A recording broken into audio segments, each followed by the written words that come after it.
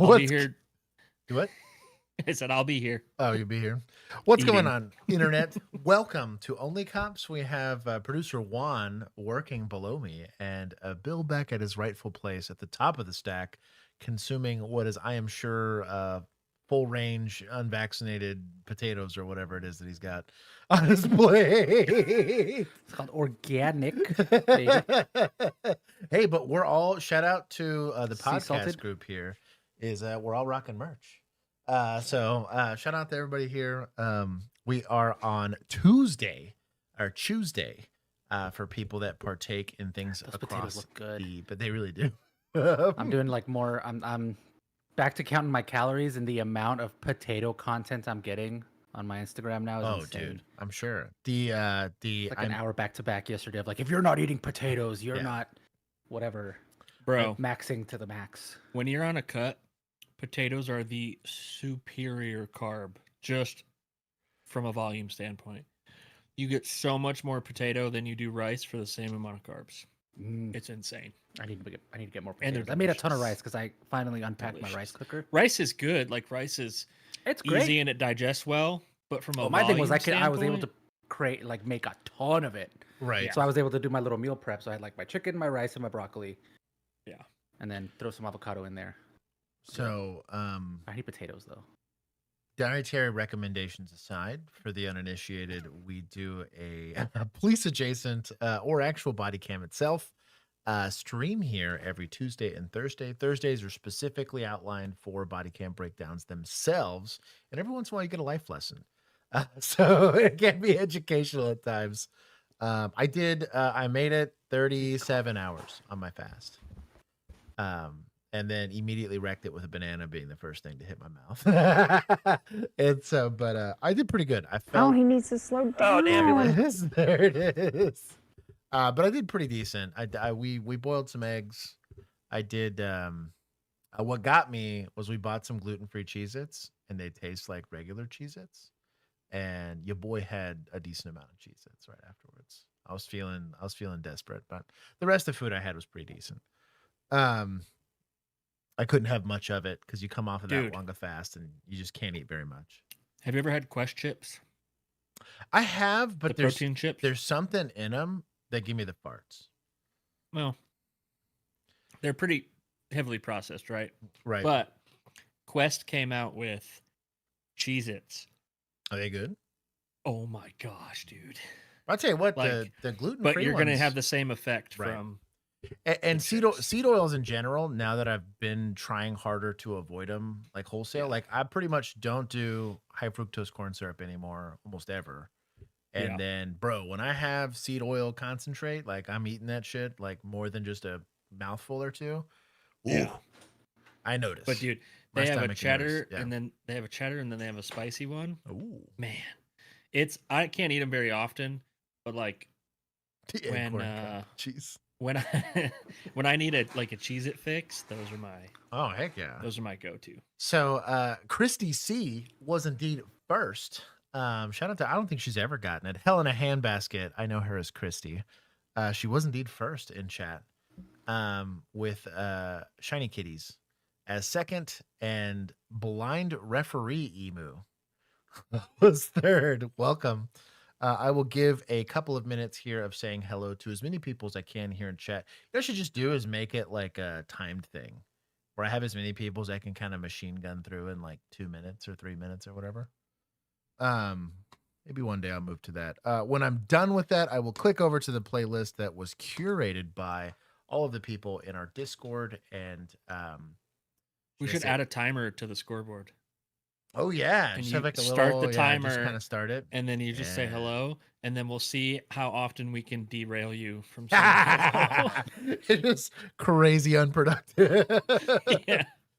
You just Yeah, get it'd me. be fun. We should add a timer. Yeah, you're like, well, I think that the Glock trigger is actually good enough. You know what I mean? Or I get me on like What I really mean, Juan, is Josh should add a timer. Yeah. Because I don't know how to do that, and I don't either. That makes me feel any better. I'm doing other things. Well, I think he would probably. No, I'm not saying today. I'm just saying in Oh. the future. But I think it would have to be on Josh's end because it would have to go on his. He would have to Yeah, it has to be. So he could Stream probably. it. I think OBS actually has a timer Do they? function. I'm sure I could find one in a browser and just Yeah. open it up and click it. We'll see. Well, yeah, but Supercalifragilisticexpialidocious. Welcome. You know what? For that, every time I have to read it, we'll take 10. Notorious Emu, thank you for being simple here. Let's see. It's Katie. Welcome. Old Greg. I'm old Greg. The way it's all caps with underscores.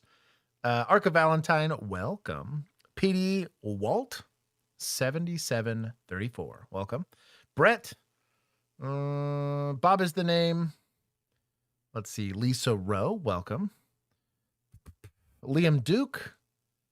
Caffeinated. Welcome. Welcome. Have an IV of caffeine. Don't worry, I'm only a volunteer paramedic. Could you imagine? Some guy pops out the IV lead. He's like, it's fine. It's just caffeine. What has 3,000 milligrams of caffeine ever done to anybody? In like a saline solution. Only bring joy. I feel like that'd be a high. I feel like that would produce a high. Christian Halsey, welcome.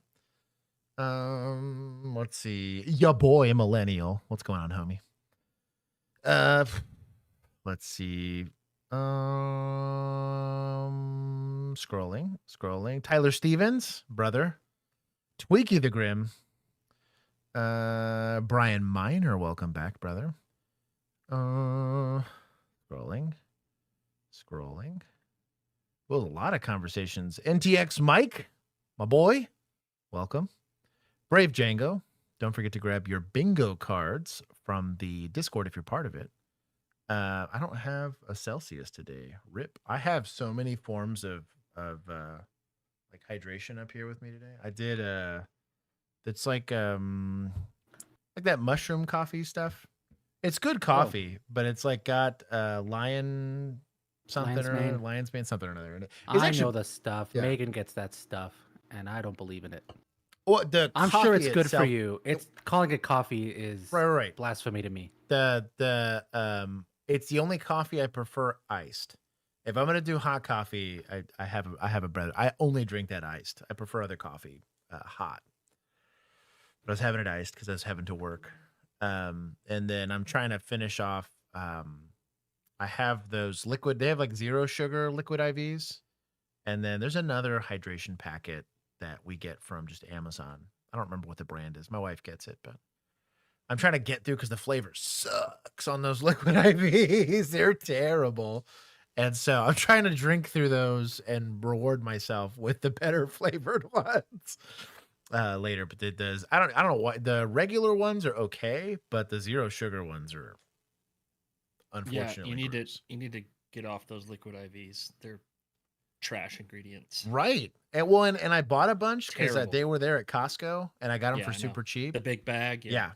And that's why they're super cheap. Yeah. I got them for the class and that I did because we were going to be outside and we were just slamming those things. But they taste terrible. And I don't remember what brand. They're good in a pinch, but. That's what I mean. And I'm just like having to tank them now because I'm like, well, I need to get rid of them. That or these can be the scummy. I'm just going to give this to my guest at my house. You want a hydration packet? Here you go. Let's see. Culperistic, welcome. Abs. Scrolling. Now, I haven't seen a deleted comment yet. I'm proud of y'all. Normally, there's at least one by now. Easy the Tired. Smoky Owl. We got a Bill celebration in the chat. Little Duck, welcome. Richard L.E., welcome. Ritz Bits 90, welcome. The Dog Sled Sheriff saying that he was here. Firecracker, gotta be careful saying that one. I am a complete bot. Welcome. Lenzik Tice, TCE. I don't know. Does TCE stand for something? Is that an acronym? The Italian Uncrustable is still a meme. I love that to no end. Colonel Farag, welcome. The Wind God, welcome. Oh, Greg flexing his 4 months.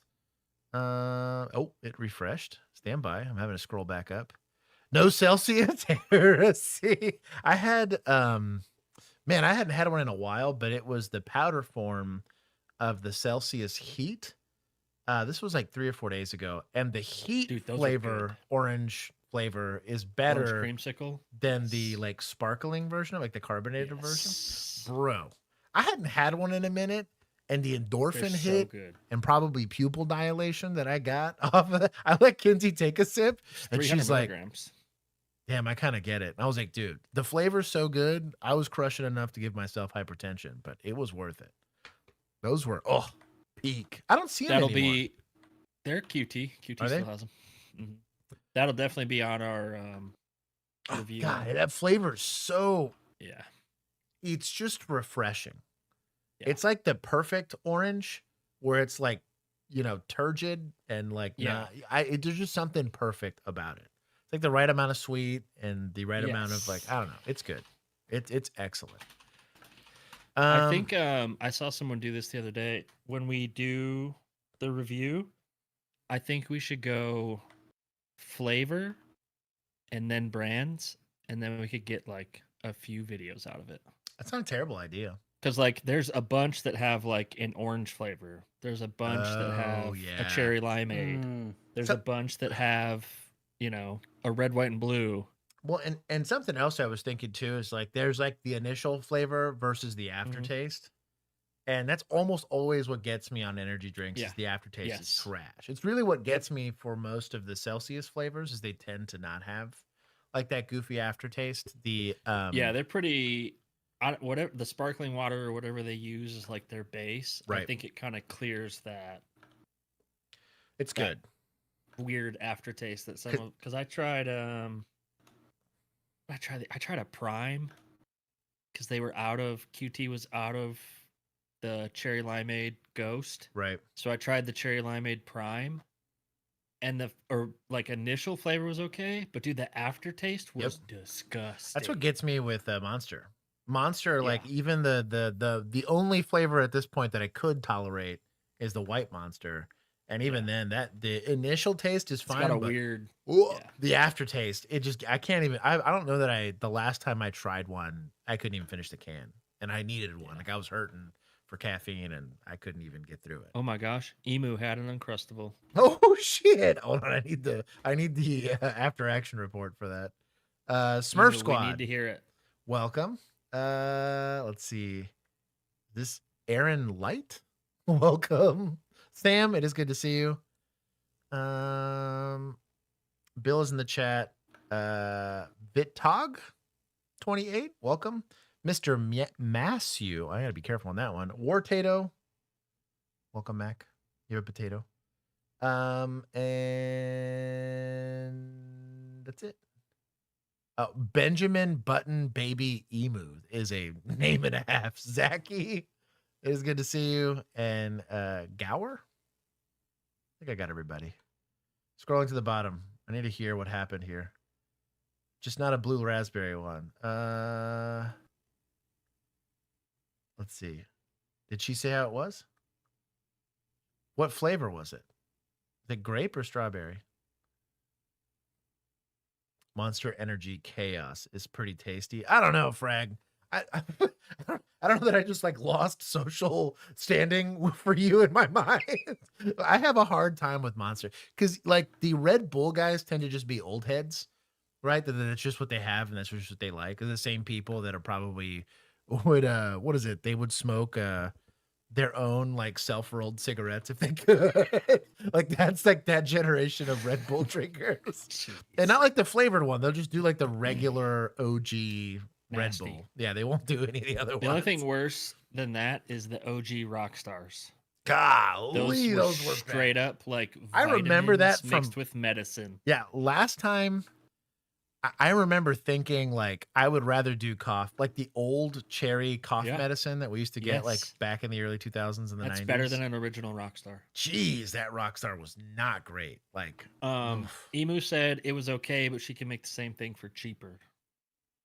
yeah, but convenient. You could say that about anything. Yeah. Can, Okay. can you make the plastic packaging that it comes in so that it doesn't spoil in your pocket? Can you also make it in a little pressed bread pocket? Like that? Yeah. Exactly. And the perfect ratio of peanut butter to jelly? Can we do that? It's a perfect ratio. It's perfect in every way. Arca's white knighting rippets.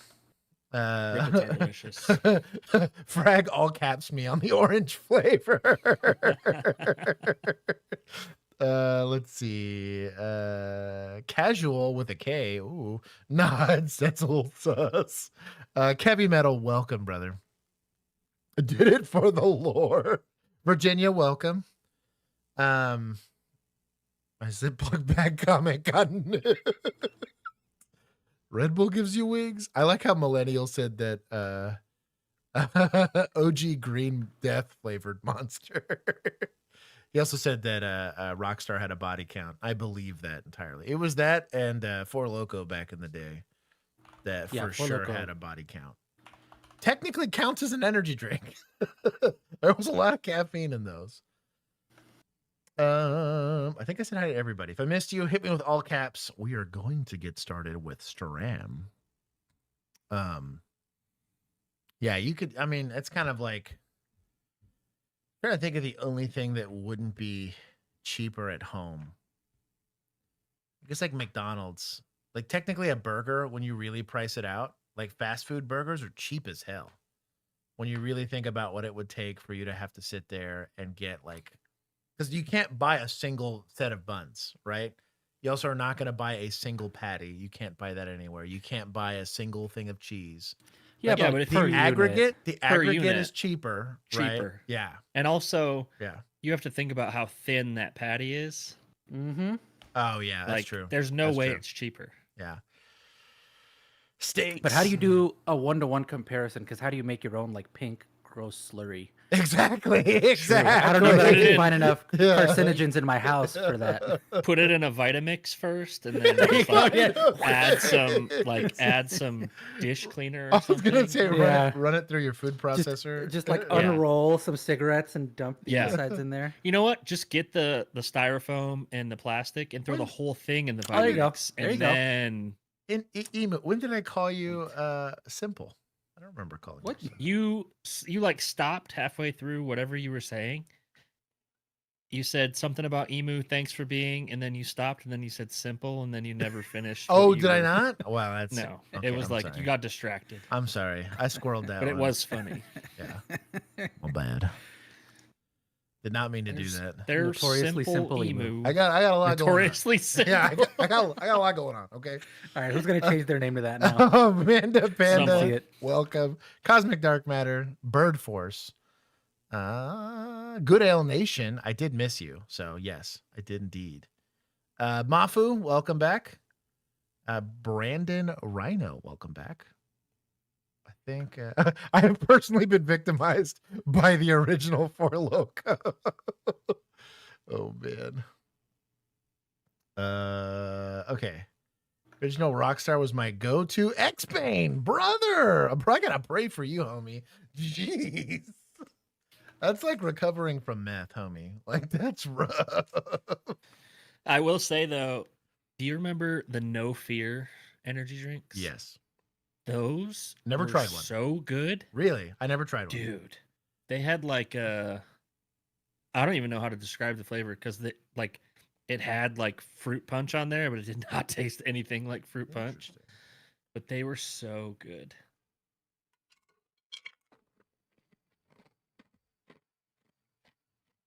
Yeah, a simple emu song would rock. I'm sure it'll be in the Discord by the end of today. Okay.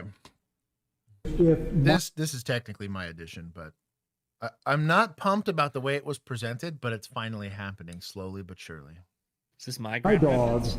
did Yes, what I it saw in is. that video. I put my dog down. Like, it is time that that we ask, what are dogs good for? Like, if you need a dog to find somebody in the woods, go get a hound dog, right? If you need to chase somebody in a backyard, why couldn't you do that with a drone? If my dog did what I saw in that video, I put my dog down. right? So the question is, I think it is. So my first question would be, what did you do to earn my dog biting you? But Yeah. I don't want to go right off the rip to try to put the dog down, but No. start my Not hiring my bad, cycle. you're jealous of my calves, Josh. Big juicy calves. He said state probation in May. Well, congratulations. Very nice. Dude, the hiring cycle is rough. There's a lot of paperwork and a lot of hurry up and wait, unfortunately. But good luck. I think we are overdue to have a real now, but there is there's got to be a process for this. So how this starts, let's just a civics lesson. So how this starts is you have hearings on this, and you bring this to public safety, and you say, what is our current dog policy? And then you ask, why do you have dogs for this if you actually are doing this? And then you change the policy. And I am telling you that I am committed to trying to have that. Now, and the other thing to know is you need 4 votes to write policy, okay? So I'm committed to starting this conversation. That's all I can honestly promise you right now, because it takes 4 votes to write policy. So in Grand Rapids, so I can take some assumptions here on what this guy's political alignment's going to be, but regardless, I can tell you what it is. right. the Bill lived next to this guy. Yeah, the argument presented, in my opinion, was relatively weak for the stance that it had, right? But I guess if anybody happens to see this, that's part of this movement. The idea here is the constitutionality of the application of a tactic, right? So we used to be able to VNR people, right? Vascular neck restraint. If you want to go down it, it's effectively restricting blood flow from both carotid arteries to the brain to get you to be incapacitated. They still let you do it in MMA. There's kids that get to still do this in competition in certain situations, right? You can do a lot of stuff in MMA that you can't do. Right, exactly. That's what I was going to bring up. That's what I was going to bring up. Was my point was they decided bone for fun. They decided not to prevent us from doing it, but to change it from a less lethal tactic to a lethal force tactic. Once you get to lethal force, doesn't matter. I can use a pencil if I needed to, right? You've gotten to that threshold. We're over here shooting moving cars and doing crazy stuff. But they elected in their mind that we can't trust a police officer that gets only trained once a year on this to apply it in a manner that does not pose a lethal threat to an individual. That's how that conclusion came to. Do I agree with it? No, but that is the decision they made. And as a law enforcement officer, policy is your Bible, right? I would argue the same discussion they're having right now about dogs could probably get applied to batons, right? Should this be a mandatory piece of equipment you have to have? And how is it going to be applied? Should I waste time, money, and energy training officers to take a little foam pad and strike someone in the leg? Or can I take those few hours and give them some empty hand techniques? And is that better served? Also, how come no one brings up the budget aspect of the dog? Right, dude. Mm-hmm. Like that to me in this budget crazy world we live in, like that is the argument. If you're on the side that we're on and you think bite dogs need to go bye-bye and we just need bomb dogs and cadaver dogs and finding little kid dogs, like, why aren't we talking about how much is it? It's like, I think like 60 to 80,000 per dog. Isn't it? I was thinking 60 minimum. Yep. For training and all that kind of stuff. Now, and then that's just to begin with. How much is it and over upkeep the and all that career? I really liked the model that they had where you had an advocacy group, right? Which are going to have a vested interest, a long-term vested interest in the dog. They're not treating the dog like a tool. They're treating the dog like, hey, there is a tool aspect or an application aspect to it, but we're advocates. Think about the little guy. What is it? The little otter they're using as a cadaver otter, right? Yes. Well, there's an advocacy group attached to that. They raise money. They decide to go be a regional asset. Same thing could happen with dogs, where we take dogs out of necessarily strictly a law enforcement perspective, and you treat them the same way you would crime scene, or you treat them the same way you would like a crisis intervention team. And you say, are dogs incredibly powerful tools in searching? Think about the dogs that are now sniffing out for electronics. Huge, brilliant application. It would cost billions of dollars to replace the amount of evolution that exists in a dog sniffer, right? If I can train this individual dog to be certified to do XYZ, it probably costs you less per animal to go and apply it. The cost argument, I think, is by far the strongest, because with the implementation of drone technology, I do think foot chases get a lot safer if we just figure out where this guy's going, create a perimeter, go in and get him.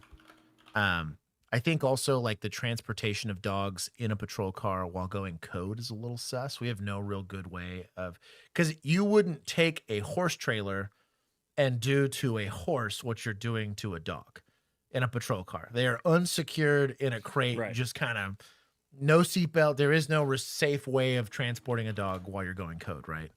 Not to mention, again, I have issue with deploying them into unsafe environments. Again, they probably love doing it. Oh, you mean Yeah. against armed barricaded suspects? Right, exactly. So long as they aren't fixed wing drones. I mean, we've got drones that are better than Navy SEALs now, right? Exactly. According to that video. Exactly. Yeah. What are we talking about? But I don't want Don't to. worry about the door closing. Yeah, I don't Yeah. want to eliminate dogs completely, but I do think the bite dog, you shrink the usable life of the animal, and there are even within those same breeds, you could potentially have those dogs be trained for a very different objective. So I don't know anything about the mayor of Grand Rapids. I probably wouldn't agree with him on a lot of things, but I do think that there is some merit to that discussion. It does make me happy to see that some people are at least discussing it, and they could go spend that money on like better training for officers or better tools. And let's also stop this hour-long traffic stop for the dog to sniff.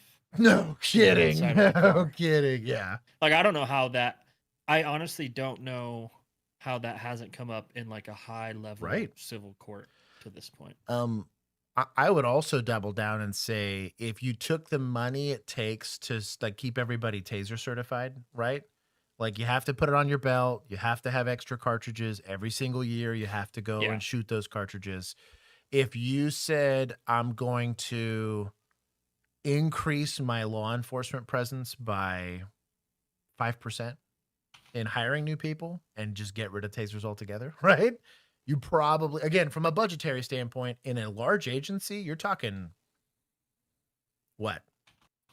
1,600 tasers or something crazy like that, plus cartridges. You can double that, plus certified instructors. Again, I'm not saying we don't want to get rid of tasers. Tasers should be an option because I think they can be a good one. There's a lot of stuff that we spend money on for agencies that don't make any sense, in my opinion. Are you against dogs being used in war? See, Big Killer, in war, again, there's a specific application. There are bomb sniffing dogs, right, for IEDs, although I could imagine in today's day and age we have the sensor sophistication to catch up to. With the amount of money they're spending on sensors, I would like to believe that we could kind of figure it out on the sensor side of it.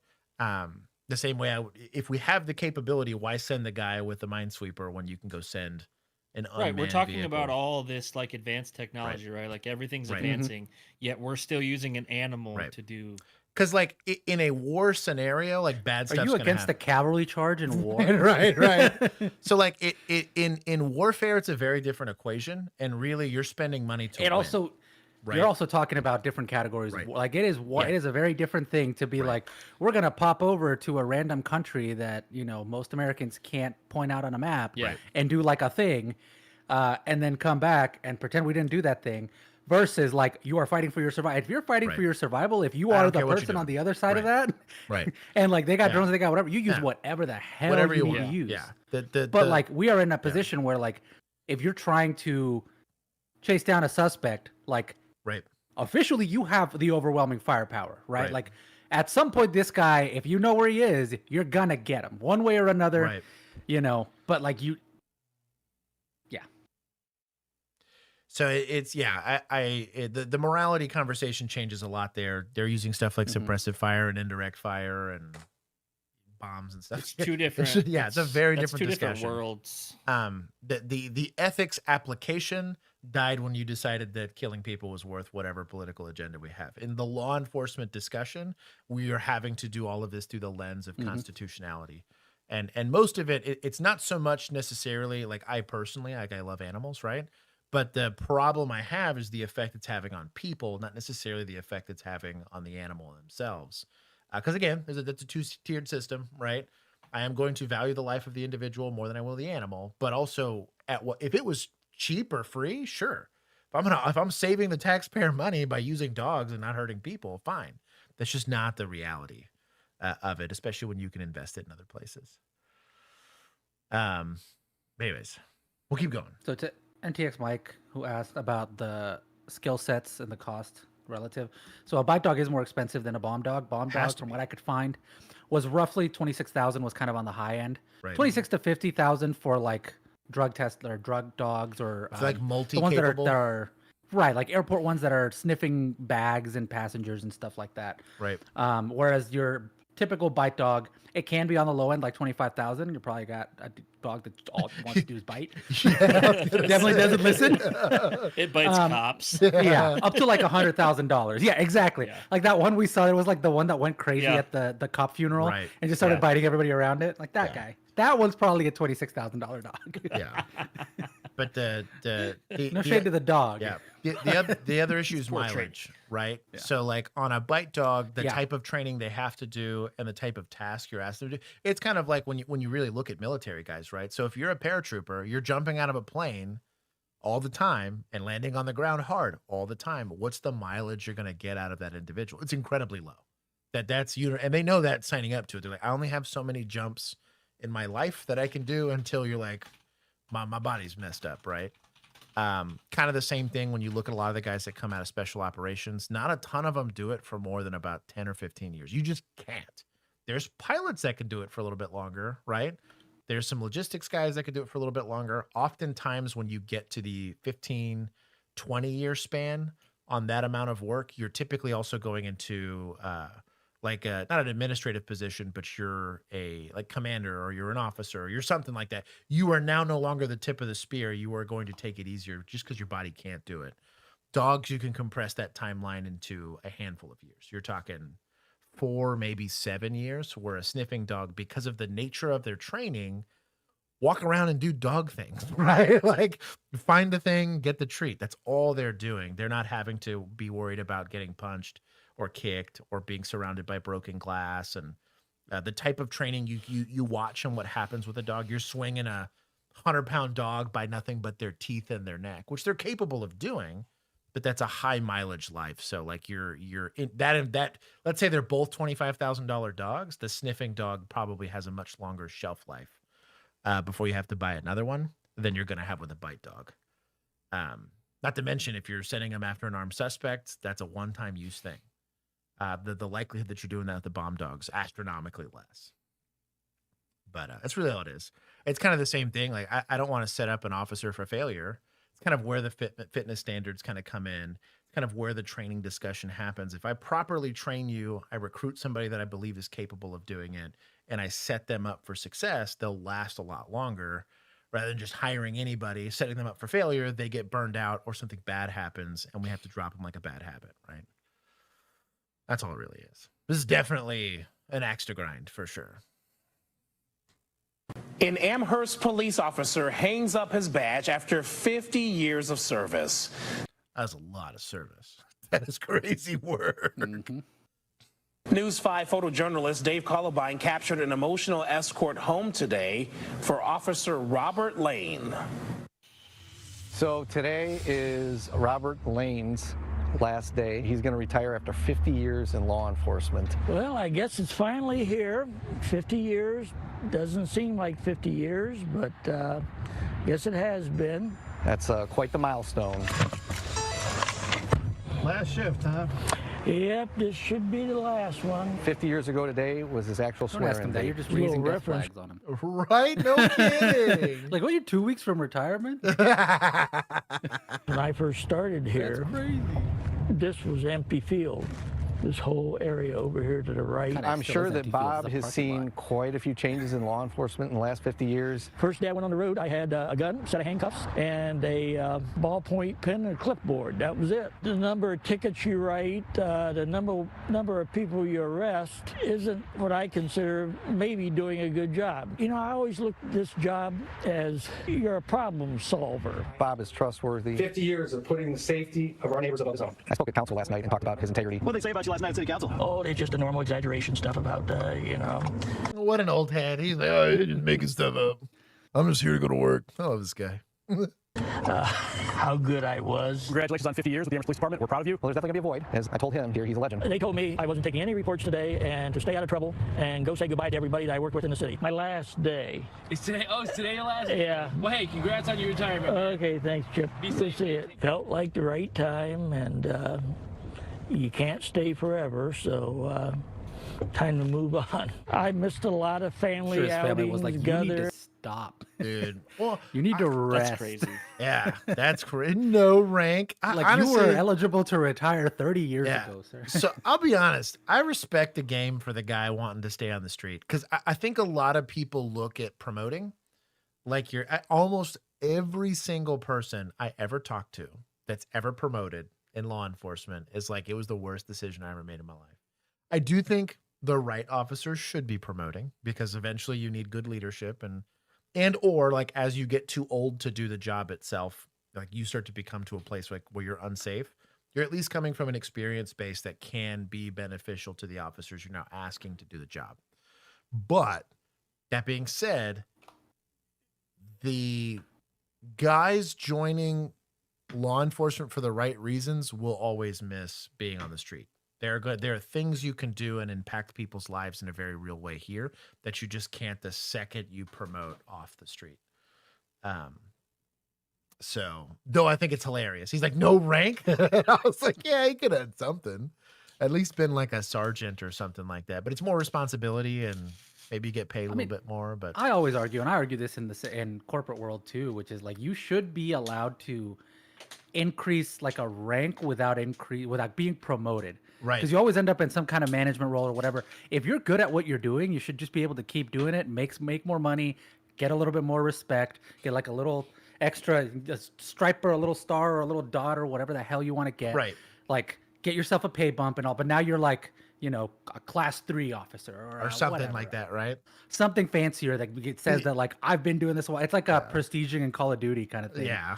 You know, it's like everybody knows that you did the thing, I but you can still be good at it. He said, no service stripes. Yeah. I mean, he probably it doesn't care about any of that stuff, which I respect, but typically they'll do service stripes for you if you've been there for a really long time. An old head. Over the years that didn't make my wife and kids happy. Are you ready? Huh? You done? You ready? Yeah. Well, congratulations on 50 years. Thank you. Appreciate it. Yeah. So it's got your badge. Thank you. And then on this side, it has your name, a picture, and then your date of services. I appreciate you working all the overtime that you did here to make sure I had everything I needed in life. 50 years is enough. Worked all the overtime so I could have the things I want. Like, it probably tracks, especially because back in the day, police officers didn't get paid very much. Now I think that they're much closer to like the median income. There's a lot of situations where they make way more than even teachers and stuff like that for what I would argue is like an equal amount of training. Like it takes you in certain departments, especially the higher paying departments, it'll take you just as much time after high school to become a police officer as it would take you to become a teacher. Obviously there's some more physical aspects of the job here. And some other issues like overtime. You're an hourly employee versus most teachers are salary. That's typically what ends up making that income difference. But some just on base pay alone, they're making a lot more. Plus step pay and stuff like that. That was an accomplishment. Do what? I said, you're not my real pay. You're not my real pay. You're my step pay. That is a giant, Virginia's right. That is the biggest challenge point I've ever seen in my life. In itself. There's things that hurt that didn't used to hurt. It grows And like the one tree thing I don't rings. want to happen is Millennial, I should already have service stripes, but well, they refuse to give me a supply slip on them. That's so funny. Not to mention you have to get them from a certain place and get them stitched on, and yeah, that's annoying. I get somebody else hurt out there because I can't do what I should. I don't think it's really hit me yet. I'm not coming back. I've done this for so long, it just seems like I'll be doing this forever. We're going to miss him. It's been a great run. It really has been. We're all family, and you're not going to have that anymore. That's what I'll miss most. Then what?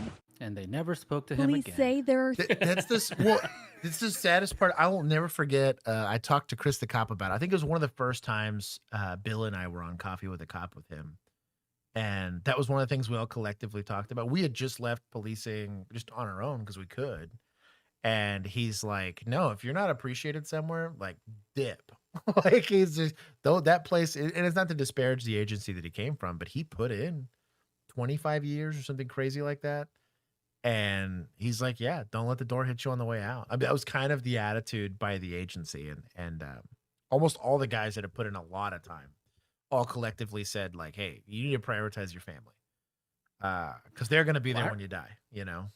I remember that part because he talked about because his daughter works at that agency where he was, and he's like, they keep asking, they're like, hey, yeah, how's your dad? And he's like, none of you have bothered to text me. Right. Like nobody's bothered to actually reach out. They just like, it's kind of like a, standard, how was your weekend kind of question, but it's like, do you even care? I'm going to miss hassling the hippies the most.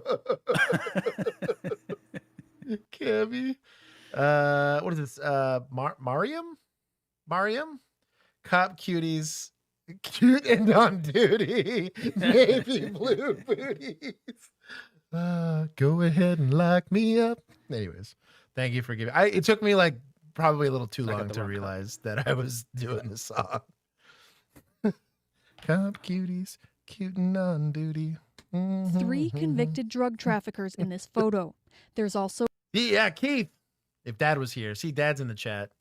Haven't heard from anyone in years. Exactly. Dad knows what's up.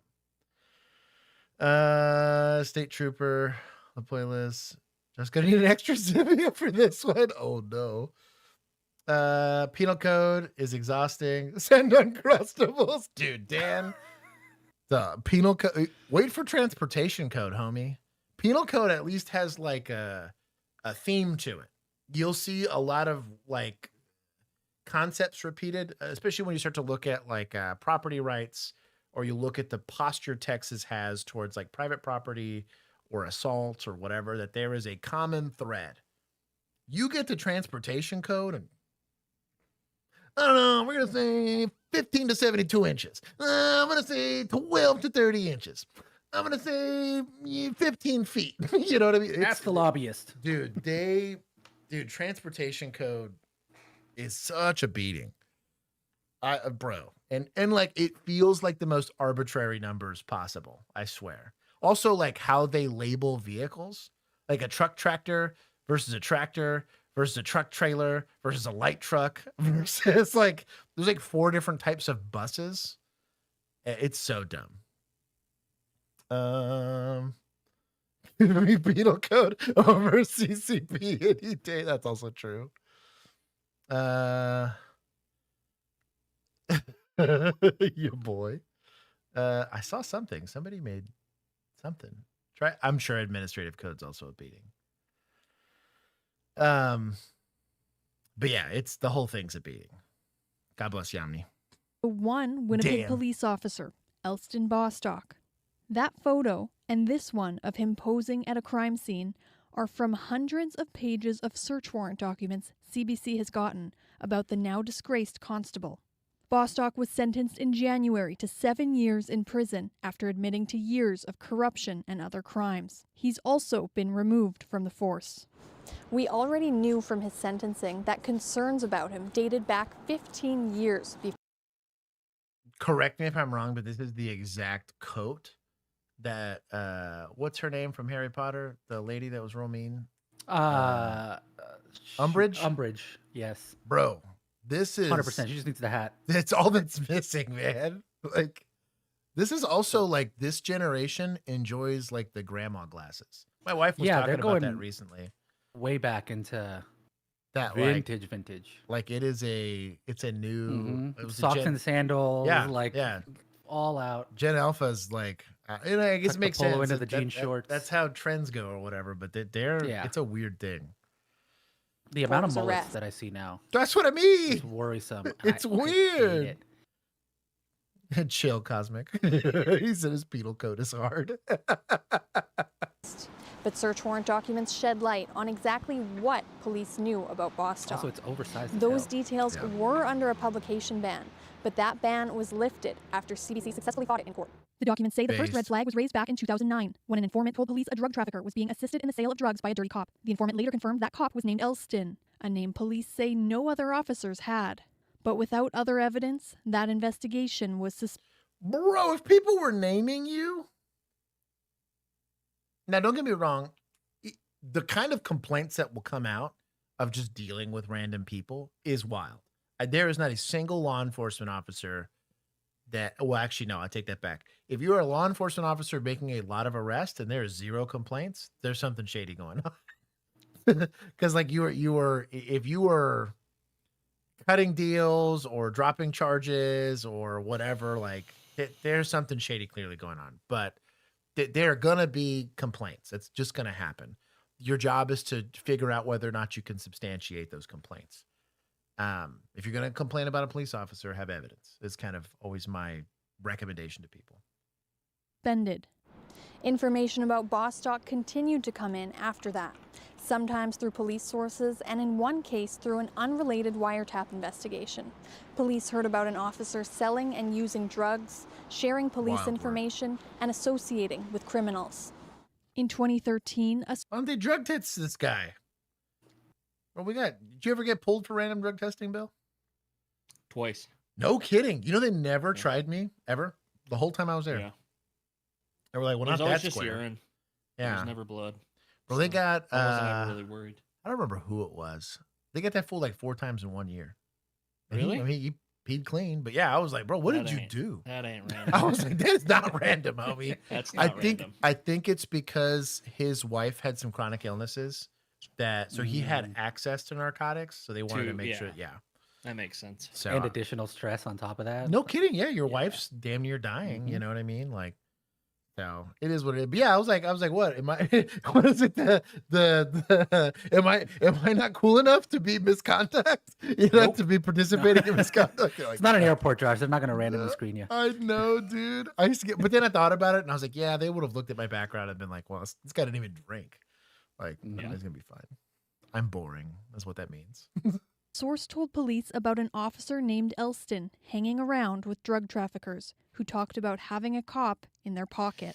One of them said it was a great business move to party with a cop because Elston could provide protection from other dealers as well as from being popped by the cops. They said if they do get popped, they have dirt on the cop, including proof that he's a dirty cop because he snorts with them. By 2018, police got enough information about Bostock to try to get permission to record data from his phone, but a judge denied that application, saying she wasn't satisfied there were reasonable grounds. Bostock continued to serve on the force until he was arrested in 2024. The search warrant documents also describe more than a dozen items police seized from Bostock's home, including someone's private journal and a box of Ozempic, apparently taken from 2 deaths police responded to.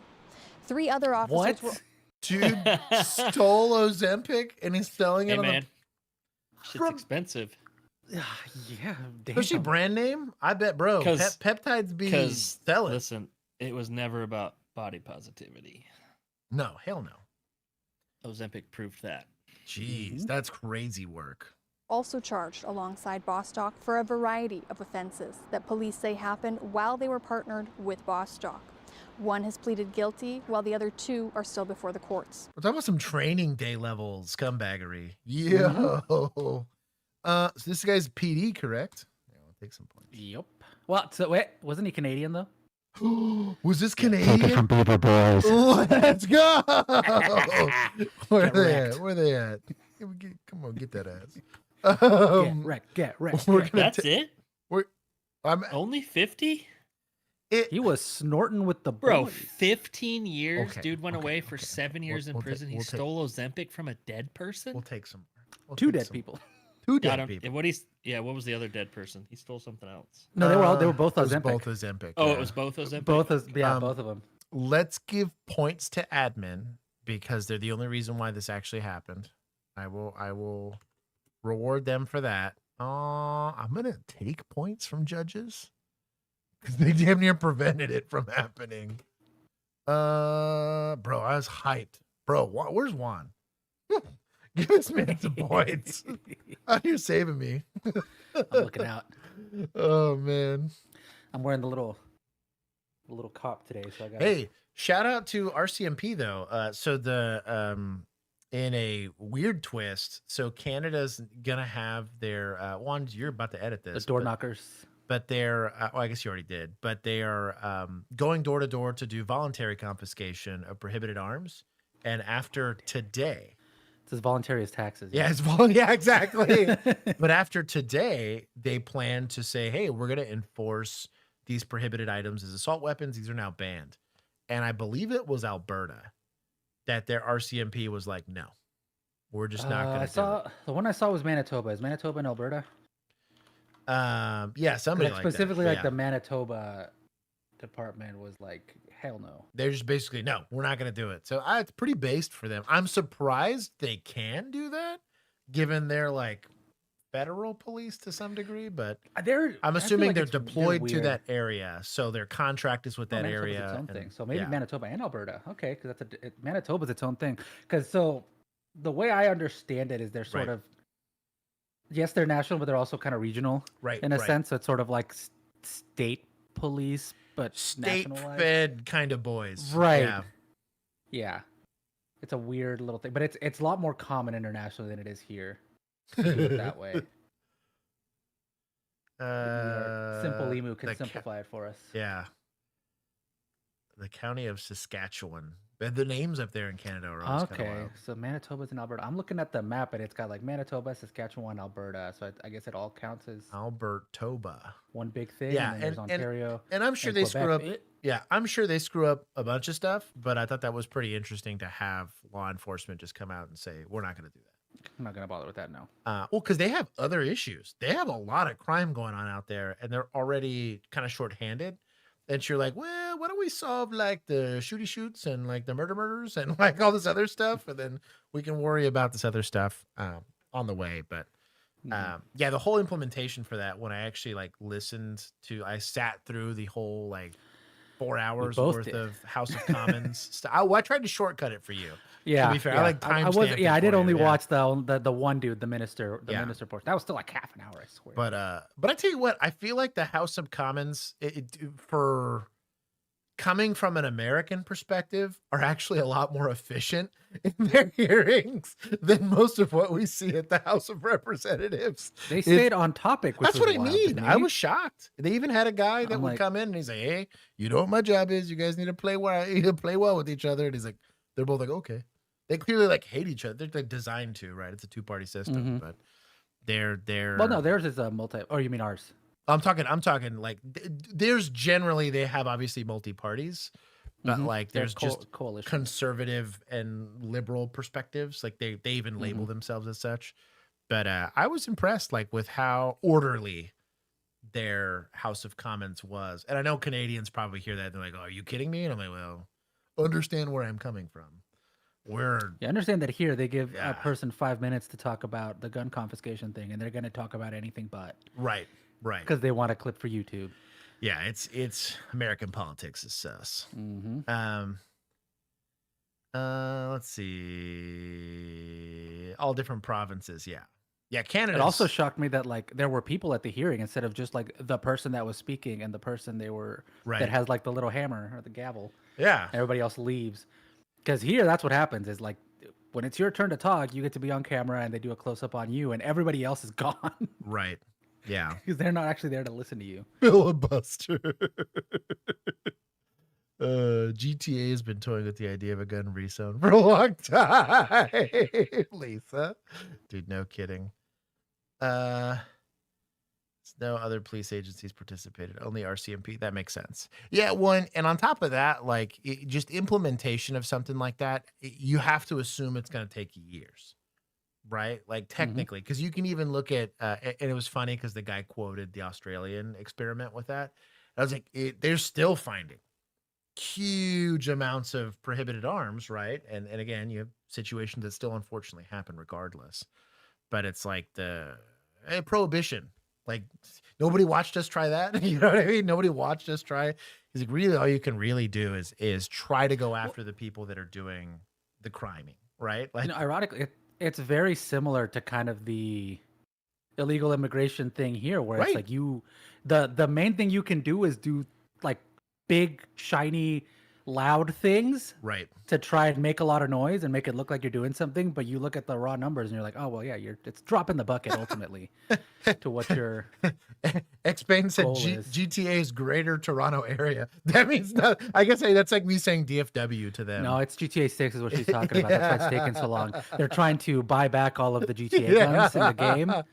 And they can't, so that's why it's taking so long to come out. But yeah, kind of like you said, like it's still a social contract. People are still going to do stuff, and I mentioned it in this latest video that we're doing. That I was like, every study ever done on how laws like apply to behavior, it doesn't.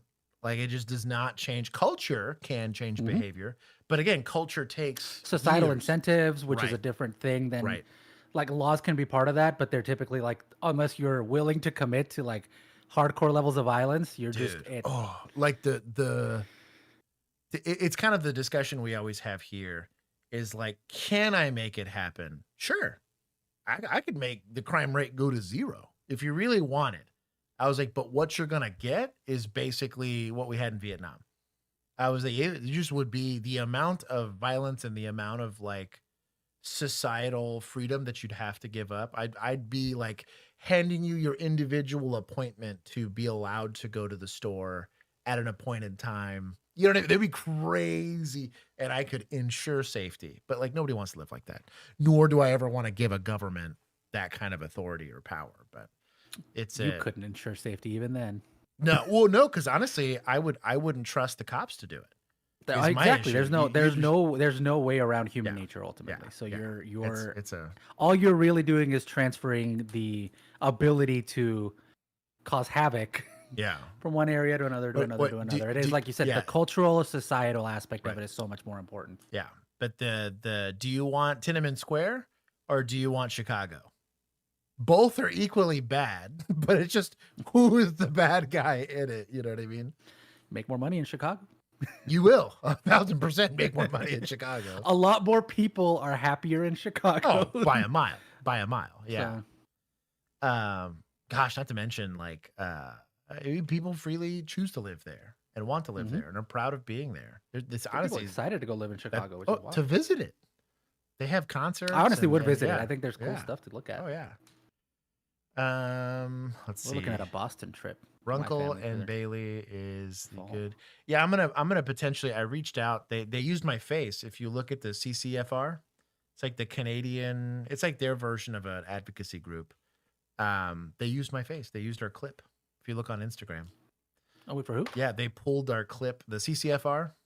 I don't know what it stands for, but it's like their version of GOA, but for Canadians. And they used our clip. Nice. Yeah. Look at me. Jeez. Okay, throw a baby Jesus in the chat. I remember this call. Oh, hey, we haven't used baby Jesus in a long time, bro. Oh, well, that's because we're not playing Ready or Not anymore. That's true. I met Runkle. Yeah, he was very drunk when I met him, though. I remember meeting him. He does not remember meeting me. Very nice guy, though.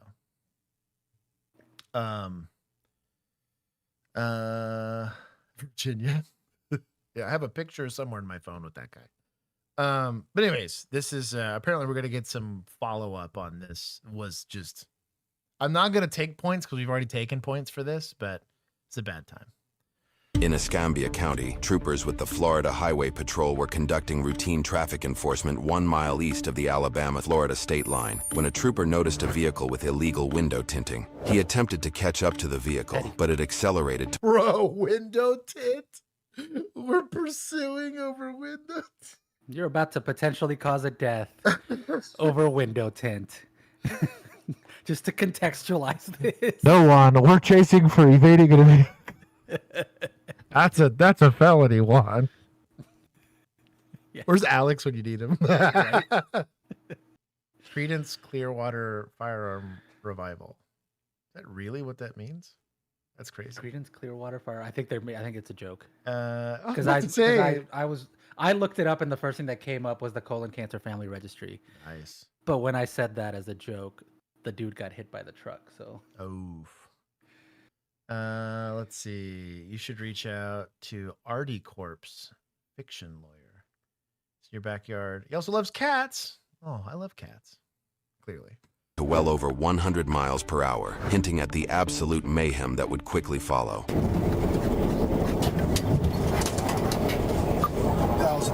Solid use of blinker. Eastbound on 2,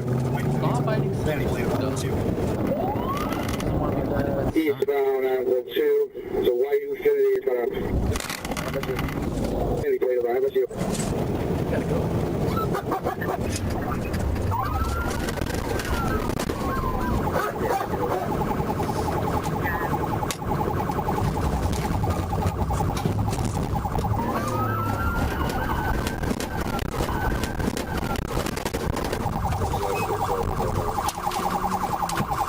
What are we doing?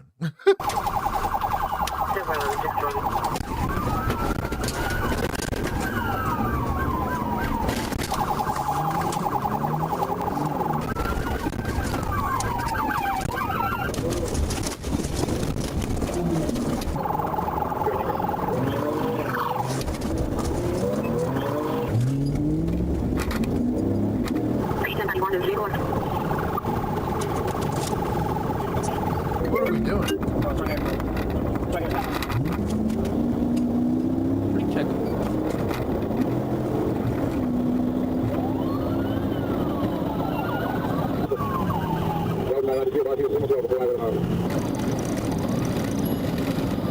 Hey, 130. That's safe for a pit, right? Yeah. Oh yeah, totally.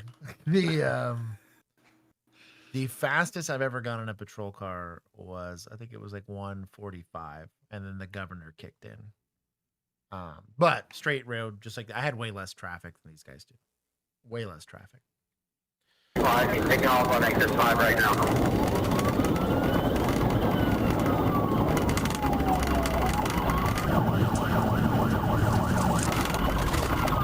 Ooh.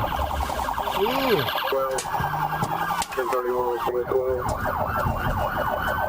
What's up there, Jason?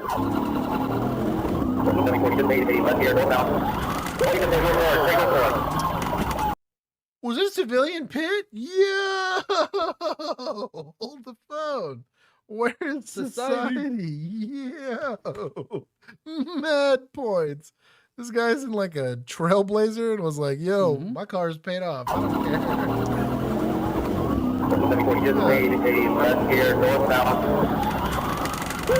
I guarantee you, he's like, you're not passing us in traffic. Yep. He doesn't even know about the pursuit. He's road raging right now and doesn't realize he's a hero. What a Chad. That sucks about getting hit, though. That like for the person in front of him. That person had nothing to do with it. What a bad time.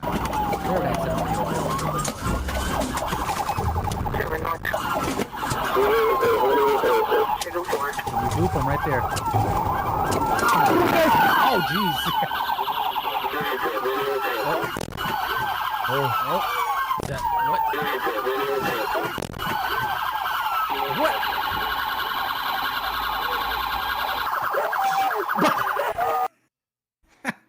Where's Bill? He's missing it.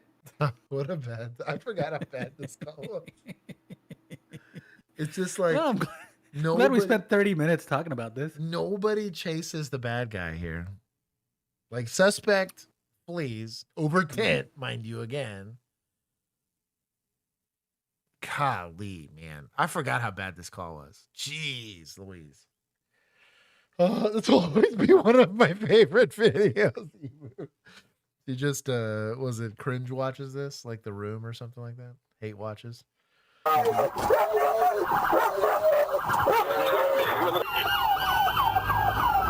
$26,000. God, what universe do you think you're getting up that? Right. With pavement pounder tires. What are you doing? Color me correct. Bravo, Mike. Looks like they. Also, like, there's an intersection up here. Just cut him off. Sorry. Gray shirt. We can't because we got like an 8-car pilot that we created in our own cars. It kind of looks like the Also- scene from Jurassic Park when they're trying to catch dinosaurs. It's like the second one, I Yeah. think. Oh, Bill, did you see it or do we need to rewind? Oh, here, I got you, homie. Okay, he definitely didn't see it. What has ever happened? Number one. Okay, so just to give you context, that guy just hit the other patrol car. So we're chasing for tint, right? I heard that. Pursued him, right? So guy gets unintentionally pitted by this Chevy, Yeah. right? Hits a car, bails, foot bails.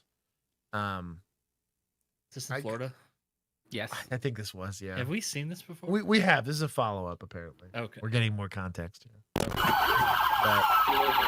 I forgot how bad this was. Okay, now this part. Like, bro. Get fucked. Yeah. Like, what a time, dude. What a bad time, man.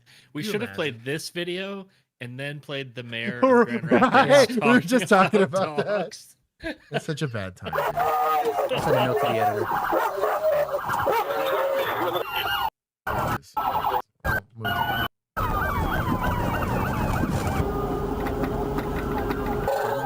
What are you doing?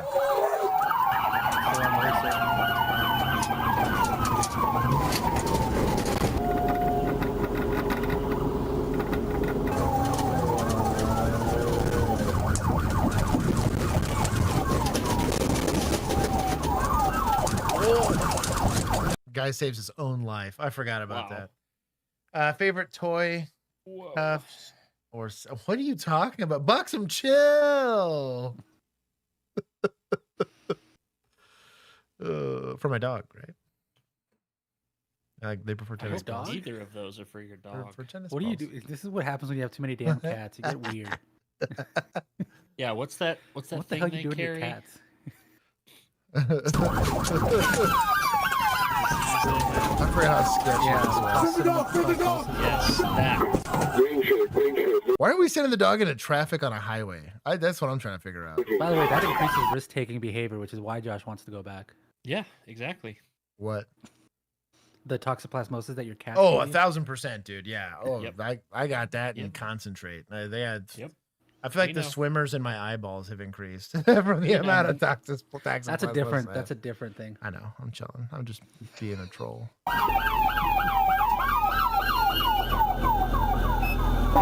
Bro, not a single K9 did anything productive this whole time. Yeah, so tell me your canine argument again. Jeez, no kidding.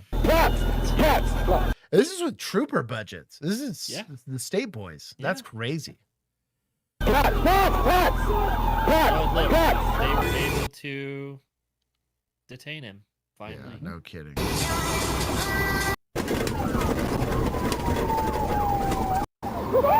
Also, at that point, what is your justification for the dog For the biting the bite? suspect Dog when you already Isn't have him? one Jeez, that's crazy.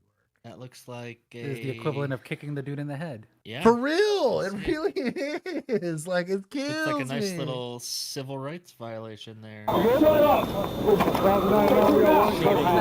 What's that Like- second word you used? I know civil. 'cause Yeah, that's when you get sued. what's What's that that? other one? What's that? I mean, they're few and far between in Florida. Lips are taped shut. Catlin suggested tying a bandage around the jaw at night, but that sounded dangerous and difficult, so I opted for another technique, which I'd heard about months earlier from a dentist who runs a private practice. What? And so Audiobook. No, just stay where you're at. Okay. Listen, I know may not, but I got to get my truck out of the road. Yeah, we're gonna follow up here. Hospital and cleared for booking at Escambia County Jail. A search of his vehicle yielded a duffel bag in the front seat of Isaiah's vehicle containing a bag of 6.6 grams of marijuana, a Glock, an AK-style rifle, Century Arms, that's okay. a drum-style magazine for the AK, and 110 rounds of 7.62 by 39. It's an AK, chill. Ammo. Multiple other boxes of ammunition were also found throughout the vehicle. Isaiah was charged with felony fleeing with disregard to safety, possession of marijuana less than 20 grams, resisting arrest without violence, leaving the scene of an accident, and reckless driving. The charge of reckless driving was later dropped. A judge set his bond for each count, which totaled $65,000. Isaiah was released on bond. And my boy's got money. He's a drug dealer. Yeah, I bet he does. But also all that over window tint, and also like how dumb do you have to be to get your window tint so bad that you get popped for it in Florida? That's what I mean. We had to be the windshield. Yeah. But like we were just talking about this the other day, that like, why do gangbangers So dumb. still deal with Glock switches when FRTs exist? Like, But you have why- a non-prohibited why are you- thing or the prohibited thing. Let's do the prohibited thing. Right, but why are you doing things to your car to make it an automatic? Yeah, stop? that you're going to get stopped. Is it a good arrest in the sense that we took someone that is likely going to contribute in a meaningful way to crime? Sure. I think from an interdiction standpoint, cool. Are we glad we chased this thing, right? I don't know. It depends if you got bit by the dog or not. But this is wild. For the newbies in chat, like me, favorite classic cop or cop adjacent films. I liked End of Watch, to be honest. That was the closest. Favorite. That was the closest to like the feel of what it's like to be on patrol and have a homie. And Yeah. I think that's the best. And then Southland is the best TV show. Yeah. The only I like Training Day because Training Day was a Training Day is a good movie. good movie. but it's Yeah. more for the performances rather Yes. than Yes. I for liked Heat. But you know of it. what? That was- I don't think yeah. I don't think that Training Day is that far off from like What? Oh, Some boy, it's city. up. Yeah, we just watched it. Apparently yeah. not in Canada. You just go to well, friggin- yeah. But that dude wasn't as cool as Denzel. Yeah. So. Yeah. Mando, thank you for the late fee. Thank you for Another good monetizing. show that we should watch at some point is that one that they did on HBO about Baltimore. Mhm. Yes. We built this city. We really should watch that. That one definitely needs to be on. That one's on the. That was a good. Next filming session, I'll do that one. Yeah, because I think it's only like 5 or 6. Yeah, it's a miniseries. We episodes. Yeah. But dude, it get through was the whole thing. good. I'm down for that. It was really good. I like the other guys for satire. For satire, That's a good one for satire. overall, I still also really like Brooklyn Nine-Nine, even though I know nothing about what it's like to be an NYPD. It's a consistently funny show to me. That happens to just take place. It's like The Office that happens to take place in a cop precinct. Yeah. But the other, I watched clips from it recently that they came up like on my YouTube, and I was like, man, this was a good movie. Not that it's fully what the movie's about, but the cops in Superbad. Pretty hilarious. We have a react for that. We do indeed. Yeah, pretty hilarious. The Super Wire. Troopers was pretty good. Super Troopers was only The first funny one, at the the original time one. because it reminds me of like a Scary Movie, right? If you ever look at all of those like back in the day, like all of those like comedy style. You also saw it with National Lampoon if you go back to an older generation. Gen X had that. The older millennials had all the scary movies, like Scary Movie 1 through like 7 or whatever, where all they were doing was satirizing. Aren't they making a new one? I think feel like they I are. saw I think they preview are. for Yeah. it. And so like that brand of comedy is very situational. Like you would have had to have, it's funny for You the need to know time. all of the references, Right. otherwise it isn't really funny. Right. Yeah. And so like that type of humor is maybe a little different. And Super Troopers definitely would have fallen under that type of category. Spoof movies. Thank you, Cosmic Dark Matter. It was funny at the time, but like watching it today, I'm like, Lethal Weapon was good. I think for its time period, one, I liked Lethal Weapon. I think for This us, case though, was- just like going based off like realism. End of Watch Yeah. was very close. My wife watched it for the first time. This was, man, maybe like 2 or 3 years ago. We were already out of policing. Yeah. And she's like, I've seen that face. She like pointed at it specifically. She's like, I have Yeah. seen that shit-eating grin that you have when you did something stupid at work that day. And I was like, yeah. I was like, we're like unmeritedly like proud of ourselves for something. You're like, listen, I was riding 2-man with Bill. Exactly. Oh, she hated it because I would text her all day, like during shift, because I get bored or whatever.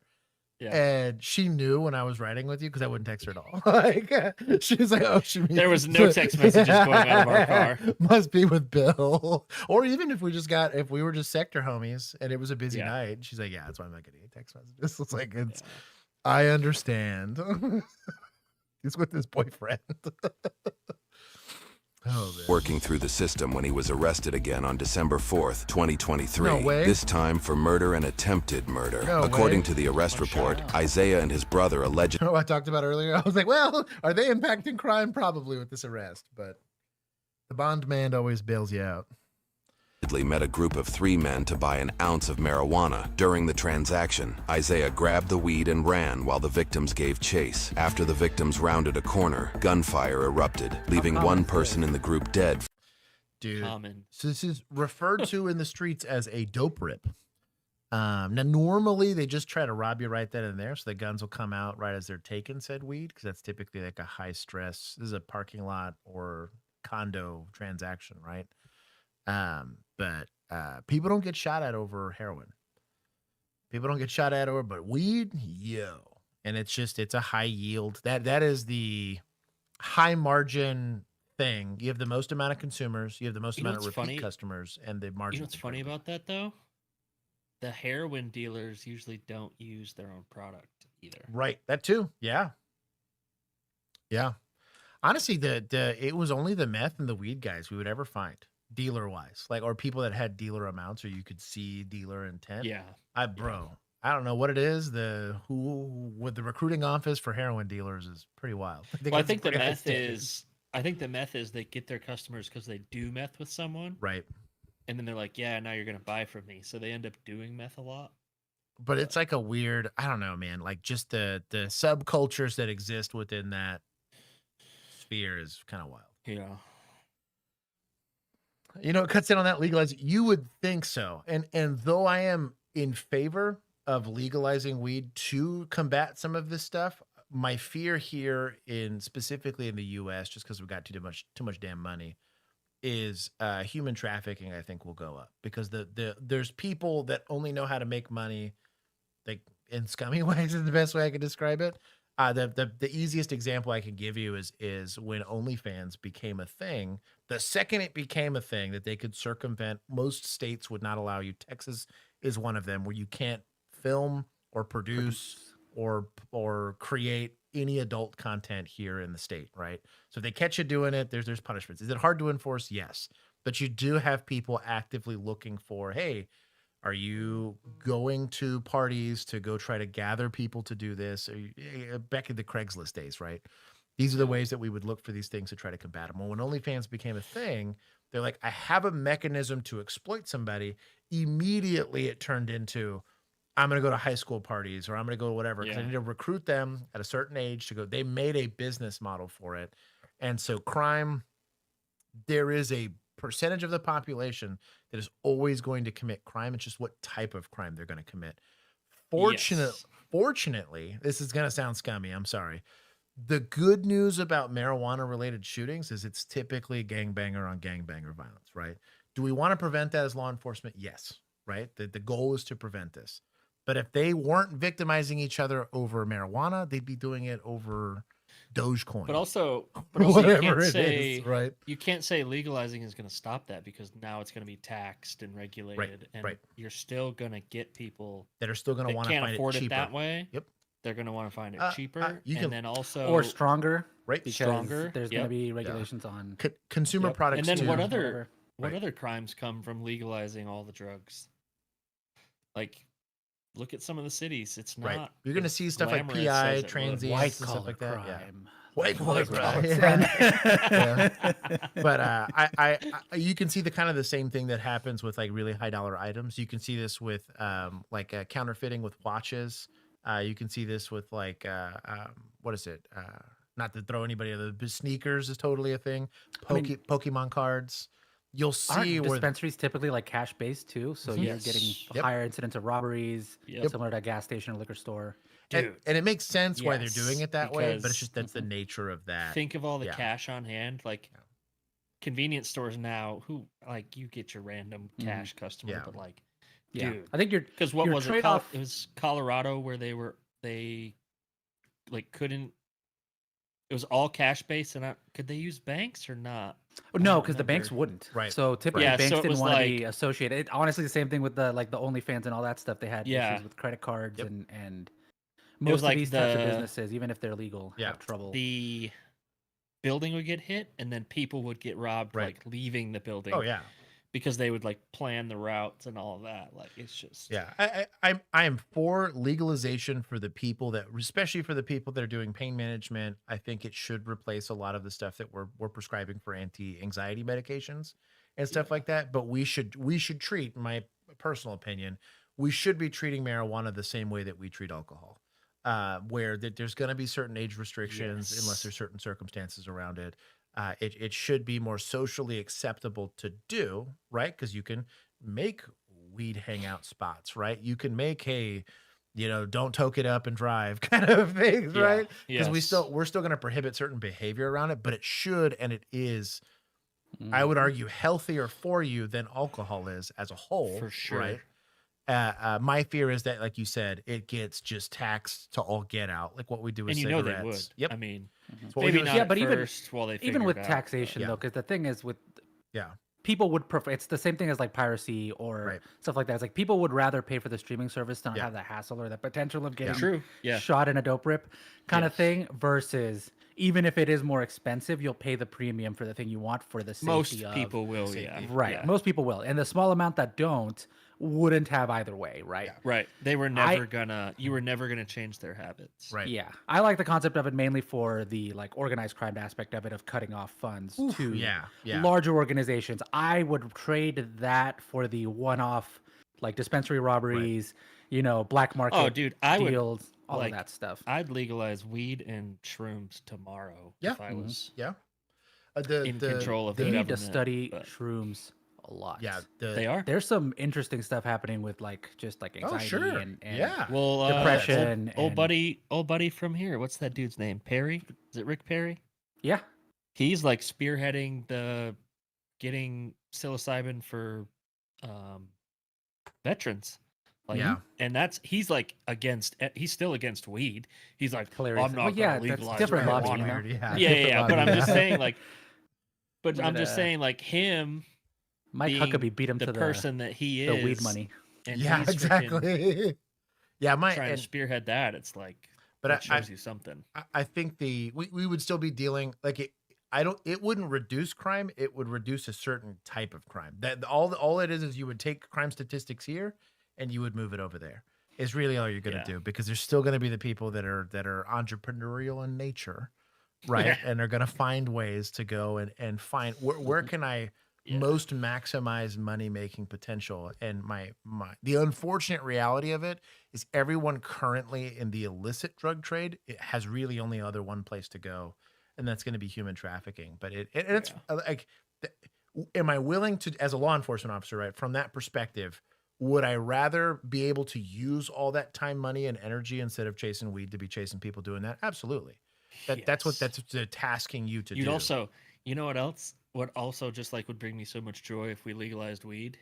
You would really see what cops get after it and what cops don't. Exactly, dude. Because if you it's couldn't search a car dude. for the smell of marijuana, some of these motherfuckers would do anything. not You know what gonna I be mean? doing nothing. They're like, oh, I can't make up that I smell marijuana here. Like, you know what I mean? Yeah, Like, yeah. Or they just don't know any other way to really police. It's the only thing that has kept their numbers. They have no right. communication skills to get Right. into a car if they think something is going on. Right. It's just like, it's so dumb. Yeah, but of course, we made it stricter here, Right. like yesterday. Yeah. Or today, I don't know, whenever the vote was, whatever it was. Wait, what do we do? I don't want to speak out of tongue, but Texas just added more restrictions to either No kidding. CBD or Oh yeah, something. they basically killed the industry. Killed CBD, I think. Mm-hmm. Yeah. But yeah, it's complicated. Specifically here in the U.S., we have a lot more. This is gonna sound weird. We have a lot of money here as the reason why like we end up so like when there's money, there's gonna be people that want to exploit it. We have more white collar crime here than a lot of other places. We also have more entrepreneurial crime like this, right? of the people who are pumping people into stuff like human trafficking. A lot of that happens here, right? The money gets made here. So it's complicated. Again, we're an enormous country with a lot of different people. We have a lot of people that immigrate here. We have a lot of people that travel here. It's complicated. I think a lot of people think it's a switch you flip, but just like we talked about earlier with gun stuff, like you should be working on cultural incentives slowly over time to promote the diminishing of violence or the proliferation of it, right? There's not much you can make everything you want illegal. It doesn't prevent the crime from happening, right? Dude, the amount of times I ran into weed in the wild, despite that being heavily criminalized here in Texas, I argue within the beats that Bill and I worked, there are more weed users in that area than you would take in a place that's fully legalized. 100%. Dude, it was everywhere, despite it being like an auto arrest. 3, 4, at least 5 of those apartment complexes, I bet you 99% of the apartments have weed in them or have someone that partakes in it regularly. Which I don't beef with, but it just shows you how I don't either. How inept those laws really are, unfortunately. But it was also such a pain in the ass when you would be out with the wrong person. Dude, and then just shut your mouth and roll up your window. Right? Smell? Yeah, dude. You smell it? You smell smell it? You smell it? Oh, I hate it. All right, before you start this, I'm going to go to bed. I gotta get Bye, Bill. Freaking early tomorrow. So I will see you all on Thursday. Bye-bye. Bye, Bill. Bye, chat. Have fun. I won't be running for president this next election, but maybe the one after. We'll see. Hey, let's governor go first. We need you to fix. Yeah, you got to fix Texas. Texas. Yeah. Governor first. Also, you'll be safer in Texas. I know that's true. That's very true. Maybe we'll do an OnlyCops runs for office. I'm There we down. go. I'm down. We'll start our own. What is it? 501c4 Yeah, exactly. Sure, whatever. That's exactly. I don't or care. super PAC. A super PAC. It'll be fun. It would Speaking be, of white collar crime, Hey. I would love money. I would love to push wheelchair out of the governor's mansion. Yeah, The governor's mansion. Do they have a mansion? I won't say where else Oh, I'd like to push sure it to, they but- do. Oh, that'd be nice. I really thought, I know this is Stream- a tangent, but I really thought when Rogan moved to Austin and he said he met Abbott and like was meeting with Abbott, I was like, oh wow, maybe we'll finally get somewhere with this. But it's just outside of property taxes, that's about it. But that hasn't even passed yet. Yeah. No, that's what I'm saying. But all I'm saying they is, keep I like think he got dangling in himself front of a- us.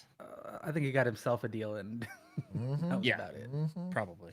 Kind of the He doesn't- Elon Musk I mean, he's- Tesla super he's in- gigafactory or whatever. Oh yeah. He's in Austin, so he Got doesn't a get messed gigafactory. with, but Millennial said when Bill accidentally wins, yeah, I'd be fucked.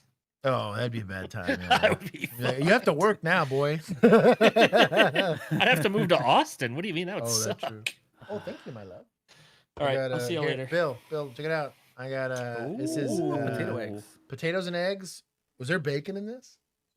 Cheese? Oh, I got cheese too. Also, she now does only blocks of cheese and hand shreds them. Smart. Because, dude, she's getting after it. That's the way to do it. Shout out to wife. It's very That's- smart. No sawdust. No sawdust, yes. No. Or listeria, All right. apparently. Well, enjoy your potatoes, eggs, and cheese, and Juan, you enjoy your coffee. Yes. And then I'll see y'all Thursday. Bye-bye. Bye. I've adjusted. Okay.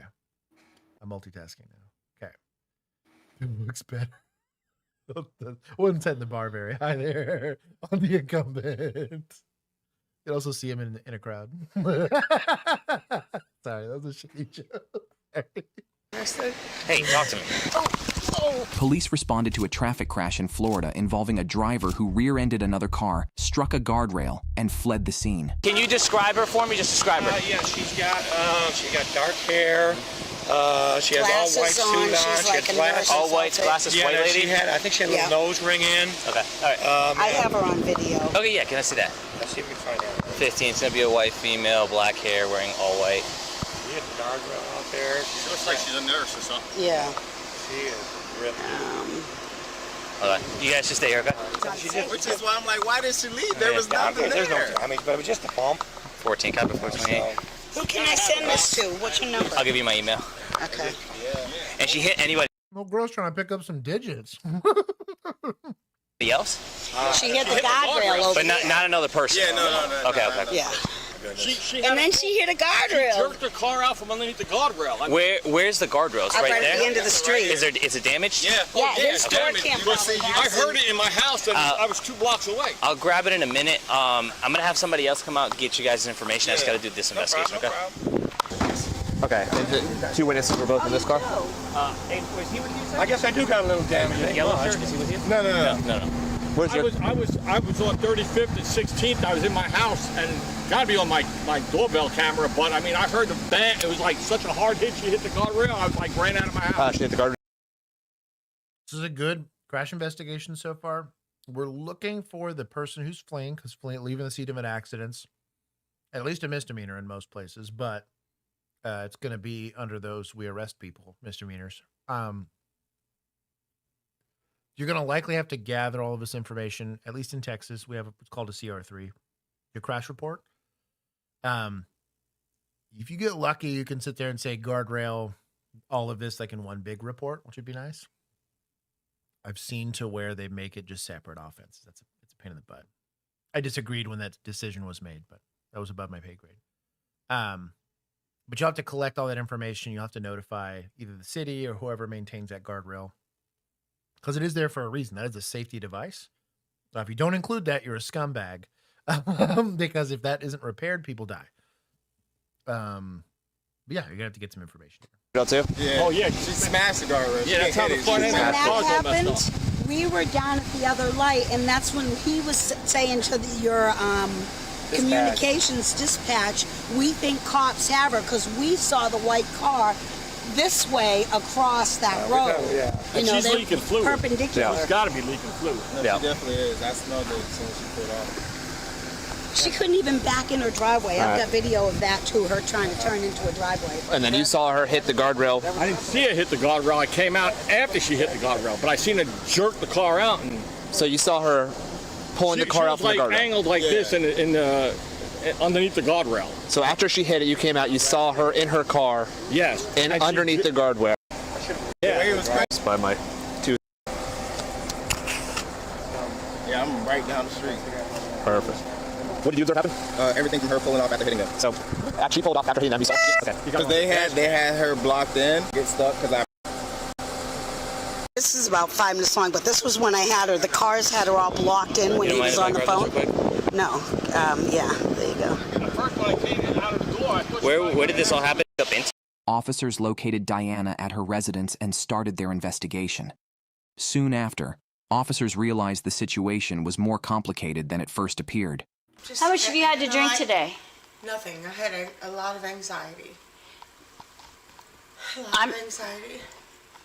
Okay, listen. I believe that we have a Signal 1 driver.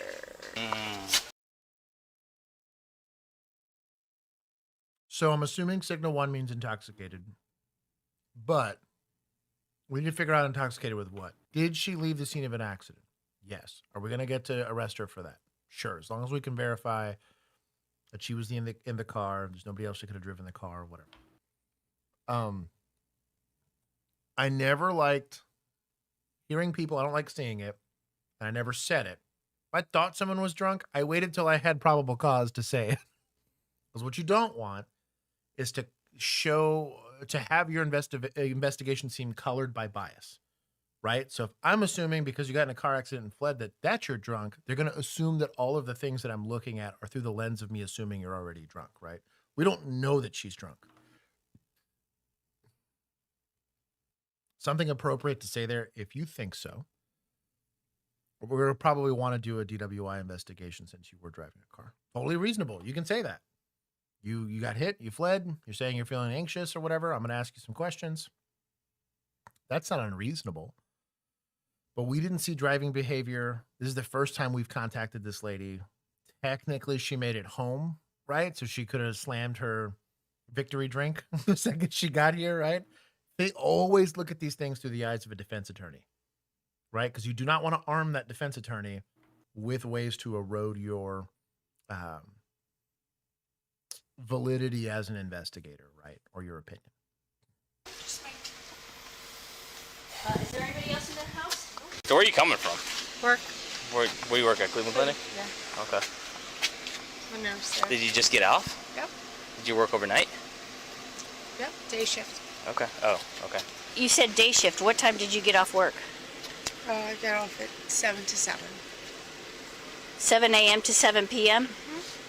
Okay, what time do you think it is now? It's not time to get off. So if you just got off work and you work from 7 a.m. to 7 p.m., how did you just get off work? I just left work. Uh-huh. So you just left even though... They knew I was leaving, though. You people are always drunk. Buxom, chill. We're Talking about nurses? Yeah. Why did you leave? Because I wasn't feeling good. Yeah. I was vomiting. Uh-huh. I wasn't feeling good.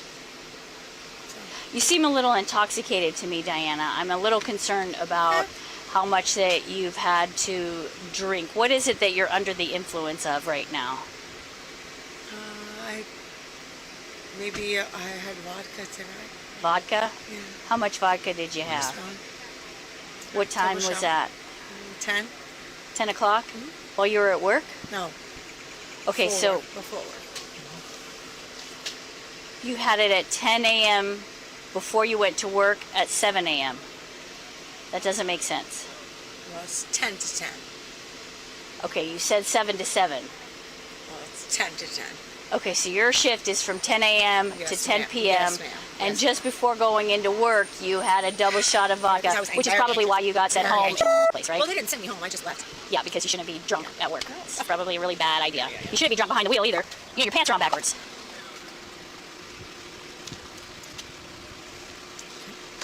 All right.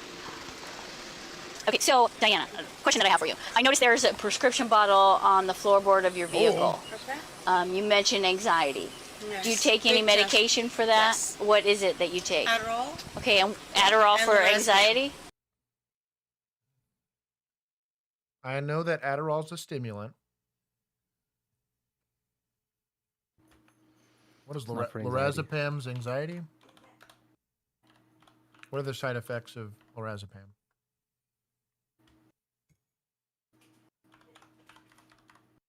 Also, we're just out here putting this lady's information out there. Right. She's self-violating HIPAA. Dun dun dun. Okay. Side effects: drowsiness, dizziness, fatigue, unsteadiness, and muscle weakness. So I have something that's going to up my metabolism, like Adderall does, right? It's an upper. And then take lorazepam. I feel like that's sketchy. I'm not a pharmacist, but that seems really sketchy. I know that Adderall is given to people with ADHD. I also like that Adderall also increases anxiety as one of its side effects. All I'm saying is, I should tell you a little something about people that prescribe meds like this, all willy-nilly. Yeah. There are people that absolutely need this medication, right? Or, not, I'm not going to say need. I'm going to say benefit greatly from this type of medication. But generally in medical circles, they tend to just go to someone, hey, can you prescribe me XYZ? You'd be shocked at how many people homie deal it. I'm about the thin blue line of the thin medical line over here. It's like, yo, sure, why not? Okay, I guess I misunderstood. I didn't realize Adderall was taken for anxiety. Well, it's for ADHD. So. Okay, so and then the lorazepam is for anxiety. For what? Okay, so you. She's saying for ADHD. Oh, okay. I thought I heard She something doesn't shakes. She doesn't self-medicate with caffeine. Dumb. Agreed. What time did you take your lorazepam? It was very early in the morning, like 4:30. What were you doing at up at 4:30 in the morning? I wake up. That's what time I wake up. The Adderall. You take lorazepam and go to work? Or That's man, sketchy. what are you thinking about that? I guess it depends what her role is, maybe. And I get this is a. But you got to be like driving stuff like that, you know. Be used while a nurse.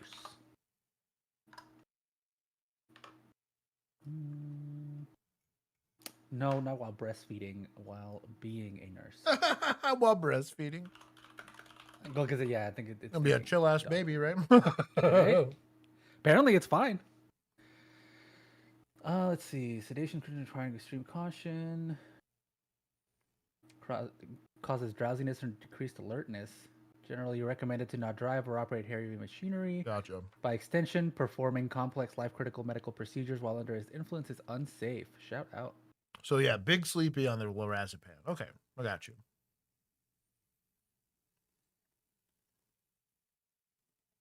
Interesting.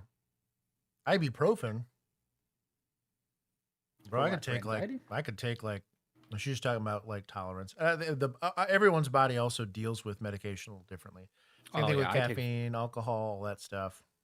I take 4 ibuprofen every time I get a headache, so that's what I mean. Don't work. Yeah. Wake up at 4 so you can go to work at 10. Yep. Okay. And what about the Adderall? What time did you take your Adderall? Same at 4 o'clock in the morning? Same time, yeah. And then just before 10 a.m. Did you show up to work on time today? Absolutely. And who did you check in with when you went to work? Just clock in. You have like a time clock or something? Uh-huh. Okay. And when you clocked in, what time was it? 10 a.m.? 9:44. Okay, so sometime before 9 o'clock or around 9 o'clock, you had a double. I have a wonderful thing from rehabcenter.net called Abusing Ativan with Adderall. Nice.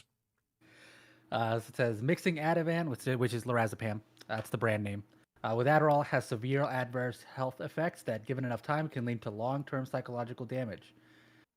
Anytime an individual mixes multiple drugs without physician consent, they're exposing themselves to polysubstance use order that may give increased risk to addiction. So they basically, I mean, the problem really is that they have contradictory effects. Gotcha. So like, why take both? Taking one or the other might make sense, but taking both doesn't make any sense. Gotcha. Mm-hmm. Again, I have no issue with the consumption of said drugs. We do have issue with consuming the drugs and deciding to drive. That's really where the discussion point is here. Shout out to the officer for doing a decent investigation on that. What I don't like is that you seem drunk. How much alcohol have you? She was so hammered in on alcohol. And if she hasn't had alcohol in 12 plus hours, there's no way she smells like it. You're just going off it's just like we talked about with weed. I knew officers that would see a, silver Chrysler 300 with dark tint and people of a certain ethnicity, and it almost universally always smelled weed. And I was like, I don't smell that. I'm not going to stay on the stop because I don't think you have PC to search his car. Just because you have somebody acting lethargic and all that stuff, it's not automatically alcohol. You have to develop reasonable suspicion to believe that. Well, you're kind of weird. I could have a stroke for all you know, right? But she's recovered. She's done a very good investigation and actually asked some questions here. Because, I mean, if you didn't ask some of these questions, she's like, oh, yeah, I double dosed on my lorazepam. This lady's about to die. You know what I mean? It's like getting those questions answered is kind of important. Double shot of vodka? Is that what you said? That was way before. Okay, well, you said... Yeah. You said... Okay. You're confusing me because you said it was at 11, but then I said, well, wait a minute. You went to... Before I clocked in, no, it was way before that. Okay, so what, like when you took your medication? It's like 8 o'clock. 8 o'clock? In the morning, When you took a double shot of vodka. What's going on there? Now, double shot of vodka with Adderall and lorazepam, probably a pretty spicy combination. Bad idea. Yeah. You're taking double shots of vodka at 8 o'clock in the morning. Like I'm depressed. Okay. I wonder why. I mean, here's the thing. What's your last... Depressant makes you depressed, maybe? Oh, right. Yeah, probably. Matt, 1,000%. Yeah. There were cops that did not like me. Surprise, surprise. There was a lot of cops that were, and I didn't like them, to be fair, but I did not like the way that some people conducted themselves on investigation. I'm passionate about this topic, right? I wouldn't consider myself like lawful good, but I do think that I'm a constitutionalist at heart, and I believe you have to go about doing it the right way. Worse so, I think it's lazy from an investigative standpoint. This is how you end up getting bad, domestic arrests. Oh, they complained and she's got BI, so I guess you go. Like, you're ruining someone's life. You know what I mean? You got to take that responsibility very, very seriously every single time you show up to do a law enforcement interaction. It is one of the most sacred things a public service person can do that is operated in a peace officer capacity. Be just mindful of it. Name Diana? Diana, my question to you is, let's go ahead and step forward. Right there is fine. I don't need you standing in this hot sun. Okay. My question to you is, it seems to me like in order to be a nurse, which you said that you're a nurse at Cleveland Clinic. I am. And I love my job. Right. In order to be a nurse at Cleveland Clinic, you must have somewhat of stability. Your life together, Yes, right? indeed. No. But right now, me looking at you, Ironically, no. you do not have. I'll be honest. I've known a few nurses in my time. That's like saying, I feel like as a law enforcement officer, you need to have Right. your personal life sorted out. They're related. And they're not. Yeah. That Venn diagram does not overlap as much as you want it to. If you're real good at one of them, the other one might just fall by the wayside. Potentially, not always. There was an interview where this guy was talking about they were divorce attorneys. They were talking about like occupations where people will be cheaters. And when they brought up cops, they're like, number one. They're like, no, right off the rip. And my knee-jerk reaction was to get offended. And then I was like, of all the jobs I've had where I would witness or know that like sussiness was happening, oh, dude, law enforcement blows the doors. Bring it up in the latest, Blue Bloods episode? Mm-hmm. Where like you had 3 generations worth of cop looking at this guy like, for real? Like you're not even out of the gate, homie. Like, what are you doing? Like, you know what I mean? Like, it's not all nurses, but nurses that work in emergency rooms. Ooh, high stress jobs. That's what I mean. Generally. EMS, all those people, like any of those emergency firefighters, you know, all of those. There's going to be, if you're not working on yourself and you are not, you don't I think it's also kind of a chicken or the egg thing where it's like those professions also draw people who tend to be high risk behavior. Yeah. High risk behavior. Yeah. Highly tolerant of engaging in risky behaviors, lower impulse control sometimes. Right.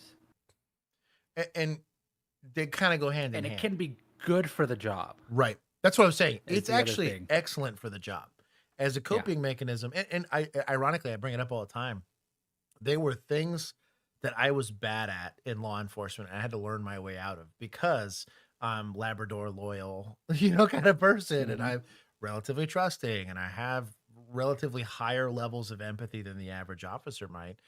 And that blinded a lot of my judgment, especially on the safety side of things. Like that was the hardest thing for me to learn is like, oh, some people are just kind of you scumbags and want to hurt you or hurt other people and are going to lie to you. Like they're not just going to tell the truth. Like that was that seems very easy, but like, I'm not the type of person to confront someone who's lying to me. Even if I know they're lying to me, that's not in my blood, but you have to do that as a police officer, right?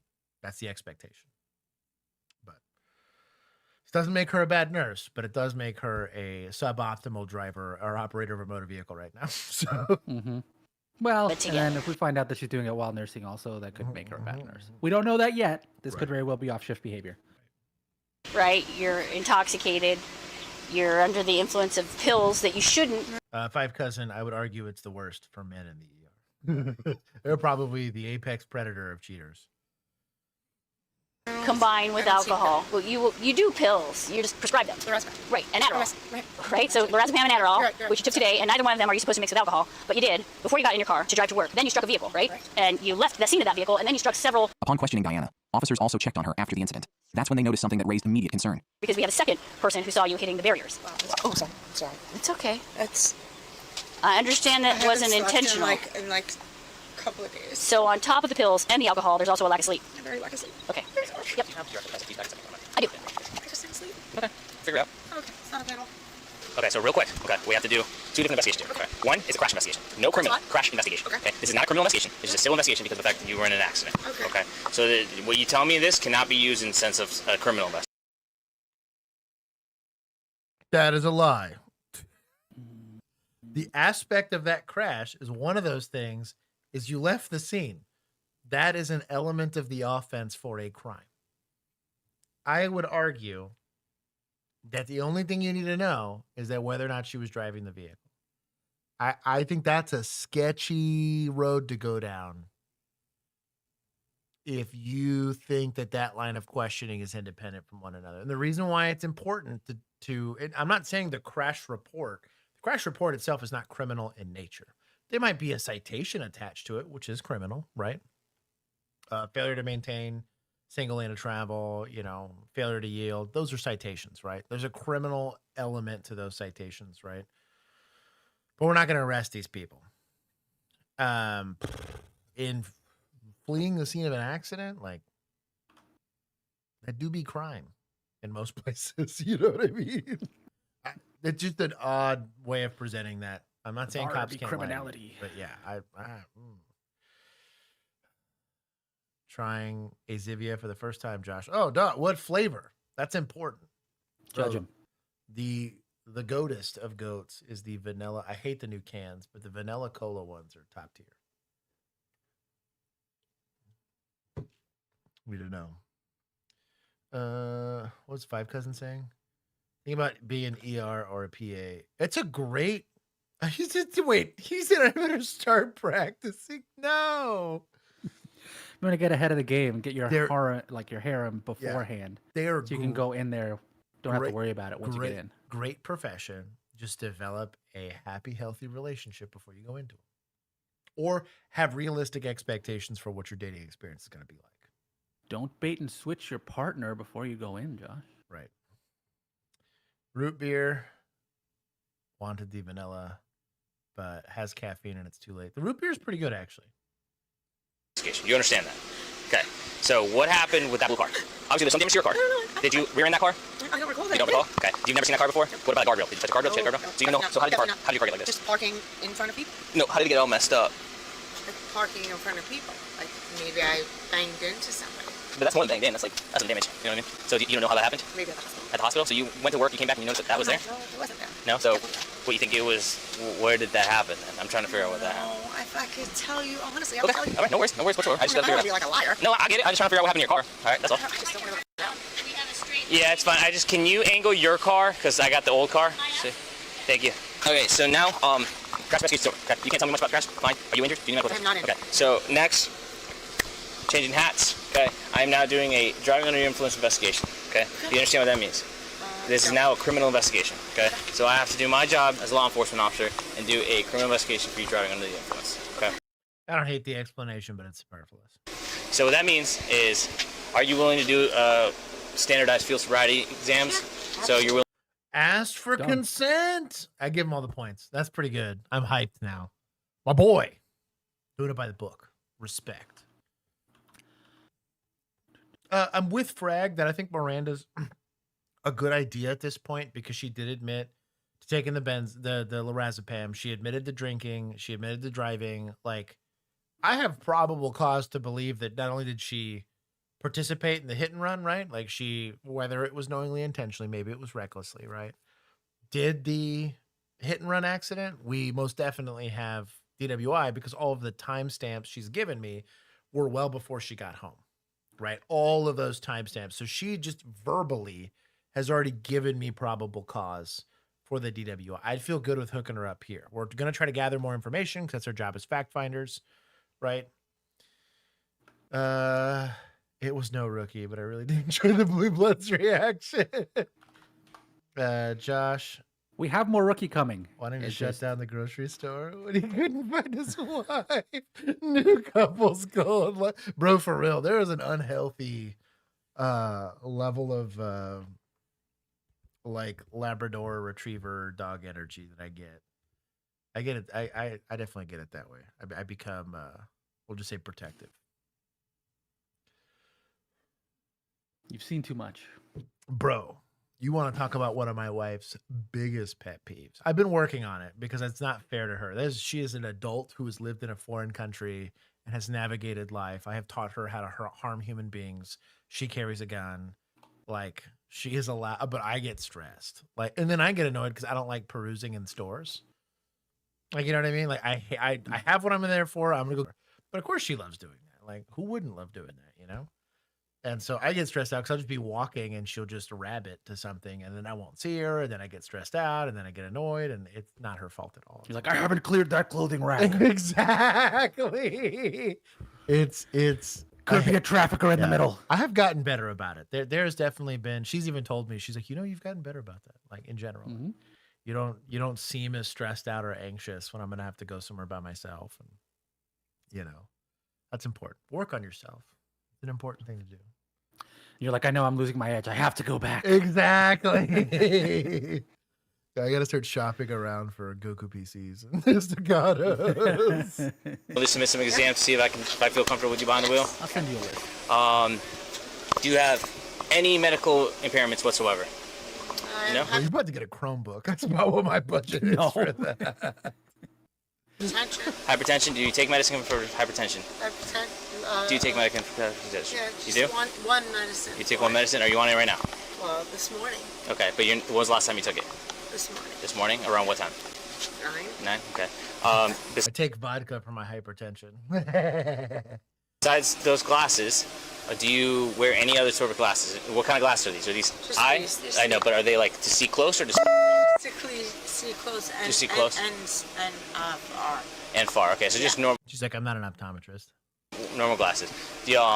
What about your shoes? You comfortable with your shoes? Yeah. Okay. All right. So what we're gonna do is my partner here is gonna angle her car, and we're gonna go walk up in front of it. Okay. We're gonna do a series of standardized exercises. Okay. Pointing. We're behind your car. Yeah. Perfect. Should I take my glasses off now? Yeah. If you're comfortable, absolutely. Do you live here alone? Yeah. Just leave my glasses, right?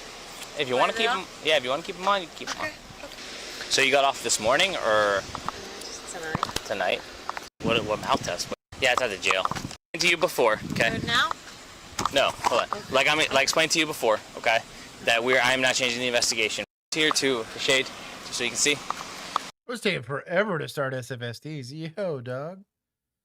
Bifocals. Yeah. I don't think they're bifocals. I think they're just general. Yeah. She's also incredibly intoxicated, so she probably has no idea what you're talking about. My eyes were blurry before. Put the glasses on. I can see clearly again. Exactly. My wife triggers my PTSD. Yeah, dog. I've seen what's happened to people, man. Oy. I've had to deliver very bad news to spouses before. It's not a good time. It's not a good time. Sorry, I have life experience. Why don't we stand right here and just face me?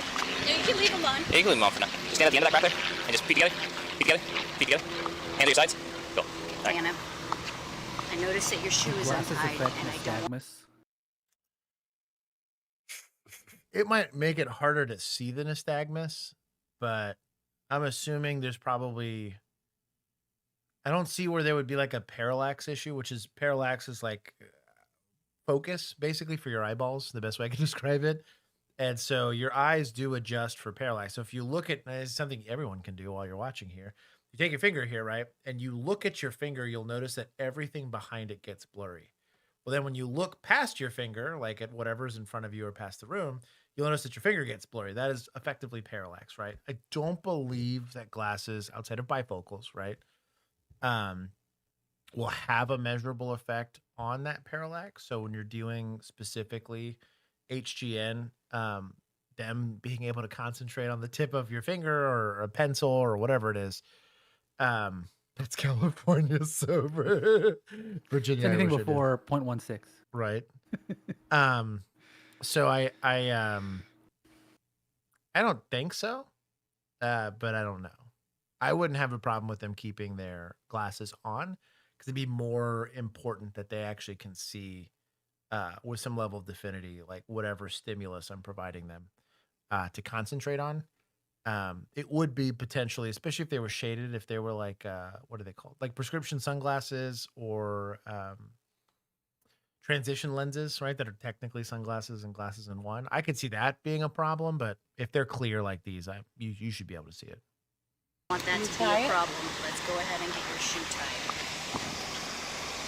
Because that's going to interfere with... He's a training officer. Oh! Sorry, I got it. I don't think she can safely do these. I agree. Honestly, that would be enough for me to be like, you don't need it. We can't do these. We're not going to do it. I got enough, you know. Just tell me move you parking in the yard. I'm just going to check her out. The rationale behind do you wear contacts is do you have them in right now, right? This is confirming that you're able to see clearly. It's really all it is. Do you wear contacts? I think they ask if they're the hard style ones or the soft style ones or whatever. I don't wear contacts. I don't know anything about them. But it is ensuring that if you have corrective vision, that it's been stated and that I'm aware that you have corrective vision. If I'm like, hey, do you wear contacts? Like, yeah. Well, your prescription's like 1 billion. Like you're blind as a bat. Like I'm just a blob in front of you. How can I effectively do HGN if you don't have your contacts in? So same thing with like the walk and turn. Like you have some people that are that blind, right? Without corrective vision. So you have to think about that. I got it. I'm going to check her eyes and then we'll call it there. All right, Miss Diana. So, Good call. can you look at the tip of this pen? Yes. Okay. Can you actually keep your glasses are a little dirty. Do you mind if I take them off for you? Nope, I don't. All right. Okay. So can you look at the tip of my pen? The tip of my pen. Okay. He's got his DWI checklist on a board. It's so cute. With your eyes and your eyes only. Hey, I need you, like I asked you to do, I need you to keep your feet together and hands by your side. Okay. I need you to keep your feet together and your hands by your side. Okay. There's no reason to continue this test. With your eyes and your eyes only, follow the tip of the pen. Okay. Do you understand what the tip of the pen is? Yes. Can you touch the tip of the pen with your finger? Okay. Follow the tip of the pen. Okay. So when I talk about the starting position, he didn't really demonstrate it, right? So it's feet together, arms by your side. The whole point of that is to get them to have to stand still, right? They ask about whether or not they were swaying while you were administering the test or giving directions. This is an example. This is a very extreme example of what that looks like.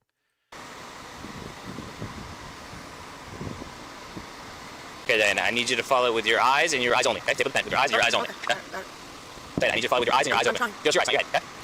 Feet together, hands to your side. Feet together, hands to your side. No reason. Can you stand feet together with your hands to your side? Thank you. Hands to your side. Wait. Sorry. Okay, I got it. I can do that. I can do it. No, it's okay. We can move on to the next one. Okay. If we're gonna try this one, okay? You can't do this. We're just gonna go to the next. Okay. So we're gonna do the walk and turn. Okay. So we're gonna try it. In no universe are we making this lady do the walk and turn. Bro, what more do you need? Walk and fall. Yeah, dude. I'd be annoyed if I was this FTO. Yep. Okay. So place your left foot on the line. So this is gonna be a line. You see this line? Do you see this line? Left line? No. Do you see this line? First answer me this. Do you see this line? Yes. You see all the way back there and forward? Okay. So you see the line. With your foot, place your left foot on the line. Okay. So we're gonna be saying left foot on the line. Okay. And then put your right heel against the toe of your left foot. Yeah. And then put your right heel against. Put your right heel. Okay. No, I'll show you. How about I show you how to do it? Watch her. So this foot, and then this foot directly in front, just like this, heel to toe. Okay? Can you do that? Just Can one you do after this? the other? No, we're not going to do that yet. I just need you to do what I'm doing right now. Can you do this? Yep. Okay, go ahead and do it. You gotta stay like that. Don't try to walk. Just stay like that. Stand in that position. Okay. No worries. So I gotta read you something real quick. Okay. So right now, you have the right to remain silent. We didn't have PC before, I guess. Being arrested? Well, first I want to talk to you. Okay. Before we go anywhere, I want to talk to you. Okay. So I gotta read you this before. Yeah. I mean, there's nothing wrong with telling her. But you're arrested right now. Well, I need to talk to you first, okay? Okay. So that's why I need you to listen to me, okay? So, what did you have to drink today? How much did you have to drink? Did he read Miranda? Hey, talk to me. To listen to me, okay? So, I mean, there's nothing wrong with telling her. Okay. You're under. This is 13:30. You're arrested right now. well, I need to talk to you first, okay? Okay. So that's why I need you to listen to me, okay? So, Okay, like 10 seconds has gone by. There's no way he gave her Miranda in those 10 seconds. what did you have to drink today? How much did you have to drink? Hey, talk to me. Also, why are we asking this? Didn't she already answer all these questions? 2 double shots. Two double shots? What did you? Ryan Campbell, yes. If they fall and crack their head open, they 1000% get in trouble. So is she under arrest right now? No, but she is detained and we're responsible for their safety while they're detained. Now, you're more responsible when they're actually physically in custody, right? Which is being restrained and prevented from movement. But I would argue there's a little bit of liability here.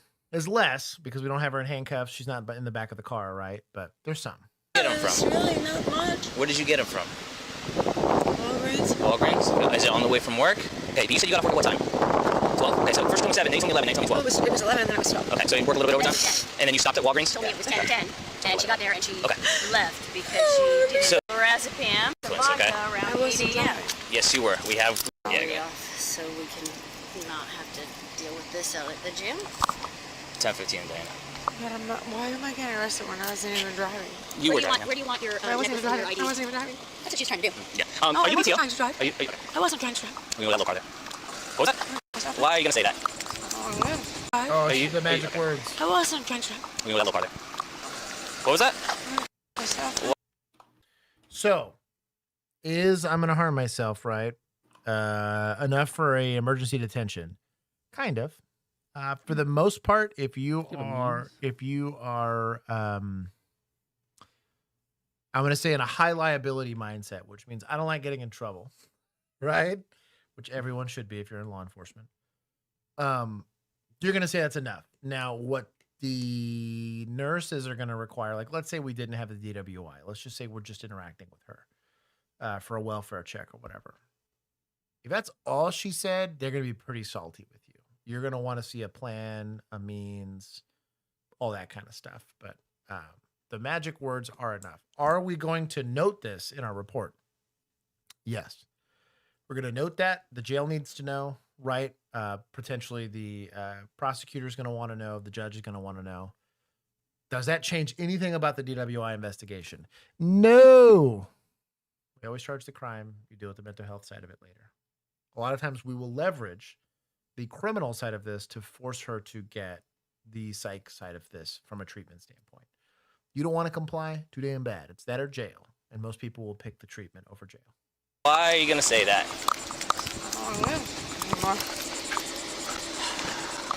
Come on in. Step in. Watch out, okay? Good. Watch feet. What's going on in there? Watch feet. Watch feet. You okay? All right. Diana was subjected to psychological evaluation due to the threat she made while at the hospital. After medical clearance, Diana was booked careless driving into the Indian River County Jail, where she was charged with leaving the scene of an accident and careless driving. She was held on a $1,000 bond. So mixing Adderall, lorazepam, and vodka together. I guess it's probably safer since they didn't catch her doing it specifically. I guess. Like even with her statements, you're gonna have a hard time proving that. I got multiple witnesses willing to place her in that car.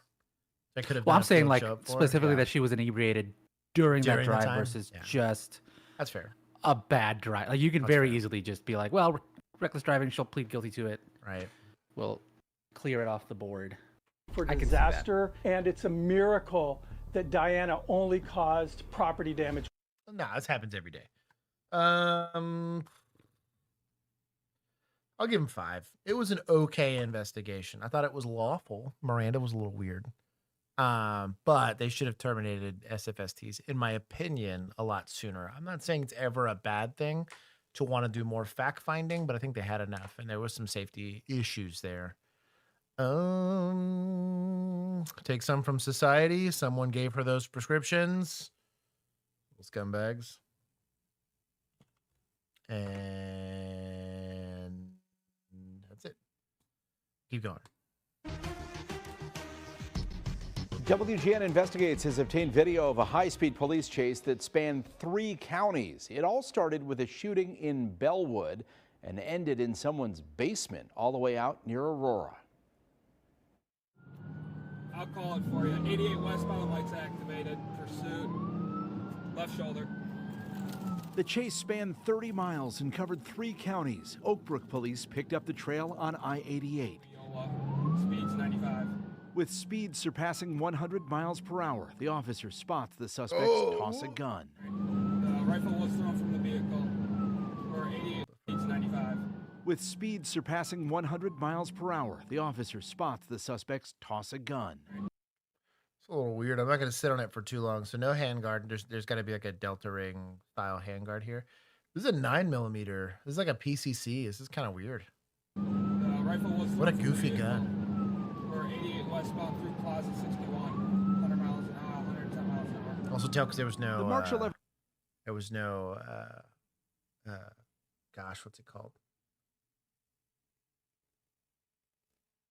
Gas tube on it, so it's a blowback design gun, so it's 9mm. ARs are weird like that.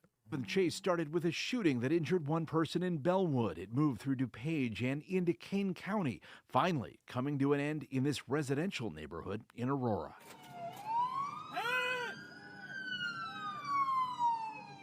The driver gave himself up, but the pursuit didn't stop there. Hey, keep going that way instead of perimeter. They all went that way. Oakbrook State Police and other suburban officers tracked one suspect into a home. Stay police! Stay police! With you. Stay police! With you. Where they found a man hiding in the basement. Show me your hands! Our officer showed tremendous patience in this incident. Didn't want to just turn his. Oh, there's a lot of. What was it? With you. Where they found a man hiding in the basement. Toilet paper. Look at that. Bro. Multiple packs of the. They also got good taste. Charmin, the Ultra Soft. Ultra Soft. Very nice. Show me your hands! Our officer showed tremendous patience. Game in respects this incident. game. Didn't I'm want a to Costco just shopper, turn his that's not lights that much on toilet paper. immediately. Wanted to try and follow him and get him to a helicopter and a choke point and other vehicles kind of downstream to make sure that we got it. What is that rifle? It's just a 9mm. It's what's considered a PCC or a pistol caliber carbine. Just a AR designed around taking Glock mags and shooting 9mm. Him into custody as safely as possible. 3 men are now facing an array of gun charges, plus fleeing from police. One guy was charged with home invasion. 2 of them had previously served time for a carjacking. We're trying to slow these things down as best as we can, but unfortunately, people continue to flee from the police and fight with the police when they commit crime. While some departments have fairly strict policies against pursuits, Oakbrook is more aggressive. In 2023, the department saw 32 chases, but the number doubled to more than 60 chases in each of the past 2 years. New tech is being deployed, including this grappler that can stop cars in their tracks. Oakbrook's chief says the pursuit earlier this month is a good example of why it's important to go after criminals. They're heavily armed. They're out here doing other things. That's far from heavily armed. He needs to take a whole chill pill, but whatever. But he had a drum mag, Josh. Yeah, as he military style drum mag. I hate you. Military style assault. What's categorized as property crime. So I think it's dangerous for agencies to have a strict no pursuit policy. Of course, we want to mitigate the risks involved in that, and I think we do that very well. Our officer showed tremendous patience in this incident. Did you catch that? The guy at the end there, as he was being led to the police car, told the officer, "I made you work for your paycheck today." Bellwood police tell us one person was injured in the shooting that sparked this chase, but the men have yet to be charged in that case. The only reason they're locked up is because cops in DuPage County didn't let up, and a local judge ordered the men locked up until trial. On November 2nd, no bond. Yeah, no bonding them. Let's go. Judges for caring about public safety for once. Oh, not that. Hold on. No. Stand by. Hold on. We're really struggling today. PD, I mean, they safely navigated a pursuit. The guys kind of gave themselves up. They ran, but that was at least done safely. And then I'm going to give some points to admin for a based pursuit policy. Safe running. Safe running. Alex, welcome. Military style assault TV tray. That's what the wife always In the manner of brings its me. use. Yeah, in the manner of its use. What did Tweaky say? Why are you judging about how much toilet paper? Don't have a Taco Bell issue. Y'all be on Discord tonight. Not tonight, unfortunately. I have to fix. No. I'm fixing my Gonna microwave. be up at 6. I'm gonna fix my own microwave. I don't remember what the part it is that we ordered, but we ordered a part. It's like $60 part, $400 microwave. Which one would I rather? I'm gonna try fixing it first. I gotta go do school pictures for an elementary school tomorrow. Nice. That's bougie. 500 kids, dude. This is the second time. So we did a Santa one, and then this time they're doing an Easter one. Oh my goodness. It is a 7-hour thing where it's just nonstop. They just come through, and it's like you get 10 seconds. So right. Look forward, smile, click. All right, next kid. It's wild. But we got to start so early. I bet. 2nd, 2025, officers were dispatched to a residence in response to a domestic incident.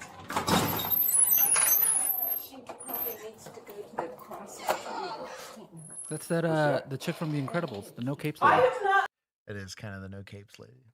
supposed to have to go. You can go this way. They broke my right wrist, and they, for 10 years, forced me to live in my house without medical care, without access to my own medical care and my own bank account.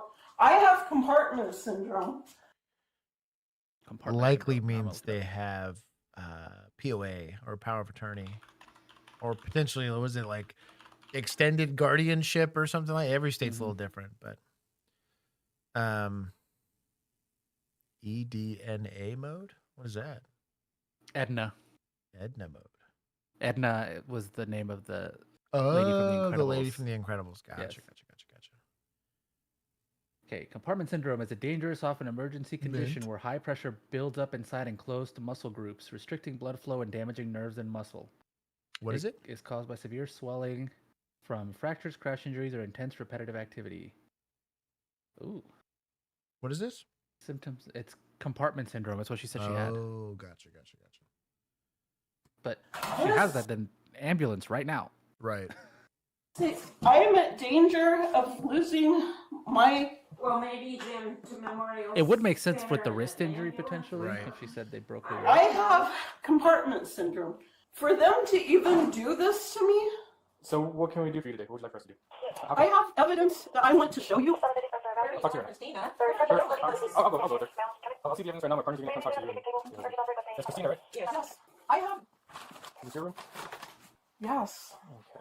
Christina with the C, right? No. With the K? With a K. Ooh. Done messed up, AA Ron. Okay. And they have been stealing my bank account, and they forced me to actually live here for 10 years without health care and without access to any outside. They actually forced me to have appointments by phone without any access to healthcare, and forced me to have a ladder holding me hostage by the front door. Well, they say they are, but they don't treat me like one because they trafficked me from the NMSU pool from 6 months to 17 years. Christina, what's a good phone number for you? They stole my phone. Before they stole it, what was your phone number? They put NSO Citrox on my phone and stole my phone number. And they stole my 401k. And they stole my bank account. Okay, what's your dad's name? So it's an MHID situation, right? Could all of this be true? There is a possibility that all of what she's saying, or even some of what she's saying, is true, right? You're gonna want to approach this tactfully, because rapport is what's gonna win the day here. The more rapport you have with this lady, the more she's gonna comply with whatever it is that you got going on. But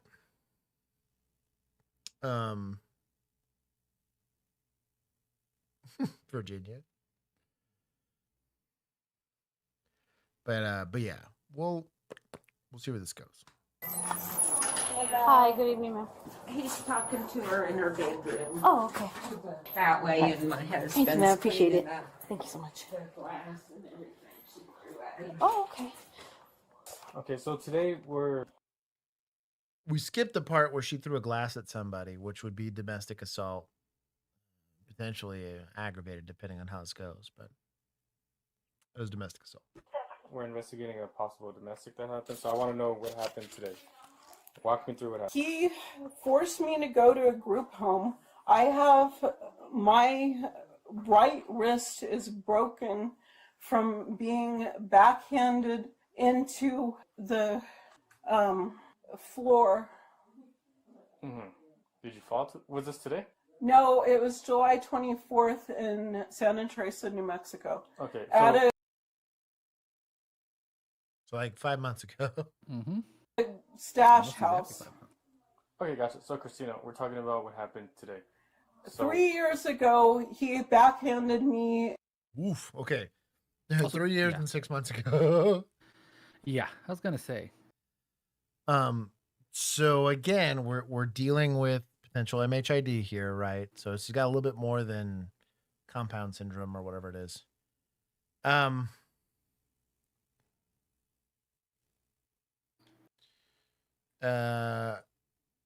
Yeah, again, what Emu's saying. I think conversely to what Emu's saying, I have seen situations where, at least in the US, disability income was enough that people would abuse it, right? So they might keep her legitimately like hostage.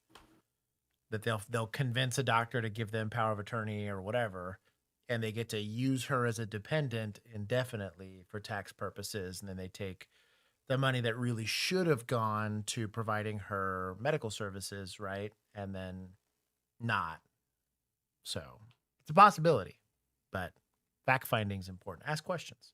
And broke my today back. is Sunday, November 2nd. What happened today? He forced me to throw water on him to get to, for him to get him to leave me alone. What was he doing to you? He had basically called and threatened to put me back in a group home with the person that broke my right wrist. Okay. And he has been preventing me from getting medical care. She's been staying at a What medical care? That's an important question. group home in Santa Teresa. She left this group home, got out in the street, called the sheriff. Yeah, Emu gets it. So what led to the argument? Well, she got upset with my wife about something. Oh, he's bleeding. Threw some water on her, and then she threw some water on me. Where? And I took the glass away from her. Okay. And put it down. She Oh, he's got a mark or something here. Yeah. Mm-hmm. Right there. Yeah. Picked it up, got it back, threw and hit me in the head with it. When she threw, was it like this? Was it like this? Right here. Okay. So then you threw water on him because you were upset? Yes. And did the water hit him and get him wet and all that? Yes. Okay. And I saw he had like a red mark, a little bit of blood on his forehead. What happened there? The glass. You threw a glass at him? Well, the glass. Well, the water was in the glass, dummy. Dummy. God, so stupid. Stupid Maybe he knows. cop. Maybe he knows. Maybe he knows. Yeah, of course he does. But he's getting the information. He's getting her to say it all. Ended up hitting him. I did not mean to throw the glass. He has been abusing me since I was 6 months old. When I was 6 months old, he abused me. There's pictures on a server of me being abused with him with his pants off. And he trafficked me with the NMSU swimming program and NMSU basketball program. should you ask how? I would argue from a rapport building standpoint, yes. We have offenses that potentially happened 20 or 30 years ago, if they happened, right? She's continuing to make herself as a very unreliable narrator here, right? Or witness. But I think at this point we keep her talking, right? We kind of know assault BI and a domestic, probably going to jail no matter what. But we need to wait for them to be done. An athletic program from about 6 months to 17 years. Mm-hmm. And they cut off the basketball goal outside. He has that and my drafting table in the backyard. Okay. So as far as today, when you threw the cup at him, was that in the kitchen or did that take It was in the kitchen. Okay. He stole my 401k. He stole credit for everything I did. So you're in the kitchen and he comes up to you in the kitchen. So he's kind of ignoring, this is not an untrained tactic. So there are schools of thought when you're dealing with people with mental health issues or that are in mental health crisis to just not, the term they always use is to not play into the delusion. And for certain people, depending on how cognitively aware they are and how much they like retain within a conversation, because some people you'll notice like she forgets what they're talking about like every 10 seconds, right? Or either she doesn't care or forgets or whatever. But you can get away with this. But when you get people that formerly they used to just put them on the autism spectrum, it's a little more complicated than that. You'll get people that are very sharp. They will remember anything you've ever said to them ever. And if you try this tactic on someone who's a lot more, I guess, cognitively capable in the sense that they're going to remember what's going on, they have a narrative that they've developed in their head and they want you to listen, and you're not listening, you can really put yourself in a hole very quickly with that individual and escalate the situation because they're going to feel like you're not there to listen to them. They then will manipulate the situation. Well, you're just here to be there for them. I hate you, and here you are dealing with them pulling a knife on you and crazy. Ask me how I know.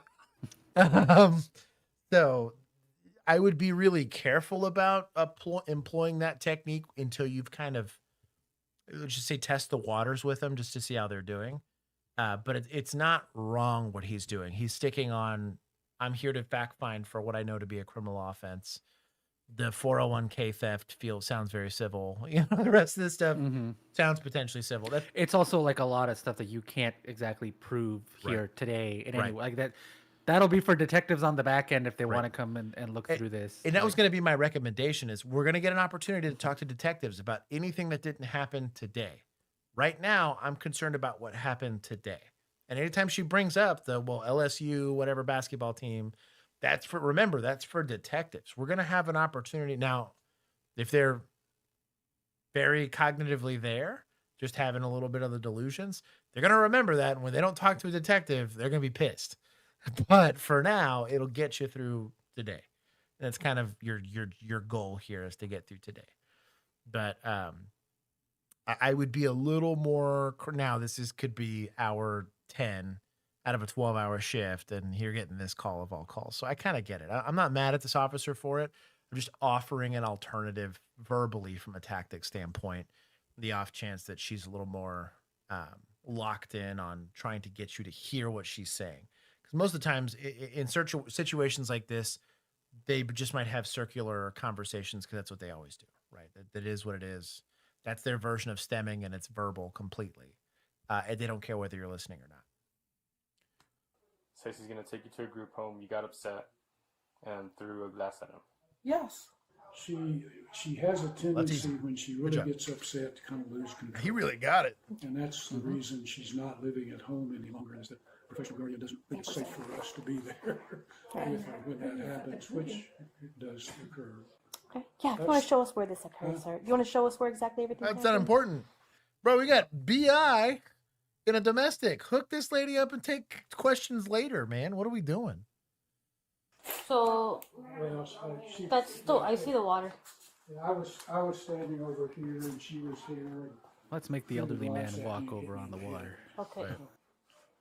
Right. Take a quick picture of the broken glass. Take a quick picture of him, right? Start wide. This is him. Get a little closer, then get really zoomed in on his little cut. Same thing. I'm in the door. I'm in the room. I'm at the broken glass. Take a couple pictures for evidence sake, but let's be done with this. It's an easy call. Right. So, I understand. And I should not have been taken to a group home in the first place, given I have my bachelor's in biology and foreign languages, German and Russian, and my master's in microbiology. Nice. I was not able to use my master's in microbiology because he actually sold credit and sold my cell phone tower to... So you have a master's degree, right? I have... Sold the cell phone tower. Nice. My master's in microbiology. Have you been diagnosed with anything? They tried to say shout out to them for blurring it out. Look at them. Have schizophrenia. I do not have schizophrenia. I have from Chile was my pediatrician. He prescribed in pill form and prescribed that actually caused me to get locked out of my grandparents' house when I was 16 and have to walk to my grandparents' old house. Has it been physical between you and your parents before? He has broken my back before. Okay, have you been in trouble? No. Have you ever been in jail or anything? No. Okay. Give me 1 second. I'm gonna go ahead and have a word with my partner and then talk about what you think. In this case, I understand she does have a condition, but I mean that is. If it's domestic violence, is it a mandatory arrest? Yes, ma'am. That's what I was. This is FTO. Yeah, definitely FTO. Do it. It's a great job. This is exactly what this conversation needs to sound like. Let her academy. Yeah, let her answer the questions. Let her work through it because she's eventually going to have to make that determination on her own. Good job.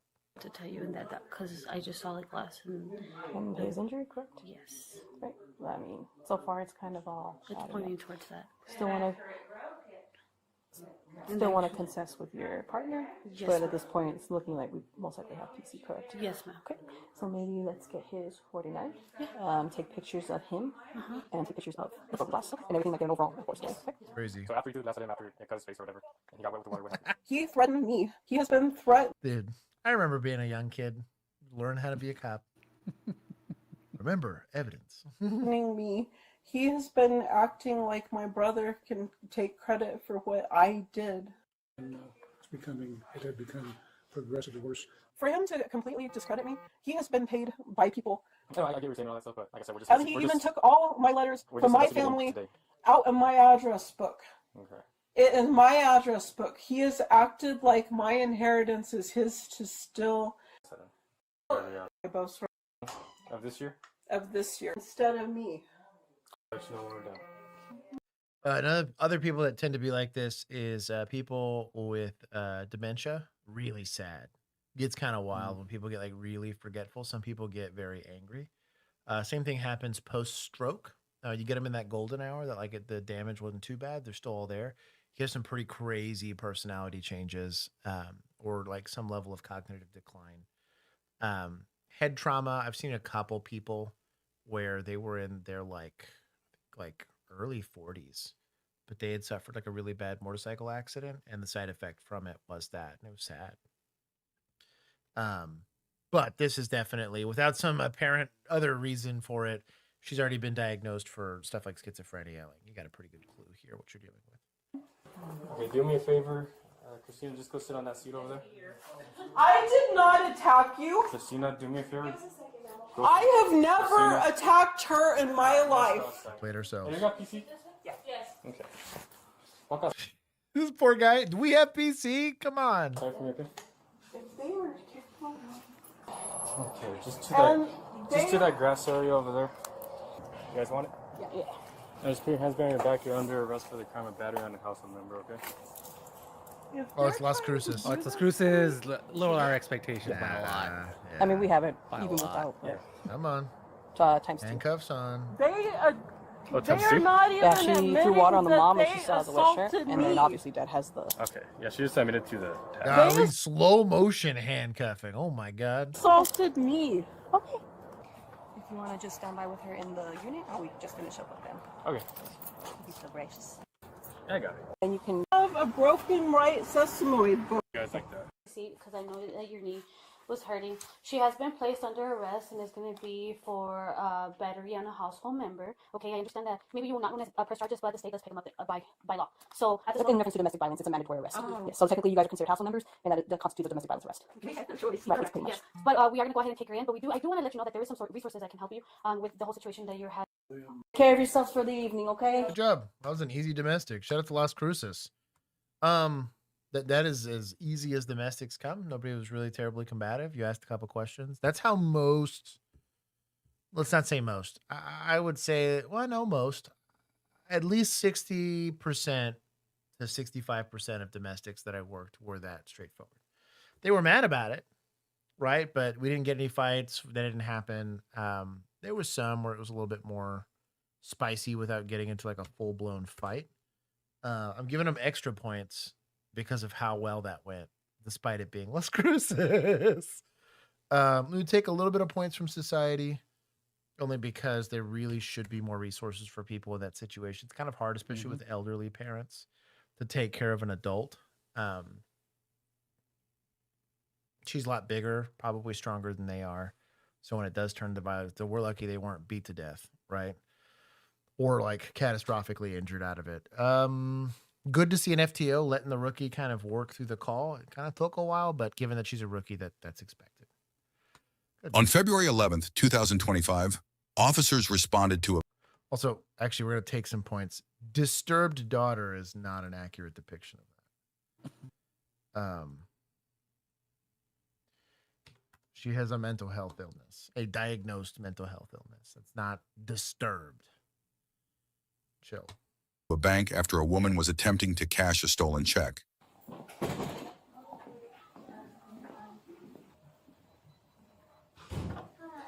on in. I have a little situation. Sure. Sorry, I got my supervisor on the phone. That person right there with the black coat. just confirmed that that's not the person they're pretending to be because they're from Richmond. And I just called the son, and he's like, "No, my mom's at work." And the notes on the account show that their person ID was stolen. And they're trying to cash a check for $4,200. There's not even close to that amount in there. And the signature doesn't match. None of it is right.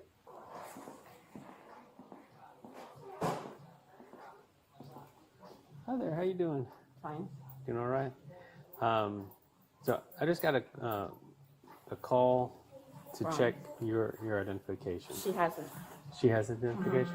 What's your name? Denise. Denise? Yeah. Okay. I mean, she has it. I mean, I don't know what do you mean? Okay. I don't know what's going on. I have a funeral that I'm trying to get money together for, so Okay. that's all. You said you're Denise? Yeah. What's wrong with it? I mean, is this what's going on? I have like all of my identification, like, you know what I'm saying? Okay. No, not Denise. I'm so sorry. Pretty infrequently that people mess up their name.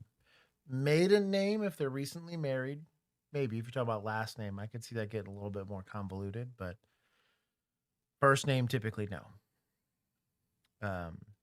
Jesus. Aw, Emperor of Chicken Killing. What a name. like, I just, wow. I'm dealing with a family member being lost. I mean, I don't understand. I was perfectly fine, see? Okay. Like, Okay, so you're saying that you were Denise, but it's actually Deborah? yes, I'm sorry. You had me all discombobulated. I'm talking to my friend Denise on the phone.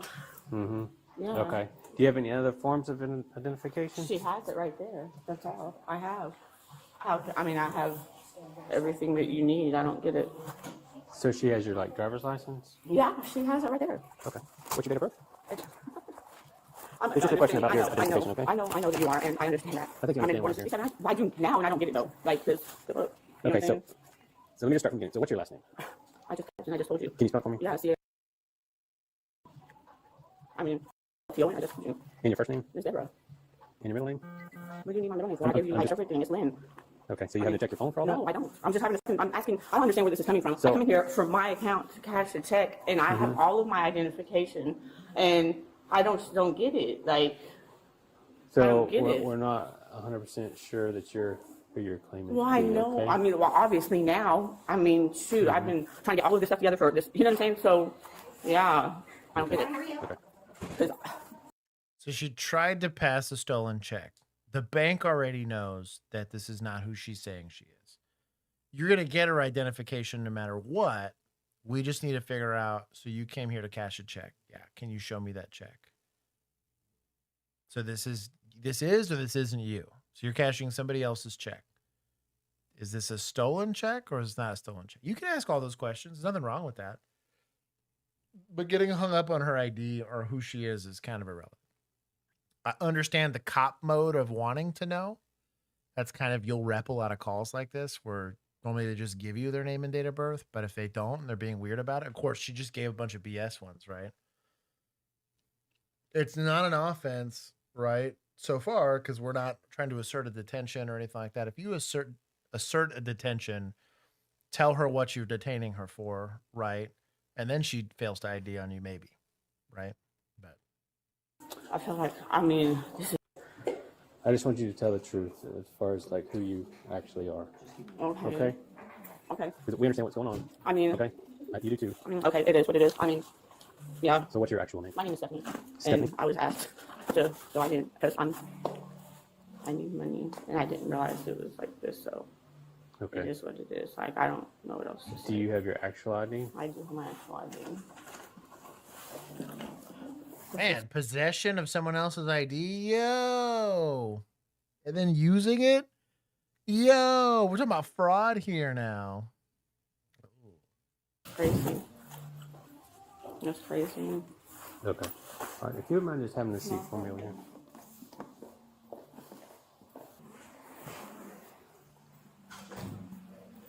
You said you were doing it because you needed money. I went to the court today. I have 5 days to get out. I'm on housing, and I'm trying to get my cosmetology license. Yes, ma'am. And I mean, they're trying to tell me I have 5 days to get out, and somebody came to me, and I was like, yeah, I need money. And they're like, okay, well, I just need you to do this. And I mean, I know it probably sounds stupid, but I have no car. I have no family here. Right. You know what I'm saying? I needed Right. money, and because they're trying to give me 5 days to move out. Okay. So And I can't not let my kids have anywhere to go. how many kids do you have? I have 4. So how much were you asking for? How much money were you asking for? I don't know. The check was just for 45. I mean, I'm not getting all of it. 4,500? Yeah, I was just supposed to be cashing the check. I was just gonna So get how do it you first. know this, Deborah? I don't know. How did anything. you get her information? It was given to me. It was given to you? Mhm. Who gave it to you? I can't tell you the name because I don't know them. You don't know them? No, I just. It's a good line of questioning. Or name. So if we have someone who's being cool, right? So if I was the DA's office, right, or detectives, I might go through the same line of questioning because I could offer her a plea deal. Cops don't offer plea deals, right? It's not our job. That's going to be the district attorney's office, right? The prosecutor's office. But if we can mine all this information for free, no plea deal, no nothing, we get after it, big fella. Because you can get co-conspirators. Maybe this is like a RICO case or something crazy. I know on specifically financial crimes, there's going to be like organized financial crime, which is going to be a enhancement on that. But you just got to be that guy. You got to be crafty about how you ask the questions. There's going to be some rapport building aspects to this, and then you move for free. But the reason why I'm going to be pretty unsympathetic to the lady here is because she has likely victimized a ton of people. You want to talk about repeat offenders? Dude, financial crimes people that are skimming credit cards and all that stuff, that's just their way of making a living. And there's no, I don't know. When I talked about the percentage of people that no matter what's legal, they're going to find a criminal way of making money, that this is part of it. I don't know what it is, but criminal's going to criminal. But they probably victimized a lot of people. Yeah. Trying to find easy ways that don't require a lot of work. Right. But be careful if you're a beat cop sitting here offering. You can't offer plea deals. You can't offer that stuff. Now, Can you lie to negotiate for compliance? What I have said before in the past is that the more you cooperate with our investigation, the more lenient the DA's office is going to be. Can I verify? Brady it? list. Yeah, Brady list. Lies. Typically that's true, but that's not a guarantee, right? I mean, they're going to be real happy with you as a cop. Yes, they will be, but they will not be very lenient on this lady, probably.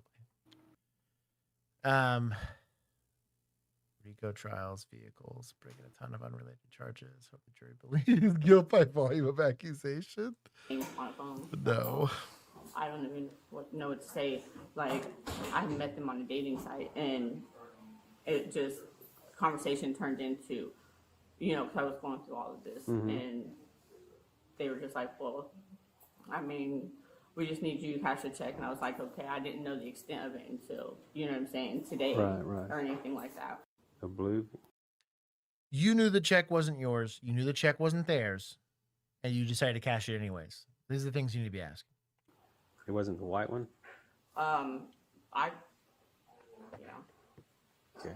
And like I wasn't, that wasn't all for me. Like I'm not like a mastermind or anything like that. They was just telling me that I would get some money out of it because I have 5 days to move. I was like, okay, I have no income coming in. You know what I mean? I'm just gonna start school. I'm on housing. And what was his name again? I told you I don't know that. You don't know his I name? know it's Zoe and that's it. That's not my phone. Zoe, a white male? I've never met him, but who I came with was not white. Okay. So the person you came with was the one that gave you all the these credentials? Did they force you to do it under threat? How did they do it if they did that? You know what I mean? Okay. Can you describe that person to me? Flying is super easy and barely an Short hair, inconvenience. gold teeth. I'll put in a good Okay, word for you. anything you need to know now, like, okay, they got me news and they were in my ear. You know what I'm saying? Like I said, I did not know the extent of it until today. I thought I was just going to go and have to check and get something from it. You know what I'm saying? But they went from that to, you know what I'm saying, and everything like that. So, Where are you from? I'm from Austin. Yes, Where I do moved. what city or how did you link up with this guy? No, he came here to get me. I live here right now. Okay, you're from. Yes, Okay. I live here. And he came and picked me up. You know what I'm saying? And that's just like all there is to it. You know what I mean? That's like the extent of what I just told you is exactly what I know. They came to pick me up in a white BMW. It was him and some other guy. The other guy was black too, but he was like white skin.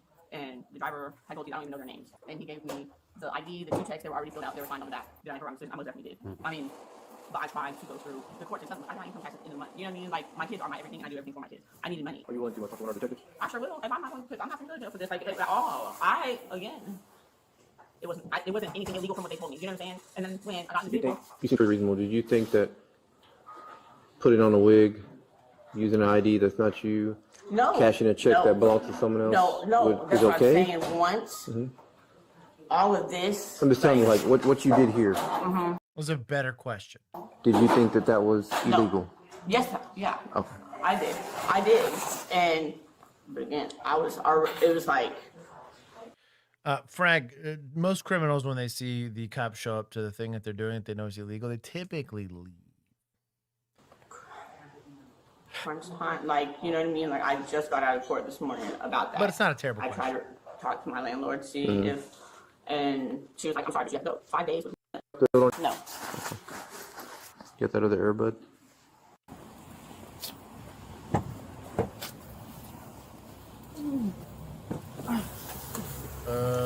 What?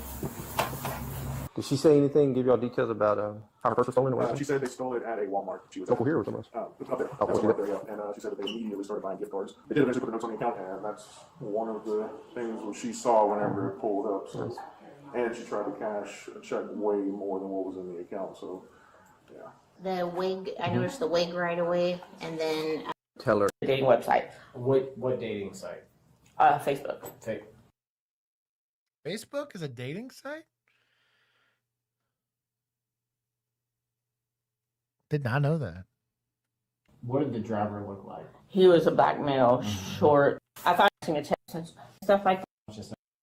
And through my after.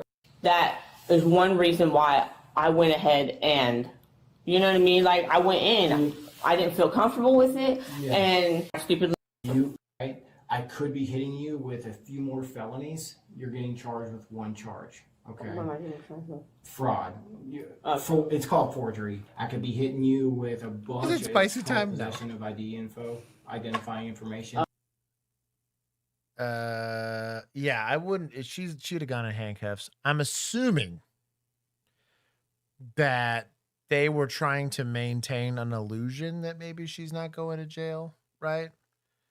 So maybe that's the only reason why you would do that. But I'm assuming she'd be Mirandized and put in handcuffs and whatever. But it is what it is.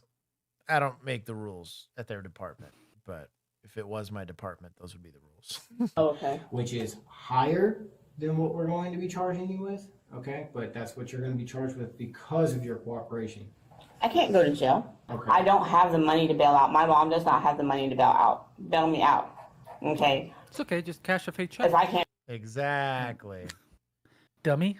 Serious question to Frank's point. How often do smart criminals actually get caught? Not often at all. That's why they're smart.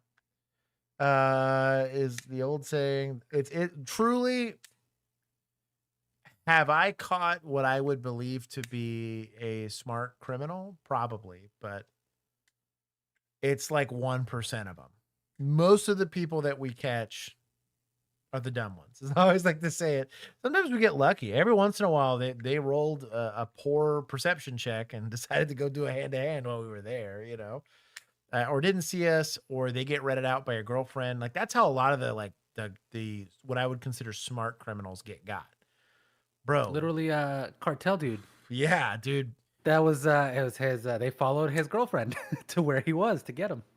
Got David, got the folks at Troy, got old wannabe El Chapo guy. Like, bro, if you are apparently that's like a very common, that's how they've gotten a lot of the heads of cartels, is just by following, because they follow the girlfriends. The amount of time that significant others just that are being petty, right? And really part of the hubris of it all is that, like, they're so good at crime and they're so good at not having accountability. The second they have to engage in what was normally going to be an amicable, healthy relationship, they treat like everything else in their life, and that's what gets them burned. So, all of the ones that I have caught, like I said, that's how I got them. Was some guy's got a forgery warrant or something like that, and, you know, decided to get a side chick, and the other chick found out about side chick and was like, oh, by the way, he's in this apartment. Sure enough, his car's there. You're like, oh shit, well, I guess bring out the rifles to go get this guy. I've been part of a few random warrant services based on a tip. So I would agree with that assessment that most of the time the dumb ones are the ones that get caught. Because, like, think about these guys, right? They found the check, probably, right? They stole the purse, but they're not stupid. They're not going to go into a bank and be on camera and try to do it. They find somebody who needs money. Find a sap. Yep. And so, honestly, a lot of times what they'll do is, especially like apartment complex, be very leery of low-income apartment managers, because what they'll do is they'll go to those managers, you know, rizz them up or whatever, and be like, hey, I can give you a cut if you just tell me who's going to get evicted. They just get a list. Hey, I heard you're running into some tough financial times. I got a quick way to make some cash. They're desperate, dumb, you know, or whatever. And there's like a grooming behavior to this, where they decide whether or not they can trust you with doing the illegal thing, and then they drop them off and give them the money and whatever. I don't know. It's dumb. See the same thing with, like, coyotes and stuff like that. Like, the people participating in human trafficking, from a management standpoint, very rarely actually touch the product itself, right? They're the ones making the money and organizing buys and stuff like that. But they have people under them that have people under them that have people under them that are actually doing the predator side of it. And again, that's why you had to develop things like RICO. Yeah. Because otherwise you just cannot connect these crimes to these people. Yep. So it's complicated. But like I said, you know, we're going to legalize weed and take care of all of life's problems. And I was like, yes, some of them. Yes, I do agree. And I, like I said, I'm still pro that, even from my law enforcement. I am a veteran of the war on crime, but, or the war on drugs, should I say. Yeah, this gets complicated. That means I'm stuck in jail. If I'm stuck in jail and I'm supposed to be being evicted in I'm supposed to be out of my place in 5 days, that means that my kids and my stuff are going to be outside. What I'm saying is, I would like to please try and figure something out to where I don't go to jail, because I am the only thing my kids have. Well, I already told you, this is what's happening, okay? You are going to go to jail. I can't just let you walk out here. And now, on the back end, if you decide that you want to try and figure out who these dudes are, and come to me with that information, we can, once you get an attorney, we can get down with the district attorney. Once you get an attorney, because you always will get an attorney related to this case today, okay? You want to help us with that investigation, okay? By giving us the information or whatever, okay? Then we can work with the district attorney to take care of these charges. But on the front end, today, I can't just let you walk out of here without facing the consequences of your actions. Okay. You understand that, right? I have to take responsibility for my actions. Okay, I don't have a problem doing that. I don't have a problem doing that. What I'm saying is okay, you guys take me to jail, you book me, and stuff like that. There's no way that you can get me back out without anybody. You know what I'm saying? No, ma'am, we can't do that. No. You can't. The police department will not. No, we're not going to bail you out or any of that kind of stuff. Forced. You put on a wig. You knew it wasn't yours. You knew precisely what you were. Hell no. You had full culpability here. It is not going to be that complicated to prosecute this on your end. I don't feel bad for you. It would have been smarter for her to try to play the victim and say they forced me and they took my kids hostage or something like that. Because then maybe it's more reasonable. Because under duress, it's different. That is an affirmative defense to prosecution. Still going to deal with law enforcement, but dumb. No. Your request was called for a PR bond when you magistrated by the judge. It's a personal recognizance bond, which you don't have to have any money to get out. That's between you and the judge. Okay. Right, but do you have any other questions? She asked for a PR bond. Golly, this is not her first time. Jeez. Questions for Detective Lofton? But we don't have like. Well, I mean, I'm just saying like this. Do you have any other questions? No. All right, stand up for me. You'll push anything back, okay? It was the talking cap I had on. Suspect was. You know, that's fine. I'm just saying. I'll work with you guys if you guys don't. You know what I'm saying? The suspect was charged with a felony. She kind of looks like Severus Snape here.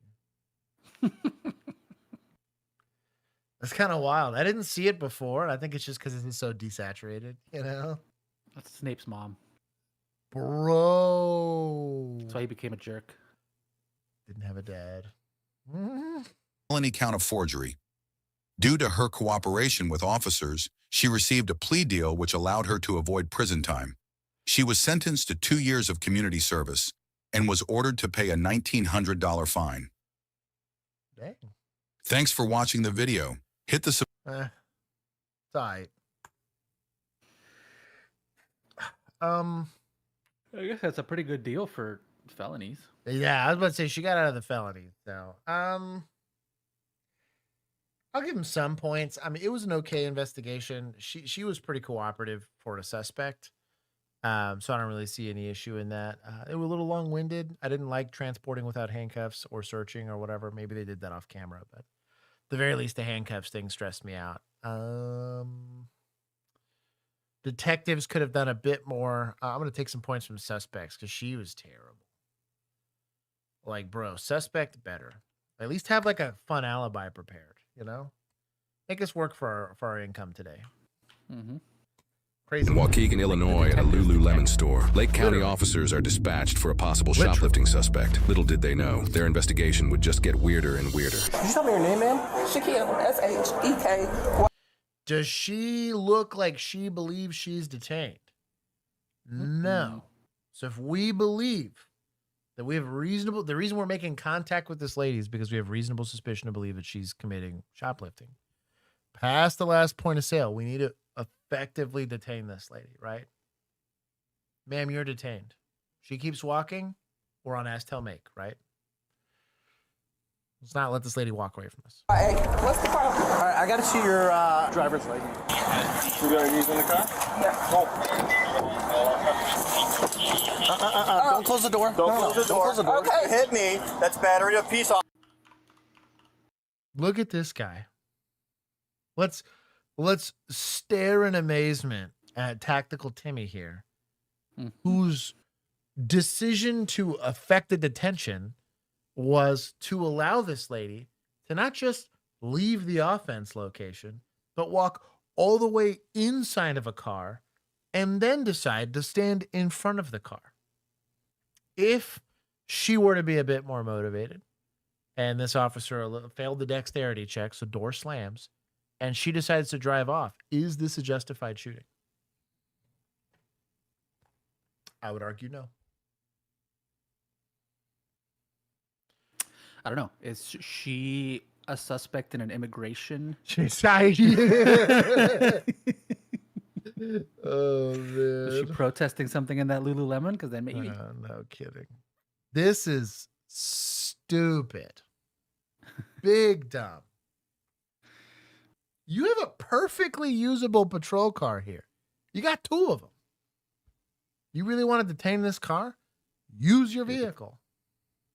Tactical Timmy bobblehead would be amazing. We make it with a little car in front of it. With his hands in his vest like this? Mm-hmm. Stand like that and right directly in front of a little car. This also looks like an unstaged tourniquet. Sin.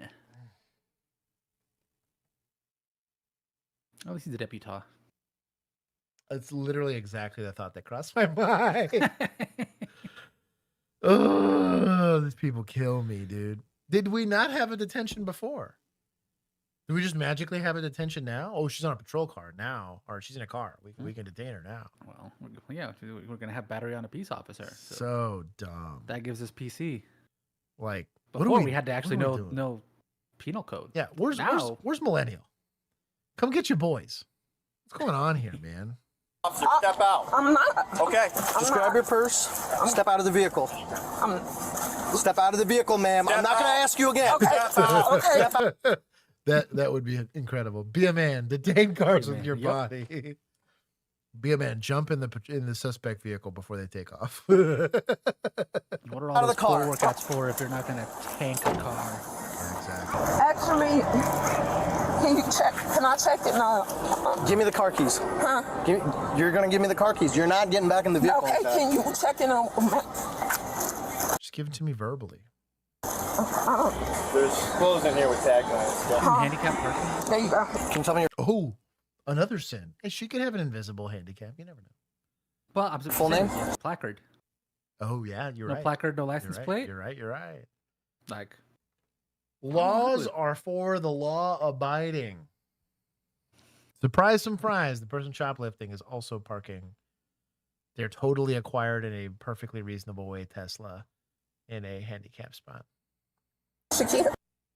Give me 1 second. I'll be with you. All right? Okay, that's fine. I might be telling the truth. It's okay. Listen, ma'am.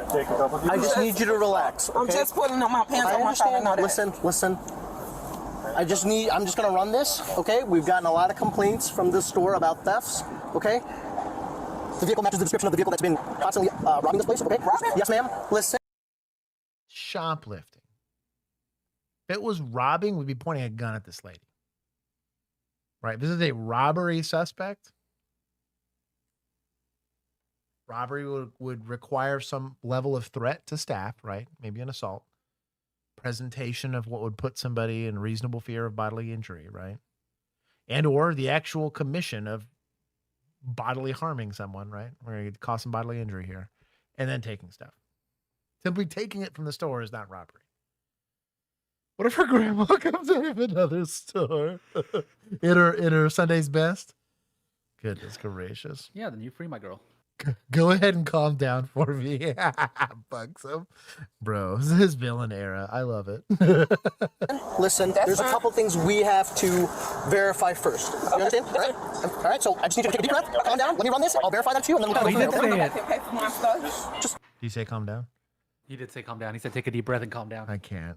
Just wait 1 second. Look, ma'am, if nothing comes out of this, you're free to go on your way. I just need you to calm down, okay? All right? Why are you parking in a handicap spot? I don't know. I just parked. What? I just parked. Asked her to get away. You didn't think? No. Yeah. Shout out to her backing in though. She was ready. Any other kind of identification on you by chance? Did you say the Tesla did the self park? Hey, there it is. No, this was it. Because you understand, this is an identification card, right? Saying a driver's license. It's an identification card. Am I able to open the door? Am I able to? Ma'am, we have to kind of ask you these questions first, okay? Because there's a lot of implications to what can and cannot happen, you know what I mean? Okay. That's why we have to run our course and why we approach you in the manner that we did, okay? All right? This is an identification card. This is a driver's license. You're aware of that, right? Yeah. You understand that it's an... Why does she need a driver's license? In this instance, what difference does an identification card versus a driver's license do in positively identifying the person that's in front of you? Does it? Did we catch her driving? Are we accusing her of driving? Is there like an OVI situation with driving with a suspended license? It better not be. Whereas like you're in operational control of the vehicle because it's a push to start. So as long as you got the keys and you're within proximity, it technically counts. I need to look that up. I hate everything you just said. My fear is it's legit. I'm gonna run for state senator or something. I can't. Just to write the most heinous, my God. ridiculous petty laws. OVI with a suspended license. Yeah. ID card, not a driver's license. And you drove here. Yes. Okay, you understand how misdemeanor outside of your presence. None of this is making sense to us. You don't have a driver's license. You drove. You're gonna issue a citation then when you didn't witness it yourself? Even if she verbally admitted to it. Is that really the issue here at hand? So dumb. Yeah, robbery is always a felony. here. You parked in the handicap spot. I apologize. I mean, it's not something. Just hit her with the handicap sticker or the handicap ticket and call it a day. I apologize. We're just trying to understand the train of thought. You understand what I'm saying? I was just trying to go in and out, and that's it. I'm letting you know right now, at the moment you're detained, okay? You're not free to go. I need you to understand that. Okay. Because if you had decided to start the vehicle and drive off, Well, I'm trying to out right here. I'm gonna go. you're trying to get into the vehicle, you know what I mean? You asked me to see my ID. Yes, ma'am. Yes, ma'am. But you don't have to sit inside the vehicle for that. Right. I'm gonna Just give us a second, all right? What am I being detained for? Because we have an ongoing active investigation regarding the Lululemon. This vehicle that matches the exact same description. What is it? The exact same, like. It's the vehicle. It's the vehicle in question. Okay, but this is not my vehicle. This is my. I understand that. Can y'all grab my phone to me so I can call somebody in? Just give us a second. Okay. Come on, sit down. You can have a seat on the curb if you would like, yeah. So wait, you can't sit down then, right? Huh? So you had that procedure done? Can you sit down? Yeah, I could sit down, but like on like some soft. The supplements that were attached, did they come back to anything else? Mike, you're gonna be good out here. Can I go back and let me just one second. The officer now goes inside the Lululemon and is able to get a picture of the shoplifter from employees. He then returns outside to the suspect to use the picture to ID her. All right, ma'am. What you got? So, They tell me I'm being detained. Yeah, that's her. Yo, yeah, that's definitely her. We got her. I'm not going nowhere, I promise you. Yeah, it's a positive idea. Okay, it's a positive idea. I'm gonna detain her right now. Ma'am, I need you to step over here, please. I need you to step over here. I'm gonna call rescue for you. Okay. Okay. Let me just put this in here. Could they even get her as long as she's in the parking lot? Is it still considered driving without a license? Because the statute for Texas, at least, says Public on roadway. a highway. Yep. Yeah, it says highway. And a highway, roadway and highway, there is a difference. I don't remember right off the top of my head, but there is a difference. I'm gonna still say no. I don't like it because it didn't happen in my presence, right? And it's a class C misdemeanor outside of my presence for that matter. The reason why I feel weird about, I'm not saying you couldn't do it, but in the same way that they made red light cameras illegal here in Texas, was their complaint was an officer did not watch me do it. I don't care that you have video evidence of me committing the offense. An officer did not see me do a traffic offense. Where is driving without a driver's license in penal code? Well, it's not going to be in transportation code, right? This is a traffic violation. And if I'm not, I wouldn't want to put myself in a situation where I'm going to go and what if she's traveling, Sarah? That caught me off guard. I don't want to be in a, like I said, I'm a high liability mindset. I have a high liability mindset as a police officer. I don't like being anywhere morally gray or legally gray. I want to feel good about the charge that I'm putting because I like maintaining qualified immunity. Please.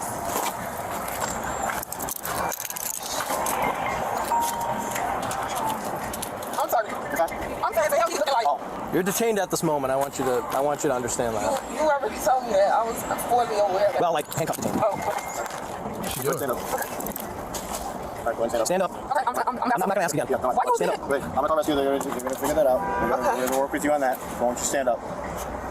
Stand up. Stand up, ma'am. I'm not going to ask again. Okay. Turn around. Okay. Okay, can I put this back? Face him. Face him. Okay. Turn around right now. Face me. I'm facing you. Back a little bit so I can shut the door. No, you're not doing this. You're not doing this. Mike, grab her. Does incarceritis happen? Yes. This is likely a case of incarceritis. Do we treat all potential medical emergencies the same? Yes. You roll medical, let medical figure out whether or not she actually needs to go to the hospital or not. But our primary objective here is still going to be to handcuff her. What did we learn from this whole interaction? Do we let people move freely about while they're detained? No. She was hanging out where we wanted her to hang out. It'd be really easy to handcuff her. We wouldn't be trying to fish her out of between two cars to go handcuff her. She wouldn't have had an opportunity to take her pants off and do all this weird stuff if we were effectively controlling our detainee. Do not allow people freedom of movement. No. Come on. We gotta pull him. Yep. Oh my god. Oh my god. Some unknown medical reason. Hey! You cannot do Listen, that. hey, you've been cool with me, right? Yes. Then continue that. Turn over. Turn over. I'm finna get up. Turn over. Can you help me up? Turn over. Okay, can you help Listen, me I'm up? telling you, it's going to hurt a lot more if you turn over. It's going to be a lot easier for you if you just sit up. I'll have you sit down here, but you are detained, okay? Okay, you be cool with me? She's arrested, not detained, but whatever. Right? Listen, can I pull this up? Listen, listen. You can look right. Yes, I'm just. We're not trying to look up. Just pull that up. I'm talking about this. Listen, Pull it up. You see? Okay, pull this back up. Pull that back up. You're cool with me, right? Yes. Okay. It's not even acting crazy. Just continue that. Pull your pants up. Pull your pants up. Yes. Pull it up. You're not making it easy for yourself. You're really not. You're really not. We know who you are, man. So, what are you talking about? You have multiple. Are you able to sit up? You able to sit up? Yes. Sit up. Can I sit up? Sit up. Can I sit up for a second? Pull your hands behind your back. I'm not going to do it. You pull with me, right? Yes. Continue that. Continue that way, right? Yes. Can I pull my hands up? I told you to pull it up. What are you doing? Hey, your hand. What are you supposed to be doing? No, that's not how this works. Yes, but Do not resist arrest. I'm trying to. I'm trying to. Yeah, what's that going to do? I'm trying to. You're not letting me give you your hand. You're not letting me give you your hand. So let this go. I'm trying to. I know. That's why I'm grabbing your hand. Okay, here you go. Wait, how you pointing? I'm trying to do that. I'm not doing it. Hey, you hurt me. No one's hurting. No one's hurting. You are making this hurt. You are. She's calling you. Let go your hand. I'm trying to cuff you like you said, right? You want me to cuff you, right? Yes, I don't want him touching me. He is doing a semi-decent job of trying to de-escalate the situation. The problem is we're doing it from a position where she has all the cards, right? And it's a complacency thing. I guarantee you, if this was a man, this would be going very differently. I'm talking in identical circumstances. Coming out of the Lululemon with her little bodysuit on, the whole nine. Butt crack hanging out and everything. Right. We'd have done dragged him through this pavement. I'm not advocating to have dragged her through the pavement, just saying it would have been way easier if we never got there to begin with. Right? Effectively, she should have never left the store. Right? Like, unless they needed the car, like let's say the car was part of the investigation, then sure. But this is wild work. The hand, man. Just grab Now that look hand. at it. We're not going to be. We have to move her out of this crevice. Deputy's God, bare ass. Lord.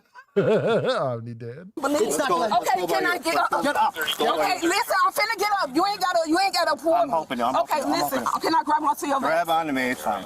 Okay. Ready? Okay. Now turn over. No. Face the vehicle. Turn over. Face the vehicle. There you go. There you go. Now this is all messed up. Hold on. What am I being detained for? Retail theft. I told you that already. What the? I gotta undo this, okay? So it doesn't hurt you, okay? Well, you the one that put it on me like that. It's bleeding. What the fuck you want me to do? Resist. Idiot. Stop. Don't Like, be what the moving. fuck? If you don't be quiet, they're going to make it hard. Okay. Wait, let me fix it. Sir. Stop. I got my shit's bleeding. What the fuck you want me to do? Resisting. Stop. Do not. Stop. Hey, you don't need your hand down there. Let me just put your pants on. Thank you, man. Shout out to this random lady that's like sternum rub. No, Dylan, no. See, Dylan, that's how you end up with a complaint on your hands. You stirring and rubbing some lady in the chest that's resisting. That's a great way to end up with some days off. Just listen to the men. Don't move because it's going to lock and it's going to be tightened, okay? Don't move. Don't move, otherwise it's gonna hurt. It's going to tighten. Do not move. We're going to have to take her back to the squad car. We're going to go this way. We're going to go over here. I'm trying to help you. Wait, I gotta sit on some sauce. No, you're sitting there. We're not doing that. We're not doing that. What about EMS? Sit down. I can't. Why you being so? Why you acting like that? I didn't do shit to you. You don't even know me. Hey, I don't have to know you. Okay, don't act like that to me. I didn't do shit to you. I can't sit on my butt. I'm saying you drove here, you sat down. Yes, and I own nothing hard. It's hard to see. That's soft. We don't got anything to talk about there. I mean, The suspect, whose real name is Khadija Terry, has an extensive criminal history involving multiple retail thefts and fraud cases. In 2015, when she was 21 years old, Khadija attempted to use fraudulent gift cards at a Walgreens in Indiana. When police were called to the Walgreens, they found 32 MasterCard and Visa gift cards in her purse. Before being brought in for questioning, Khadija told police she was pregnant and experiencing pain, so she needed to go to the hospital. However, on the way to the hospital, she jumped out of the ambulance. When medics Surprise and fries. and police restrained her, she allegedly struck an officer in the process. She later was determined to not be pregnant and was charged with felony fraud, felony battery, felony identity deception, and resisting. She took a plea deal, pleading guilty to fraud while all other charges were dismissed, and was sentenced to 270 days in jail. Then in 2017, Khadija allegedly attempted to shoplift $1,140 worth of merchandise at a Dick's Sporting Goods in Indiana. When police arrived, she reportedly fled in a stolen vehicle and then allegedly tried to run over police officers and rammed a squad. She was then charged with 2 counts of felony attempted murder, 3 counts of resisting law enforcement, felony attempted theft, and 2 counts of felony attempted battery with a deadly weapon. She took a plea deal, pleading guilty to 1 count of resisting and both counts of attempted battery with a deadly weapon, while all other charges were dismissed. She was then sentenced to 7 years in prison. Exactly 7 years later, in July 2024, when she was released, the incident in this body cam footage took place in Illinois. For this incident, she was charged with 2 counts of resisting a peace officer, attempted retail theft, unlawful use of identification, obstruction of identification, unauthorized use of handicap parking, and operating a motor vehicle with no valid driver's license for over 6 months. Then just 4 months after this incident in November 2024, Khadijah was allegedly involved in yet another retail theft incident at a mall in Illinois. She reportedly fled from police in an Audi Q5 when they attempted to perform a traffic stop and then crashed into a Lexus SUV. Officers then removed her from the Audi, and after being transported to a nearby hospital, she allegedly caused approximately $7,000 worth of damage to a hospital bed. A short clip from this incident details her attitude when police attempt to get her out of the vehicle. I'm by myself. I'm by myself. What am I under arrest for? You just fled from me, okay? You're under arrest. You backed into my car, and then you fled, and then you caused another crash. Right, you ready? You ready? You ready?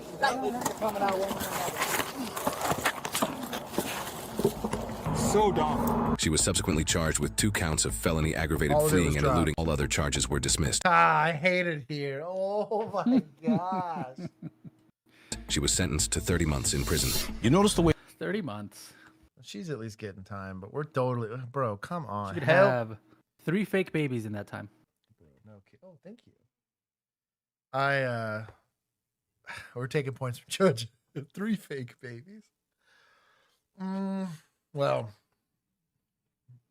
I've heard some stories about some jailers. I got a fruit plate from the wife. Damn, dude. There's probably a little too much food, but it tastes good. It's deputized, right? I'll give him 5.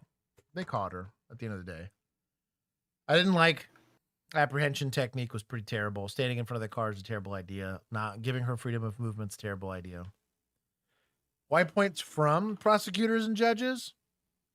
Bro, she has skated on like, I don't know, what was that, like 12 felonies?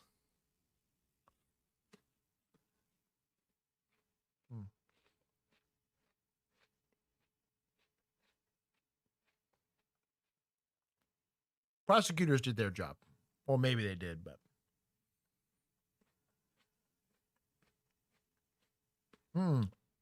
you guys are misconstruing this. The prosecutors made the charge.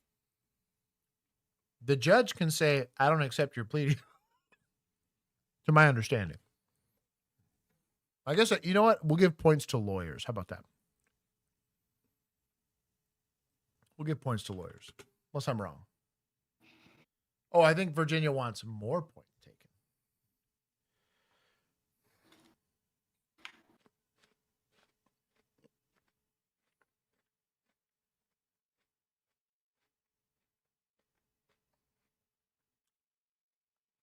Dylan, a sternum rub is not meant to check if someone's having a legitimate medical emergency.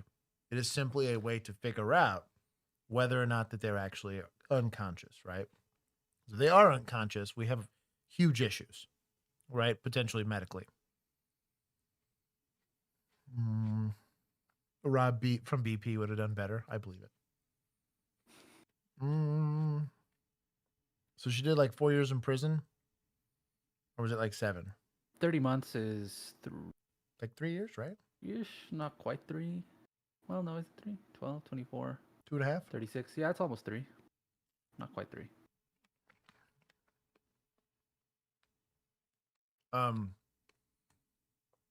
The one good thing to be in the justice system is a woman.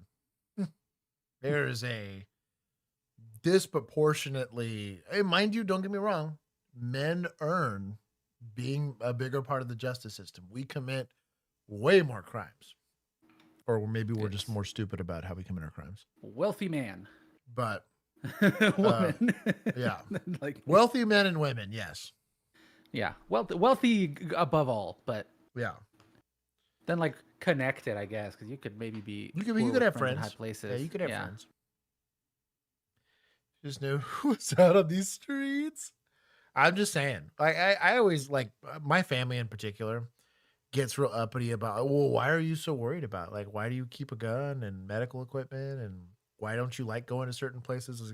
I don't like going places where I had to arrest a lot of people. Bars, you know, sporting events, stuff like that. I was like, I know who goes to those things. I don't want to deal with that. There are places where they don't go, right? But generally speaking, public places are considerably less safe than you think.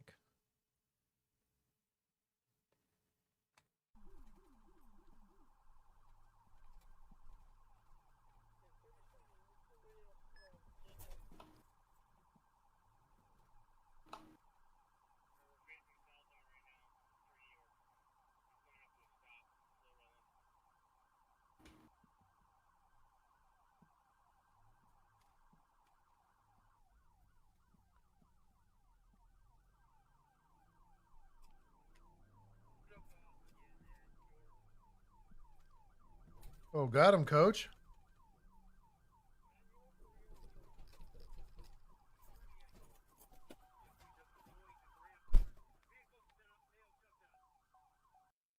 And things have just... Shout out to the grappler. So I guess admin for the grappler existing in their agency, and then I guess PD. I'll give him 10 for having the grappler. That was a successful apprehension, and to suspects for not endangering anybody. They played the game. Well, maybe I get away, maybe I don't, but they were like, okay, I'm not getting away. Okay, here we go. Just changed in such an incredibly dangerous way with young people doing what I just saw you do on that screen. I cannot imagine the fear that person had that was working in that store, that he now has, just trying to go to work, make a living, and go home. And he has 3 people come in and not just grab a little quick something and run out, but terrorize him for quite some time. Pulling him around, yanking him around, putting guns in his face, all 3 of you. I also, in addition to the PSI, get jail incident reports. And you apparently like to fight and jump people, which is what's been happening in the jail. That is not going to help you when it comes to sentencing. So one of the things that the judge takes into consideration, right, how cooperative you were with the arrest. Dude, how you act in jail goes against a lot of what your defense attorney might claim that, well, he feels bad about it or whatever, or like, because their goal here is to not have you recidivate or reoffend.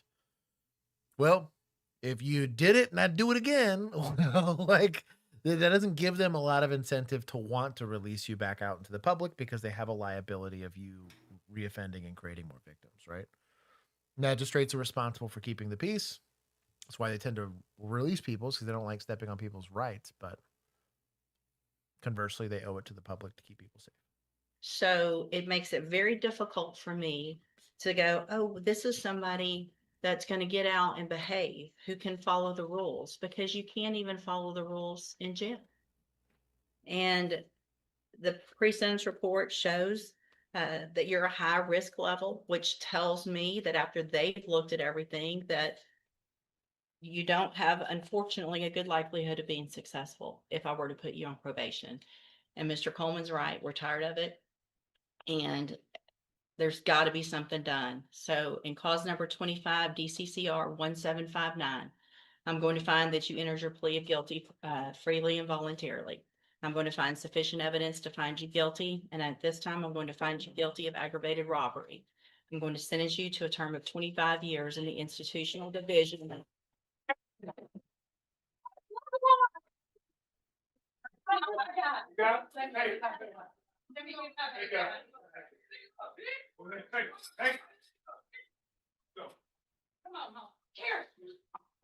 going to sentence you to a term of 25 years in the institutional division of the Texas Department of Corrections. You will receive credit on that sentence for any time that you've been in custody that the law gives you the right to receive. I'm handing you the trial court certification. This was not an agreement. You have some rights to appeal. I have also handed you a written admonishment regarding your ineligibility to possess a firearm or ammunition. Because of the judgment entered against you, you're ineligible under Texas law to possess a firearm or ammunition. Possession of a firearm or ammunition could lead to charges against you. You can talk to Mr. Rojas about any questions you have about that. I am making an affirmative finding of a deadly weapon.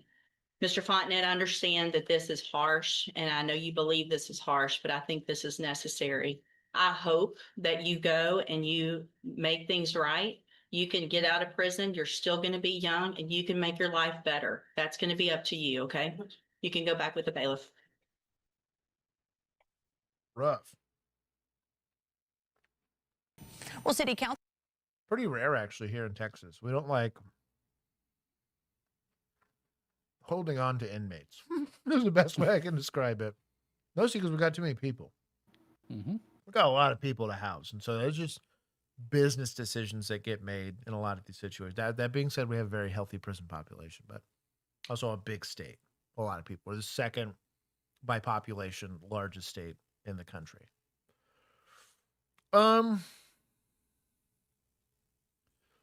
It's within her legal authority to give. How old was he? 18. 18? Yeah. Okay. I guess 18 at the time of the offense. He'll be like is my 45. guess. Yeah. Well, and he probably can get out. He probably qualifies. Earlier, if he's good behavior. Right. If he doesn't screw around and get into fights or whatever. Yeah. I wouldn't call his life functionally over. I would call his life functionally over because he won't be rehabilitated in prison because it's like the worst place It's prison. for that. So he'll come out, find no way to get a job or anything like that, go right back into it, get right back into jail. But if he were to turn his life around, 100% at that age you can. I don't know who sets it for their ability to get parole. Mm-hmm. Isn't there a board? There's probably a board, but my assumption is Like- I don't think Texas has like you have to serve half of it before you can qualify or whatever. Technically, he could serve like 6 years and get out, or 10 years and get out on parole. Hey, Cooperistic, I mean, in 25 years when he gets on his 40, none of us are going to have job prospects. It's all going to be robots and we'll all be starving in the streets. So, yeah, that's true. He might be doing better than the rest of us because he can warlord it. Right. That's true. He'll be used to fighting for everything, scraps. right? And he's going to be like, oh, I was on easy mode. Yeah. She might have saved his life. Never know. I'm going to lay down in the woods in a hole and just be like, peace. No kidding. I'm not built for the scavenging life. I'm going to take points from suspects. Getting in fights Now, do you always get a choice in that matter? No. No. But I'm going to assume probably a little bit of culpability on his side of the thing. I'm assuming a pattern of behavior. Right. Led up to this. I don't think it was a one incident. Right. Council has approved a motion that would see an expanded police presence at TTC Oh, look at subway that. Frag stations. says statistically, recidivism rate drops off a cliff once you hit the age of 30. And the drop is like 90%. So keep them confined past age 30. And you know what? That makes sense because guess what? Your brain's fully developed. You're likely also you're not young enough to be doing most of the criming. Bro. Things hurt. As a young You just man want game. peace. Yeah. I'm 36. All I want is just peace and quiet at this point. I'm working on my mile time and I'm like, oh, this was much easier when I was in my young 20s, Mm-hmm. I'm focused on just longevity and my bones being strong enough when I get old that I don't fall and die. And the motion says it's aimed at improving safety on the transit system. CTV's Janice Golding has the details. We've all seen the stories, violent attacks on the TTC. Last week at Bloor Young Station, there was a violent stabbing. Incidents like this, the impetus behind Councillor Brad Bradford's motion to have the Police Service Board develop a plan to install uniformed officers at all subway stations. The reality is 50% of our TTC customers don't feel safe riding transit shocked they right don't now. have that already. As a result, ridership numbers are way down. The mayoral hopeful safety action plan passing unanimously in council yesterday, which means the Police Service Like our Board will now work garbage on cost estimates public and transportation staffing system we have has their own little mini PD attached to it. And it's not. Dart's I mean, because their I've been on own the agency. yeah, Yeah. and like I've Well, never felt unsafe on Dart, but No, I'm sure I do need a unsafe life things alert, happen, dog. I but need a life alert now, bro, same. just because I want attention. As part of the 2027 budget process. I think there's been enough, at least reported, violent crimes and things like that. So I think for daily folks that are using the services of the city, I think it's a reasonable thing to do. I think it would be a good idea. There's a lot of bad things that happen on the TTC all the time. There's a lot of things going on on the subway. Bro, they like catching these people after taking a run? Mhm. Goodness gracious. Well, they can't take the subway anymore. It's not safe. They got to run everywhere. That's fair. Well, Toronto residents about to be fit. Mm-hmm. Having to walk everywhere. Subways and on the streetcars and the buses lately that it's scary. Another portion of the three-pronged safety action plan would involve updated cleanliness and lighting standards at TTC subway stations. Bradford saying if the TTC doesn't have standards, customers won't care either. We need to make sure that they're well lit so that they feel safe, because if people feel safer, they're more likely to take transit. Meanwhile, the most controversial part of the motion asked the city to declare its commitment to erect platform edge doors across the system to reduce garbage, trespassing, and suicide attempts on the tracks, with work on a multi-station pilot project to begin by fourth quarter 2027. We have actually been talking about platform edge doors since 1990. Still, by some estimates, that project could cost upwards of $4 billion. And while many customers say they support the idea of enhanced safety like extra policing, they do have misgivings about the price. If it's a big expense, I don't think it's worth it. I think that those funds could probably be better spent elsewhere. So don't have any improvements. Yeah. Check DMs. Toronto doesn't deserve points. Comments turned off on all social media platforms. Because of the thing you sent me? Is this the one where they hired the Predator? Oh, I didn't get it. Dylan didn't send it to me. He sent it to you. Fine, whatever, Dylan. I'm banning you. Charged with sexual assault, suspended with pay. He was charged. You gotta really earn getting charged. 3 counts. Ooh. And 4 counts of mischief. What's mischief? Like criminal mischief, or he went hee. Well, he did it. Right. Yeah, no shit. Allegations are unrelated to Ali's on-duty conduct. Also, he did it off-duty. I guess they got to go through the process of firing him correctly. Probably. I'm sure there's going to be like appeals, and it's what was the one we complained about last week? Similar situation. It wasn't that, but right. Yeah, where the dude was they put him on the desk duty for forever. Yeah, that's right. That's right. Because the union fought and kept his job, and et cetera, et cetera. TPing someone's house is mischief. There you go. Toronto had that crackhead mayor too. I like that guy. He was fun. My God. They're gonna get It does bother me to because it is like, I understand that things are expensive, but also like you are paying the taxes either way. What are the other improvements that are you suggesting other improvements that you're going to spend that money on, or are you because y'all are the ones complaining about the damn stabbings on the subway. That's kind of my frustration. Is like, well, how do you think they stop? Just don't take the subway.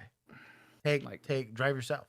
I'm not expensive. A fan of government, but it exists for a reason. Like it's dumb. There are some things that as a society you have to just agree. Yeah, we'll pay for it. Come together and pay for. Like that's the only way they get done. I don't smoke weed, right? I don't drink. Prohibition could come back and not affect me at all, outside of maybe some of my friends being annoyed. Mm-hmm. But like I understand, right? But like I understand why people engage in it, and I don't see a good moral or legal reason to prohibit it, right? And screw it, we can make tax money off of it on sales tax, right? Mm-hmm. Like I'm good with it. Like of all the things that you spend your tax money on, a safer, better subway system seems like a great thing to spend $4 billion on. You know what we spend $4 billion on over here? We're like scrubbing our sidewalks because they have rainbow crosswalks painted. Like I don't care. Amen. Fix the damn potholes next to them. How about that? Or freaking, could you I imagine? don't know. Could you imagine? They take freaking, some of that money and fix the road. New Braunfels was sending like millions of dollars to Israel for no reason. Like, what are you doing? Yeah. What are you doing? Like, not some millions of dollars. I think it was like tens of millions. And that was I think Texas sends billions of dollars, annually. Like, not sometimes. I'm like $4 billion for the subway system. I get annoyed, and this hits me because I hear this. I see this in our like local Facebook chat about the dark station that we have here where I live. Right. And I'm like, I like the fact that I can hop on that, and if I want to go to the fair, which I haven't in a while, but like if I just want to go to downtown, I can hop on that, not have to drive, go get wasty pants, and come back. Right. Like, it's no biggie. Or just go and put my bike on there so we can bike around, or just walk around, or when I have family visit. Right. Like, it's a nice thing. And yes, there are sometimes homeless people there. You know how you fix that? Other ways. Yeah. You don't just get rid of the whole thing. That is a useful benefit to the city. That's so dumb. I have other problems with like the fact that they didn't build anything around it, so you just that is land scummy. in an empty parking lot. Yeah, that is which is a scummy. big problem with DART in general because of NIMBY nonsense. But yeah, I have gripes with people just not because like this is one of the few benefits you get from a government where you can see an actual direct benefit to the public. Public transportation is not good. Facilitating the mobility of your residents is. Whether that's done privately because you have a rad economy where everyone has jobs and can afford their own car, and then you also build infrastructure like good roads and parking garages and all that stuff, it's associated with you're going to need more cops and you're going to need more stuff because the more people that drive, the worse it gets for traffic and accidents and whatever. And or public transportation done correctly it's an expensive thing, like military kind of expensive. You need employees, you need maintenance, you need upkeep, you need infrastructure, you need infrastructure to support that infrastructure. What happens when it's bad weather? What happens when a rail goes down? Like, do you have contingency plans for that? So I don't want to see just public transportation. I think encouraging and empowering the people in your area to have mobility is. You could accomplish the same thing. I think the benefits far outweigh the negatives Oh, yeah. on public transportation, especially if it's done correctly. When you have bad city planning, it can be that versus a sports stadium. Yeah. You know what I mean? Like, don't get me started. Talk about billions of dollars spent on nothing. Right. And killed a man during a Follow mental up. health call. Thanks for joining us for the news at 6. I'm Keisha Grant. And I'm Mike Heidick. The mayor says the actions of that officer did not meet the standards for the department. Now his fellow officers are calling for him to get his job back. NBC Connecticut's Matt Austin is live in Hartford with reaction tonight. Matt? This one's got Copstagram all heated. Yeah, so Mike and Keisha, the mayor says he fired the officer during his probationary period because he felt. Oh, he was during his probationary period. FTO means like NFTO? Probationary period is going to be post FTO. Oh, post FTO. So like right after you finish the. So technically, you're probationary until you're not, right? So FTO will be a probationary period, but typically, especially he was kind of by himself at that point. Ours was 6 months post field training and all the way through field training. So it's almost a year out after academy. You're still in a probationary status, which means you screw up, that department can just cut ties with you for whatever reason. They could be because you showed up late, technically. They don't need a good reason to terminate you. So based off that alone, you could have fired him for driving too fast. You could have fired him for whatever. They're Gucci. But short of professional standards, but the police union fired back, calling the mayor a coward and warned there could be some dark times coming for the city. So I'm going to take an opportunity and push back on this, right? So do we want our city leadership to support law enforcement? Sure. They should support good law enforcement, not just law enforcement blindly, right? And their job is to set the expectation of what the public, who is the taxpayer, who is the people that are paying for and want a certain culture, and their law enforcement, right? They're the end arm. They control the budget, sometimes hiring and firing, depending on how all that stuff shakes out, because they can put pressure on the chief, right, to do something. But you are not doing the job for the right reasons if you're going to say, well, if you don't do what I want you to do, I'm going to quit.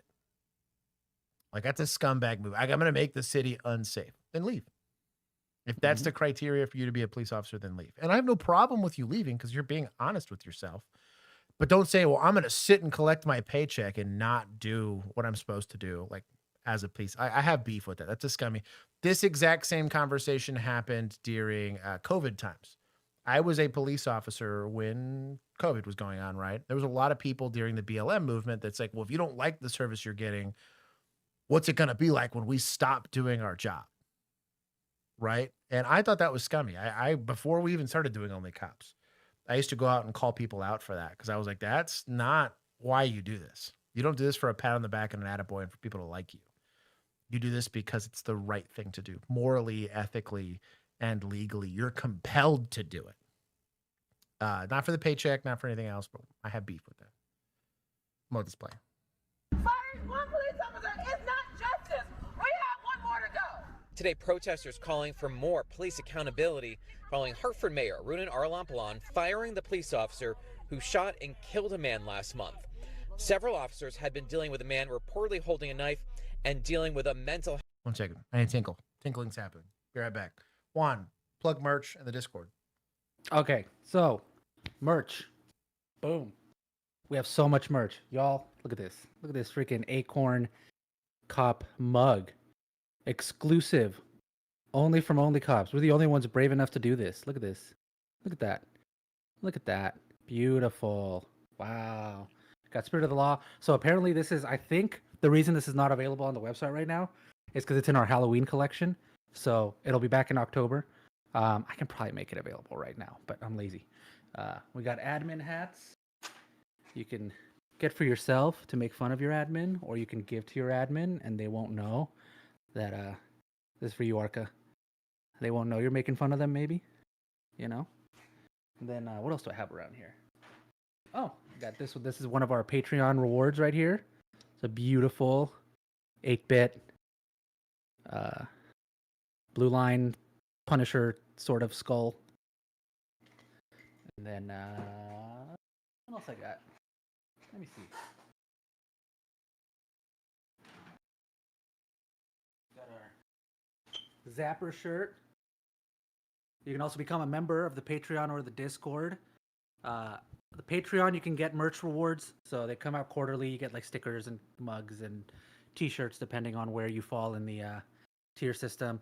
YouTube membership, we don't have access to those tiers here. But you get cute emojis and access to the Discord.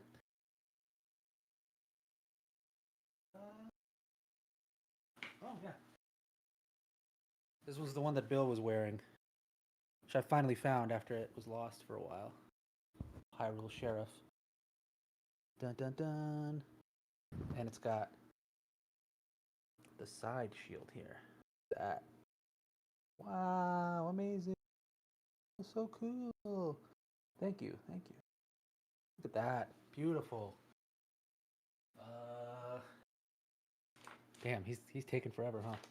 Where's my drug war veteran patch? Well, we got like drug war veteran patches too. We got a bunch of stuff. What else? There's policeman mug. I got the policeman mug. Pikachu not included. You have to catch your own. That's what it says. Got to catch them all. Little taser chew.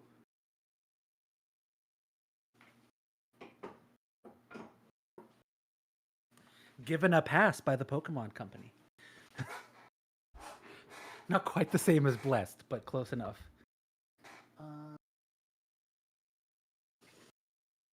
That's all I got. I think he fell in the toilet. Dun, dun, dun. He's usually quicker. He is usually quicker than this. I've run out of merch. Unless I want to just dig through my drawers and pull every shirt out, but then I make a big mess. Let's see. Oh, I have some credit cards here. You want to see my credit card numbers? Your Social Security card. Gift card. Well, Taco Bell gift card. Oh, you want a Windows 10 product key? Look at that. Nobody else gonna give you that. Wow. No other cop channel will give you that. Let's see. Look at this. Rechargeable Dave & Buster's card. Yeah, look, just copy the code. Maybe there's something on here. Who knows?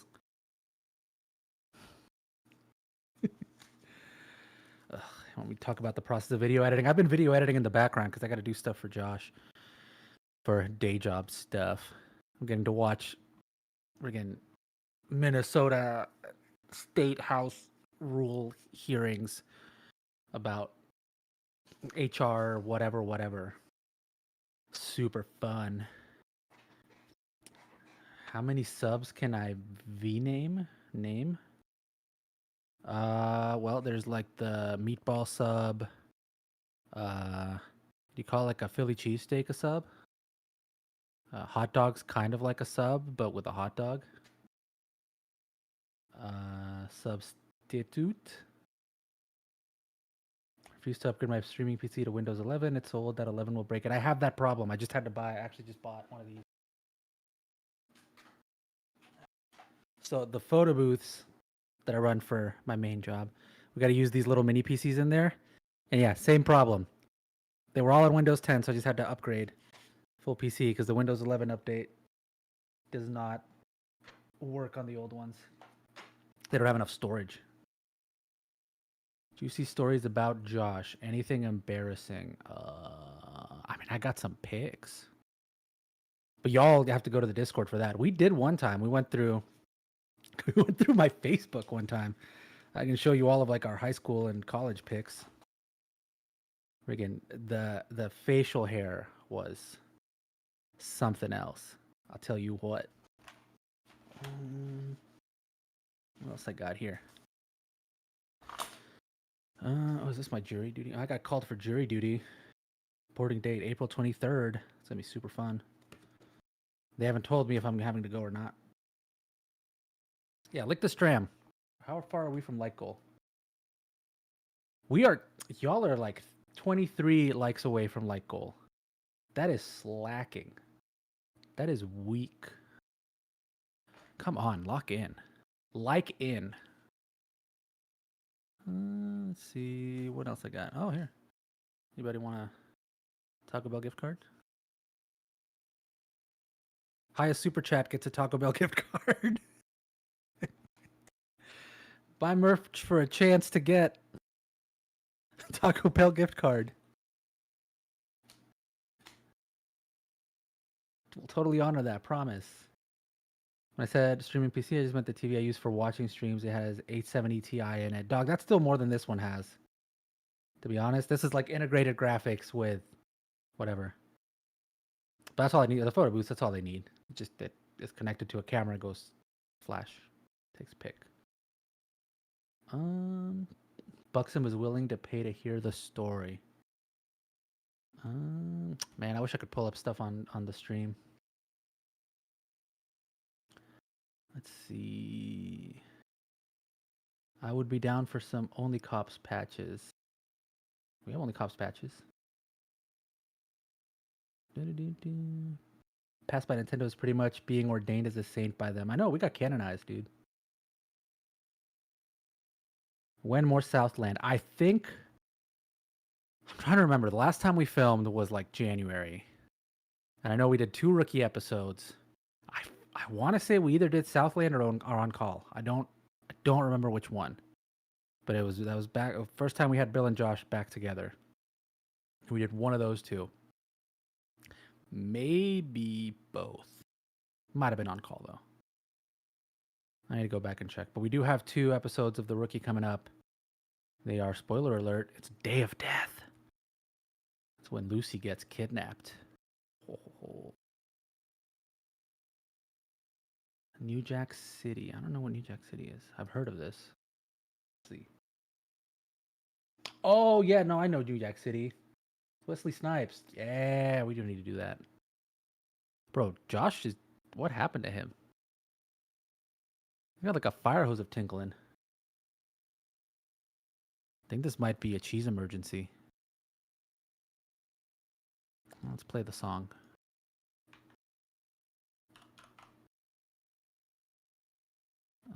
Oh, where'd it go? God damn it! Same shit, different day. I didn't know that was there. Because Josh can't stop himself from cheating. Na na na. Da da da da da da da da da da. Let me text him. Are you dead? Dun dun dun. Are you dead? There we go. If he's dead, he'll let us know.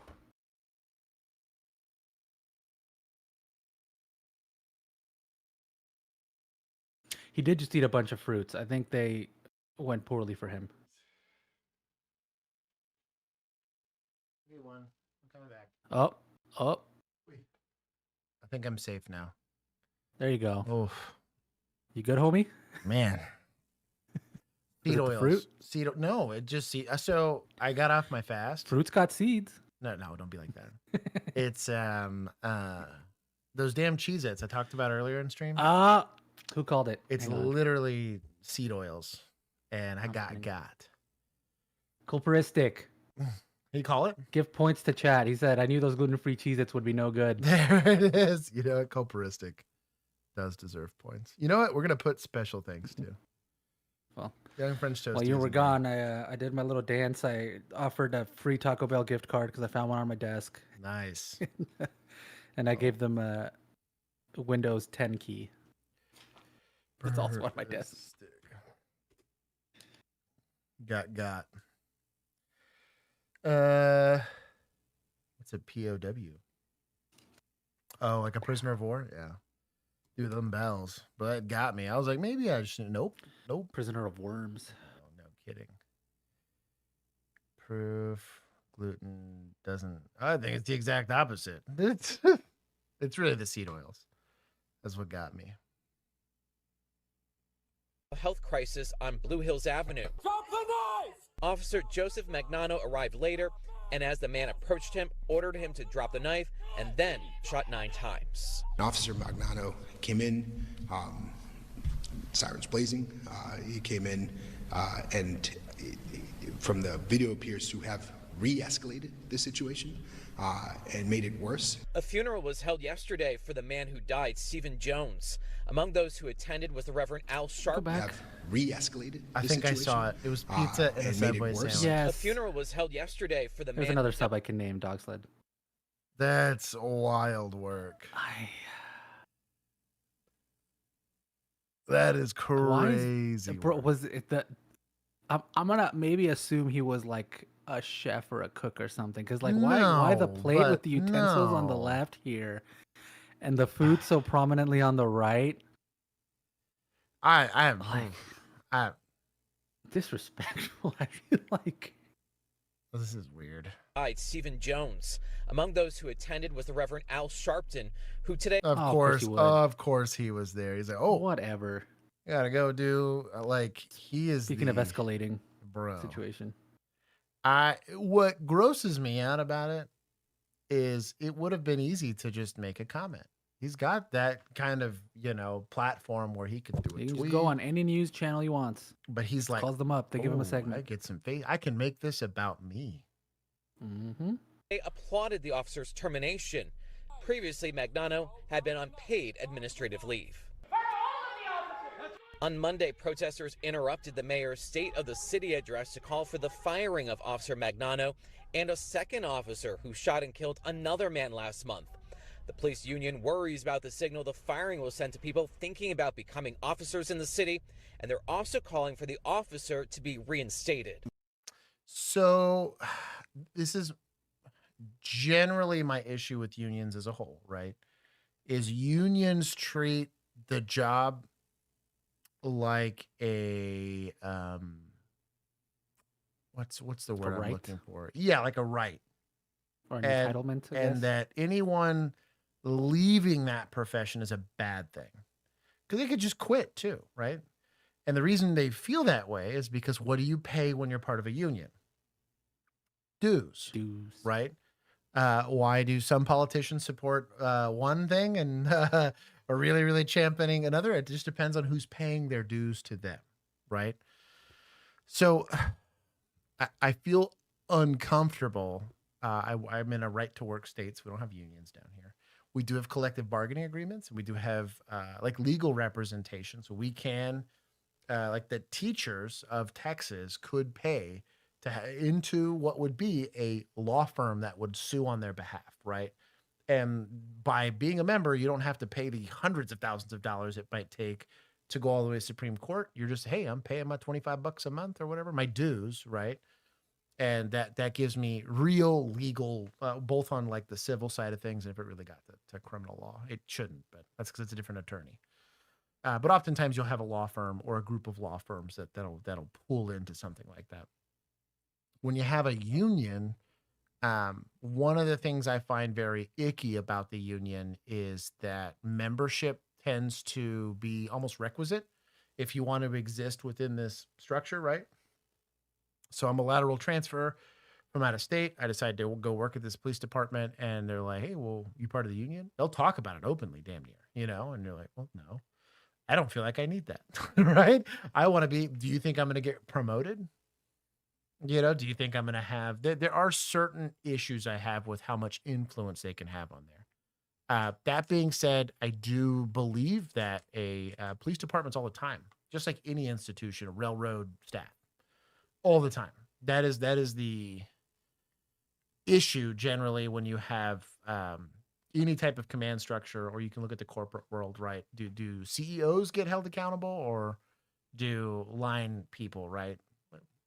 Typically the turnover, though turnover's high in all segments of that, except for oftentimes like the people actually making the product or facilitating the service. But in these environments, almost everybody gets fired all the time. But I would never work at a place that treated it this way, right? If I'm in an agency that doesn't agree with the use of force decision I made, I don't want to be at that agency. Ultimately, if I would have booped this guy, right, with my patrol car, and they fired me for that, I wouldn't want to work there. To be honest, right? Like, I'd just go take my happy self over to whichever chief's like, I think that's a travesty. I'd love to have him here. I'm like, well, good for you. I'm in the need of a job, right? Conversely, if he's going to get charged, which I don't think he is, No. I could see more of a legal argument. I don't think this guy said, we talked about it when it happened. It is not unreasonable to believe that he was in fear of serious bodily injury. I do think the other officers exhibited a lot of courage by choosing not to use the lethal force option for as long as they did, right? Because they're buying this guy as every opportunity possible. The problem with it is that those officers' conduct testified against this fourth officer that showed up, right? Because all three of them, who are all trained and certified by the same agency, handled that in a very specific situation, potentially demonstrating the expected emergency response standard for that agency. And that's to de-escalate and try to, act as a buffer. I do think they gave this guy a lot of leeway on how much he moved, but if that's an attempt at de-escalation and they're comfortable with that, knock it out. But I don't want to be on Al Sharpton's side of this, but you know what I mean? Like, this is the unfortunate reality of that, is that of course the police union is going to want him to keep his job. Of course the police union is going to want this guy to stay on paid administrative leave, even after he's being, prosecuted for sexually assaulting 3 different people. He's off duty. Like, that's their job to do that. So, and oftentimes it gets muddy that's what the police officers feel like. And that's what the police union has to say. It's going to be dark times. For all we know, this guy was a scumbag and nobody liked him, right? But you can't say that, similar to the military, right? You can't say that as an officer. Like, the second I become sworn to an agency, if I end up doing that, I lose a lot of my right to have political opinions and publicly. Like, you're going to get a lot more PC answers from me because I now represent an agency and not just myself, right? And that's kind of the whole point of collective bargaining, or having an agent of sorts, right? But I have issue with some of this. No heads up. Tommy, I would disagree that they put him that they let the rookie down by putting him in a situation he wasn't trained or equipped to deal with. He put himself in that situation. He was the 4th officer to show up and did something completely different than the other 3. Yeah. And again, to your point, Josh, that like, it shows that more than likely the training right is on the side of those 3 officers as to what that agency expects. And also, if he was getting charged, I would be with Tom. I would think that's a very crazy different unfair. situation there. If he was getting criminally charged, or if they were going But after this is his like a policy thing. Right. They're saying he violated our policy, or we believe that his conduct was conduct unbecoming, which is a broad catch-all, and I get that, right? But it's a broad catch-all. They can terminate whoever the hell they want. I'm in a right-to-work state. This is why I feel this way, right? Like clearly the culture of the governing body that I represent is going to bias my opinion on this, right? But like, I have no problem with that. I would rather them terminate me than waste my time with me staying there, putting the rest of my career and ultimately putting my life on the line to an agency that wouldn't back me up if I believed that my actions were lawful. I think where I will have a baby understanding with what Tommy's saying is likely there's poor, statistically speaking here, because of where this agency is, there's likely a very low standard of training. And these officers might have gathered that because they were all considerably more experienced, right? Got the opportunity because they lasted long enough to actually get the training or whatever, but they're not really getting it out of academy. They're not getting it out of field training. And did they set this guy up to fail? Probably, but they set everybody else up to fail. They didn't screw it up. There's still individual onus in your, and that's for anybody. Yeah, because I think from where I'm coming from is like to me this is a bad judgment decision. Is it legally? Are you allowed to do it? Sure. Is it and typical use of force scenarios? The dude is walking you down with a knife. Are you fully justified? Sure. Yeah. But the judgment call is you show up as the last dude when there's already 3 other people doing something, and your judgment is to decide I'm going to be the one that takes on this call and becomes the leader of the thing that I'm as the least experienced person there. Right. More than likely. And I'm going to decide that it is now, I'm going to decide how this call goes, as opposed to any of them who know more and have been doing this longer today. Like they've been here already. Right. They should have more understanding. If you're showing up that late, you should be asking what's going on. What am I doing? How can I help? Not deciding to take on. And if Tommy could probably back this up, there's a certain big known, well-known agency that we tend to applaud for arrest plans. Do the contact officers not give a quick brief? Hey, what do you got and what do you need? 4th, 5th, 6th officer that shows up regardless of rank is probably like, hey, what do you need? We need less lethals. We need shields. You need an arrest team. What do you want? Lethal cover? I got a rifle, kind of normally what tends to happen, unless there's like a really senior officer and you're showing up on a rookie's call. In that case, especially if it's a spicy one like this, you would take it. I multiple times took calls like this from rookies when I showed up. You could see them just drowning in it, not figuring, they didn't know what was going on. They were unprepared. It's their first time that it's something real. And I remember having a couple of FTOs being like, normally I would bitch about this, but yeah, you probably saved us from getting on the news. Because their job was like, hey, I got to let this guy swim, right? Or tread water, really, more than anything. And he's like, I wanted to get mad because normally I don't like it when people take calls from my rookies, but yeah, let's also not end up on the news, right?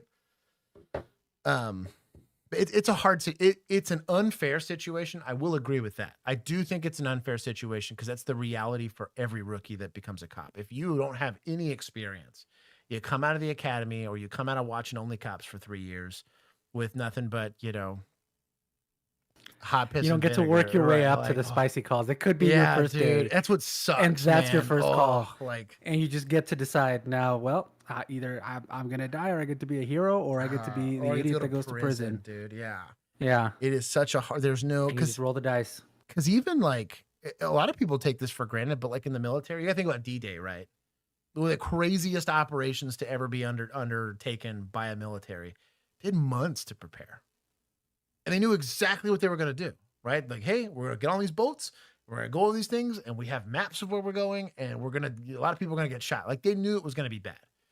Did the people participating in it understand and appreciate how bad? Probably not, right? But they at least had a game plan together. They had time to prepare or ask for equipment or whatever. And it was a shit show, right? All plans die once they face the enemy, right?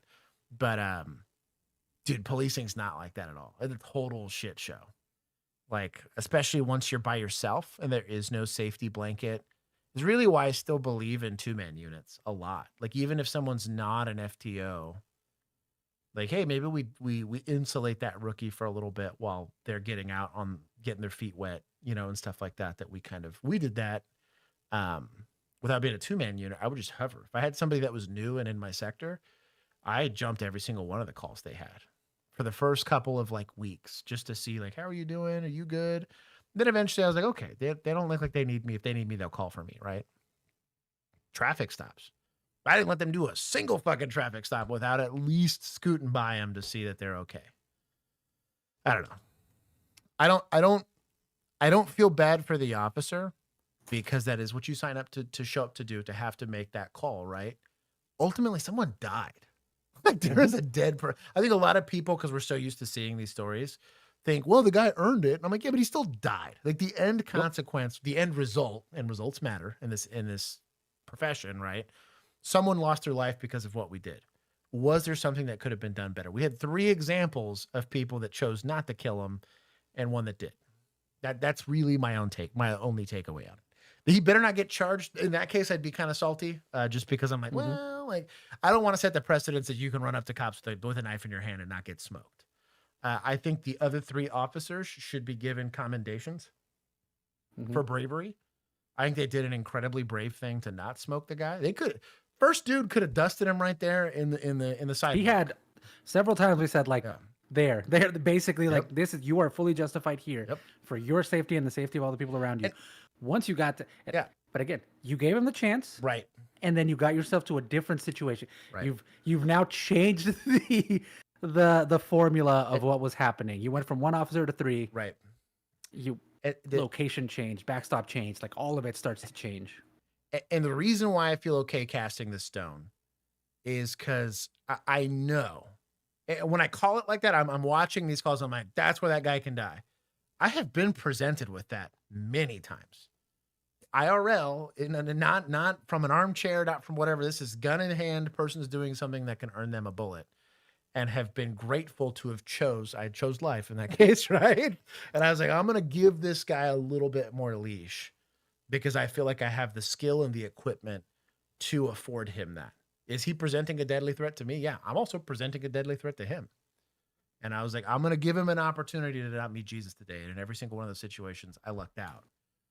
And then some of it I got bailed out. I had other officers that came up to help me,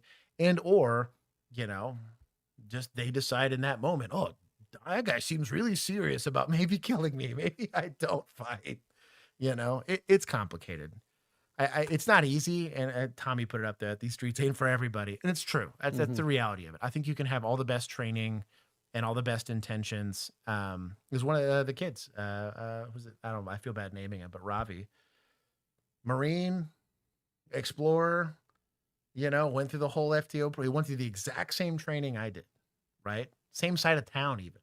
Had some of my same field training officers, and didn't make it 4 or 5 months before dusting some lady on accident. I had plenty of opportunities to do the same thing and didn't. So some of it's luck, and then some of it's on the individual. You're going to have to wear every decision you make in law enforcement. But there's some of it's luck, but a lot of it's just you were built to do it or you aren't. And it's not like a physical thing. It is a purely mental, spiritual, ethical, emotional journey that you have to put yourself on to be in the right mindset. Mystery unfolding in the San Gabriel Valley tonight. Investigators in Azusa are trying to figure out how a man died in the back of a police cruiser while it was parked right outside the station. Fox 11's Laura Diaz, she's live there with the developing story tonight. Laura? Yes, Marla and Christine, as you can see, dozens of people are still assembled here in Azusa. They are family members, loved ones of the deceased, very emotional this evening. They claim that they have not been able to get sufficient answers out of the police department. Here's what they had to say earlier this evening. Young. Eric just celebrated his birthday last week. We don't know what took place here, We know this is where he was found in a car, and he was pronounced deceased here, in front of the police station. It doesn't make any sense to any of us. Thank you guys for being here. Híjole. Very emotional here at Puro Mexicanos. I mean, you can tell by his hat. The hat in the picture. I was gonna say that eagle, man. I know that eagle. I want that Hecho en hat. Mexico hat, right? Golly. one point. They asked us all to leave, even though we had been called here. But a lot of people gathered here today. You can see the emotion displayed. 37-year-old Eric Valencia is dead just days after his birthday. Family members stood in front of the police department. They wept and embraced over an incident that they call tragic. Facts are hard to come by. But family members told Fox 11 that Valencia was found unresponsive in an unoccupied police vehicle yesterday morning, shortly before 5 a.m. That car had been left unlocked. It was supposed to be serviced. Now, reportedly, paramedics had tried to save him when they discovered him yesterday morning, but they couldn't. And according to a Wait a minute. In an unoccupied police vehicle, you think maybe he climbed in it? Possibly, if it was meant for service. But he got like that guy from San Diego or whatever. The guy that slept with his arrestee. Oh, yeah. That he got in it and it shut and he didn't And it have got stuck? Yeah, I wonder. Yeah, because if it doesn't open, I don't know what the LAPD's, I'm guessing they don't have door handles that open from the inside. Oh, yeah. Well, and even If for San Diego so wouldn't. And the only reason I have to make that distinction is we've seen some now. We've seen a lot of departments now that Right. have the handles and do open from the inside for some stupid reason. unjustified spin-off. Stupid. family friend, Valencia had been taken into custody for a DUI but released Okay. for lack of evidence. This is according to a family okay. friend. That was March 23rd, 3 days earlier. The family tonight is demanding answers of what. Okay, so he was arrested on a DWI and then released. Okay. And then you typically get released from the station. That's where the jail's gonna be normally. That's weird. That is very weird. I mean, there transpired? should be security camera footage of everything, right? The vehicle had been left unlocked and should have been secured. Personnel were not aware of the individual. He did get in the car by himself. Bro! Well, I mean, what do you want? This guy effectively committed suicide here. Like, I don't know. How? But okay, I'm curious. What would his cause of death be? Unless it was like, did they release him still fully intoxicated, like I don't blackout know, drunk, and he died of dude, alcohol yeah. poisoning in the back of the patrol Yeah, car? I don't know. Or what? Because like, you're not gonna starve to death in 2 days. No, you hell know? no. Hell no. You're not gonna run out of air in there. I'm It's not thinking airtight. maybe it's hot. It's March. I guess maybe in California, but like, Well, in California, hell no. Then, yeah, think about it. yeah.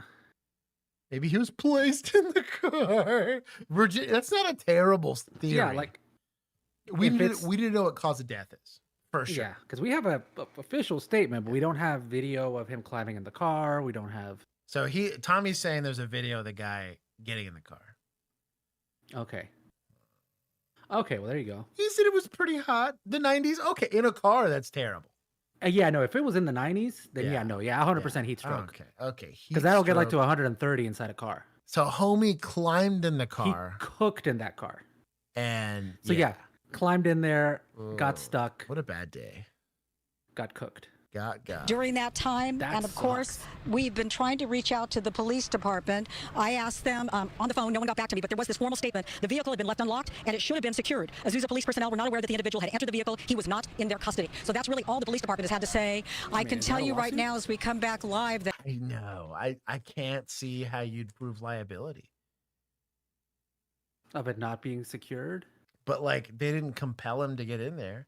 If anything, he committed criminal trespass and died because of it. Yeah, but I mean, this is civil law. So No, what I'm getting it's like at is I'm saying it's like the bank robber that, or not the bank robber, but the robber that, or burglar that right. fell in the house, broke his leg, and then sued the homeowners So kind of situation. I think if he went that route, like let's say the family went that route, Yeah. I'd charge him with vehicle burglary. On the felony, I'd kick it. I'd be like, yo, like you yeah, but is that committed gonna a felony. get- I think it gives them qualified immunity on that charge. Or on Okay. the civil suit. That's what I'm saying. It'd be scummy, but Yeah. I have my salaried attorney, right? Go through the legal process of CYAing this. Mhm. I'm I mean, could you argue professional. negligence? I guess I'd be curious to know if he got in like right after he got released. Did they release him like Like where really he was intoxicated drunk or and should have whatever. known better? I don't think they Or, like, what? can. Now, if they did, Right? that'd be a problem. Yeah. Right. If they released him when If he they're was like, our jail's fucked too up, damn yeah. full, he can walk. Yep. Kick him out of here. In my unprofessional opinion. Wow. Yeah, it's all pure speculation.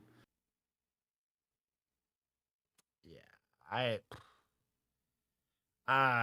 a hard time with it. Now, can it happen where they sue because it should have secured the vehicle, didn't secure the vehicle, and that's a danger? Sure. That'd be like leaving a loaded gun on the sidewalk and somebody yeah, because right? If you don't secure the vehicle, that is police property that can be taken. That could be. But could you? So the argument's going to strictly be policy is we're supposed to secure them. Policy got you violated policy, therefore you were negligent. Right. Therefore, now there's liability. At least, right? There's liability. Probably not like you killed him liability, but negligence liability. There's going to be a fat nipple. These illustrated. Yeah, 100%. Yeah. It caused the death. Yes. Well, and you know what? Because we talked about this in one of the Rook Reacts. I remember asking you and Bill about it because y'all. It was the one where he steals a radio from the car. Yeah, he steals the radio from the patrol car, and I asked you guys like, are those ever locked? And y'all are like, not really. If they're in the parking garage, because it's supposed to be secure. Secure access point. Bet you they start locking them now. Yeah. Interesting. That's wild. Comes full circle. Actually, I think this crowd has grown. When we initially got here, there were about 30 people. At one point, it ballooned up to about 50 people, I would say, who all described themselves as family members or close friends of the deceased. But people want to know what happened. They've hired an attorney. They also said that they had filed a missing persons report during that 3-day period when they couldn't find him. But a lot of emotion here and people upset about what transpired. Laura Diaz reporting live from Azusa, sending it back to the studio. So, Laura, with this attorney that they've hired, are they feeling like they're getting any kind of response, answers? Are they talking at least with the police department, hearing from somebody? Well, Christine, I tried to get the telephone number for that attorney, and I got a very hostile response. It's been a high level of emotion here, from people crying and upset to screaming at us to leave and, unhappy about our presence here. So I never actually spoke to an attorney. I would certainly like to speak to this person, but just a high level of emotion and not able to secure as many facts as I'd like to be able to share with you. So the victim's family and friends aren't happy with media coverage at this point? No, they asked us to leave several times, and then at one point, the woman who did give us a few words there, she said, pray for us, walked over to the camera crews and then said, look, I'm just really upset. We're really upset. And we told her that, we certainly understood her grief. We were actually trying to get the family story out, but it was difficult to do without anybody going on the record. So at that point, they allowed us to take the cameras a little closer, but still we were not mic'd up, so it's very difficult to hear. And she said a few words and that was it. But the emotions kind of run hot. And the family of deceased is dumb. PR, like media coverage, would do nothing but up your chances of winning a suit. Or better, settling out of court. Because then you don't have to pay the lawyer as much. Come on. Is municipals correct? I'll take 5 for the procedure. They're Hispanic. They take the death seriously. Yeah, that's fair. Yeah, that's fair. They're sad. They're sad a person died in their family. They're not looking for a payout. I'm gonna say we're gonna take points from suspects for self-deleting. Probably not fair. That is a culture. So it's really funny because I'm like, it is like a cultural thing that's ingrained in me. Because even when when I got hit by that car that took out my poor Explorer, my father-in-law was like, remember, tell him you got neck pain and back pain, you'll get and then like you can build a case for like injury or whatever. And I'm like, I just want to be done with it. Like I don't want to deal with it. It's like a sucky thing that happened, and I want to just get through the thing. And they're like, no, but you can get. I'm like, I'm not really looking for the extra payout. I really just wanted to get my car back. I was like, I don't want it totaled. I don't want anything. And they totaled it out. And now I'm pissed. And now I don't have a car. Right. That does suck. But I just got the "Are you dead?" text from you. Yeah. I just checked my phone. I left my phone. I wasn't that big of a because if you are, I got to call the media. That's true. Got to make a big hoopla. That's true. I got. Just a few minutes ago, the officer sitting in the front passenger seat was struck and thrown into the air by a suspect so unpredictable that police had to try everything in their power to capture him. But when the incident began, they had no... That is either a rough 28 or like a 40-something. Rough either way. No clue they were walking toward... It's got some methany vibes. A man who wouldn't think twice before killing an officer to save himself. And as soon as they approached him, he accelerated the Nissan Sentra directly toward the officer and struck him so hard he was sent flying into his own patrol car. This triggered an immediate high-speed chase where he soon blew straight through a stop sign at a nearby intersection and plowed into another vehicle without even slowing down. He kept going the wrong way at nearly 60 miles an hour until he slammed into a parked Chevrolet and then straight into a residential home. 3 crashes, 3 scenes, and somewhere in the middle of it all, a cop who almost didn't walk away. Is that him? No, it's not. 740 is approaching angle. Cars be advised to be that Nissan Sentra, same register, Sierra Echo Kilo. Fight for the guy in the car. Do what? Said, why didn't Al Sharpton fight for the guy in the car? Jeez. Well, we know why. Come on now. He pulled up the shade chart. Filosotan. Yeah, he was like, I don't want to. I can't give this eulogy in Spanish. So. Unsure if it went north or south. We're heading north now. If you guys can check south. There's a shark in his. Orange shirt, yellow, bald, tattoos on eyes. Right there. Where? Right there. Right there. We're out when I'm in front of headquarters. Yeah, this is a fish thing. He's coming at you. We got heavy traffic. West on Dukes. Crash. Up the direction traffic. What's your speed? 40, he's approaching Lewis. He's still outside traffic. Truck vehicle outside the road. He's struck into the car on Brooks. What's your location? He's in the yard, I think. Just straight through the yard. Is he disabled? Where is he? Right there in the house. MVC at the house. Get in the house! Get in the house! He's in the back! Pursuit headed to North 4th! Bro, I respect the hell out of this guy. 1, G-Shock watch. 2, scenes, like officer presence when he gets on scene. He's communicating. He's operating operationally. And the second he catches wind of it, bro, this is what Kaya does probably when she sees a tennis ball, bro. Just locks in. Pins the ears back. Gone. I love this guy. Not anymore. She's old now, but yeah, she tries. She gets about halfway and gives up. Oh, I like this. Cutting him off. Headed towards Brooks! Headed towards Brooks! It's the best running body cam I've seen. Like stabilized. He's probably stuck in between here.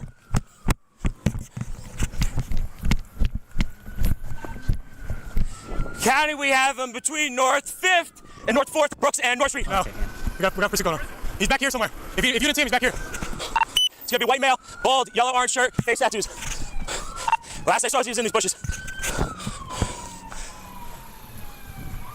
Where do you live? Get in there now. Lock the door. You see him over there? Hillsborough notified. You know? I got one of these residents in a Chrysler at the end. He was right in here. Ooh, White male, orange shirt. Do what? Oh, I was gonna say check the dumpster. It's not a bad one. I'm not sure about the pants. He's right here still. I got him. Where?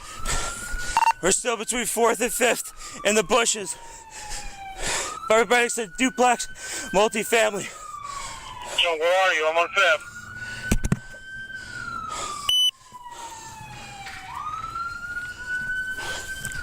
Right here? Where? He's in the basement of his residence now. What? Where'd he go? In this basement right here. Watch that window. It's the basement of Brooks. So we got a window right here. He could shoot out that way. He broke into the basement. The window he broke in's on the other side. He's gonna be inside Brooks. Cars be advised. The east side of the residence is the Bilco door. It's only entrance, exit, other than windows. Good job. He said excellent perimeter. Very good job. He had a knife, had brass knuckles, was looking. He was. To Tommy's point, when you set a perimeter, you set it. You don't want to move around too much because you give them opportunities to slip out of your perimeter. First name basis is 1,000% a sign of a small department. The only access is there. Dude, that window, does it look like he went all the way in?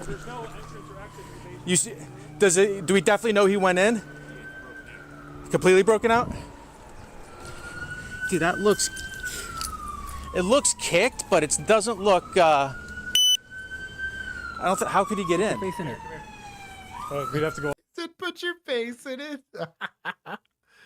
Just throw a canine in there, right? Yeah, exactly. See, you're getting it. Jeez. Oh, we're on the other one. It's more like a $26,000 canine. taller. It'll bite right over. Oh, okay. See what I'm talking about? Yeah.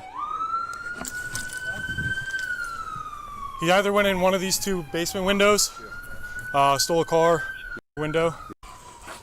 Oh, they did do it. I was joking. I had to open my mouth. Oh. You got the chunky boy too. Jeez.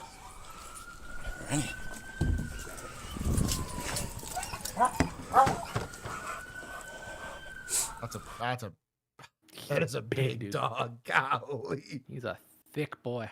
That is likely like a 90+ pound dog. That's a thick one. You want me to get it? Open. And that is a biting dog. And come up.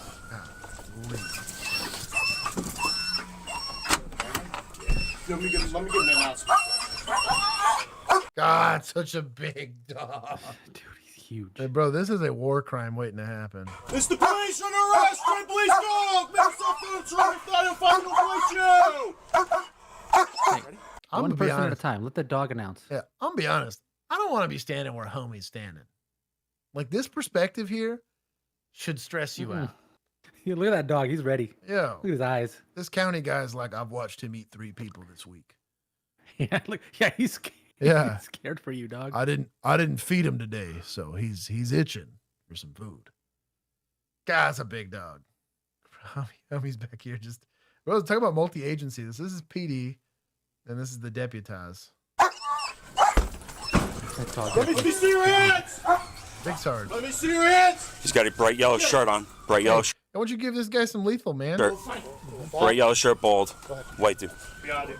Please, yeah. Show me your hands, dude! Show me! Right here! We got all these cops. Ain't nobody helping. Come on out! Hey, dude, make it fast! You got a They want a taser? All right. Oh, they got one?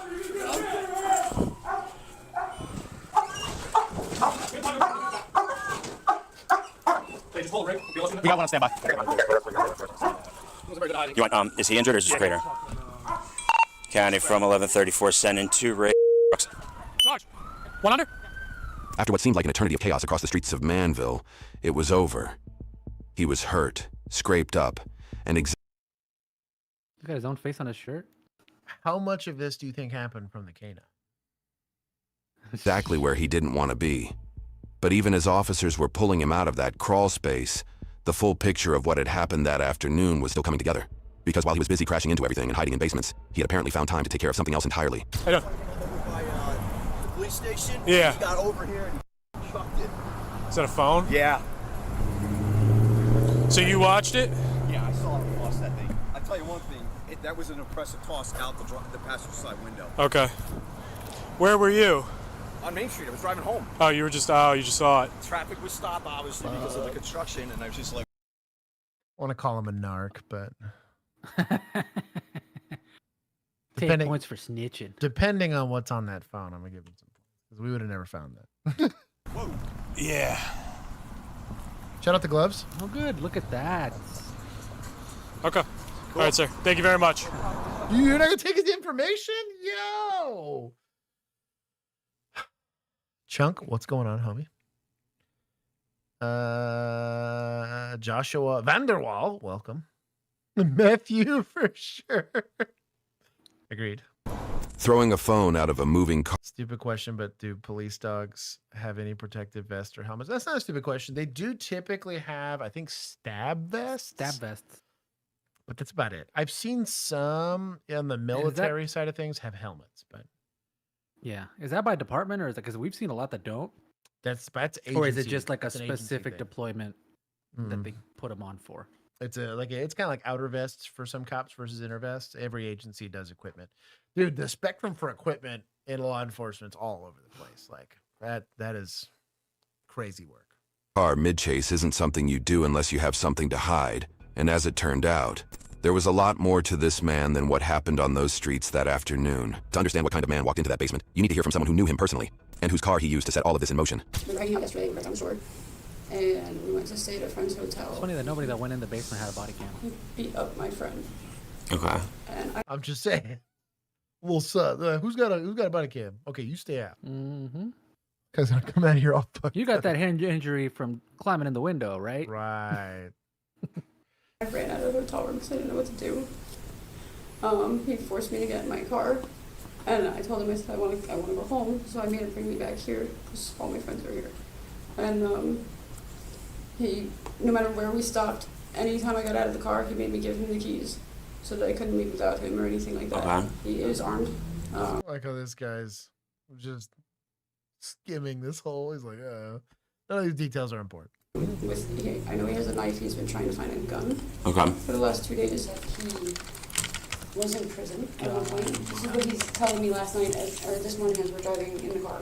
So, I kept saying I was going to pull over and I was going to get out and leave. I didn't care if he took my car as long as he left me alone. And he has your keys. I have my two friends that both stood up, because he tried to come into my friend's shop to come after me. And they chased him out and said, no, you're not allowed in here, and she's not leaving. He doesn't believe in government or driver's license, nothing. You don't say. Okay. Like, I've been trying to get away from him for about a week now. Gotcha. And no matter where I went, he had to be attached to me. Like, going to my house to my daughter, he had to go with me. Okay. He's very paranoid right now. He's been away for like 9 days. Okay. So everything around him, he thinks it's out to get him. Everything's a cop. He accused me of being a cop this morning. And he said that if we were to have a cop behind us, then we were going to high-speed chase until he killed us both. Anything else? He has a death wish, basically. So it was like a suicide by cop. Yeah, he's not afraid of you guys. With the suspect now in custody, the stolen car became the next priority. The owners were brought in to collect what was theirs before it was taken as evidence. And when investigators went through what was left inside, the afternoon started to look a lot more like a miracle than just a close call. It's definitely a passenger side. Yeah, we got a gun. Man, I'd be pissed if I was these guys.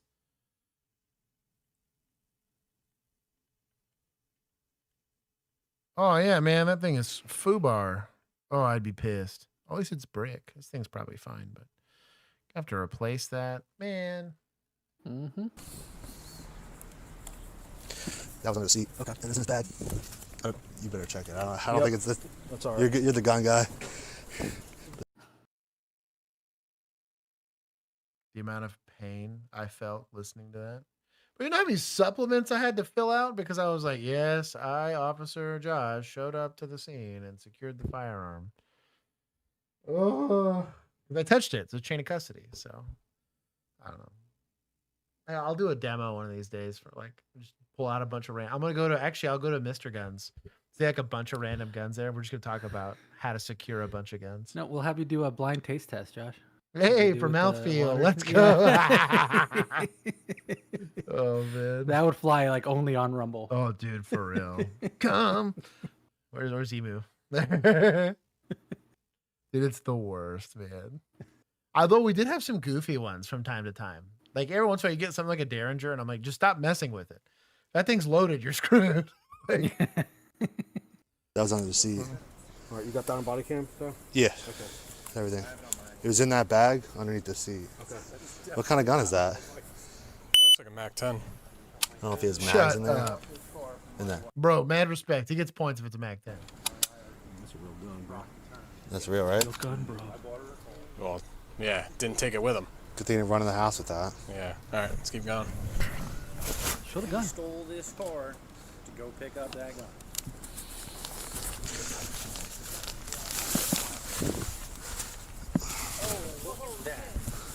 Weird lunch. Whoa, body armor. Oh no. Just pick that up with that gun. Supposed to have that. Jeez.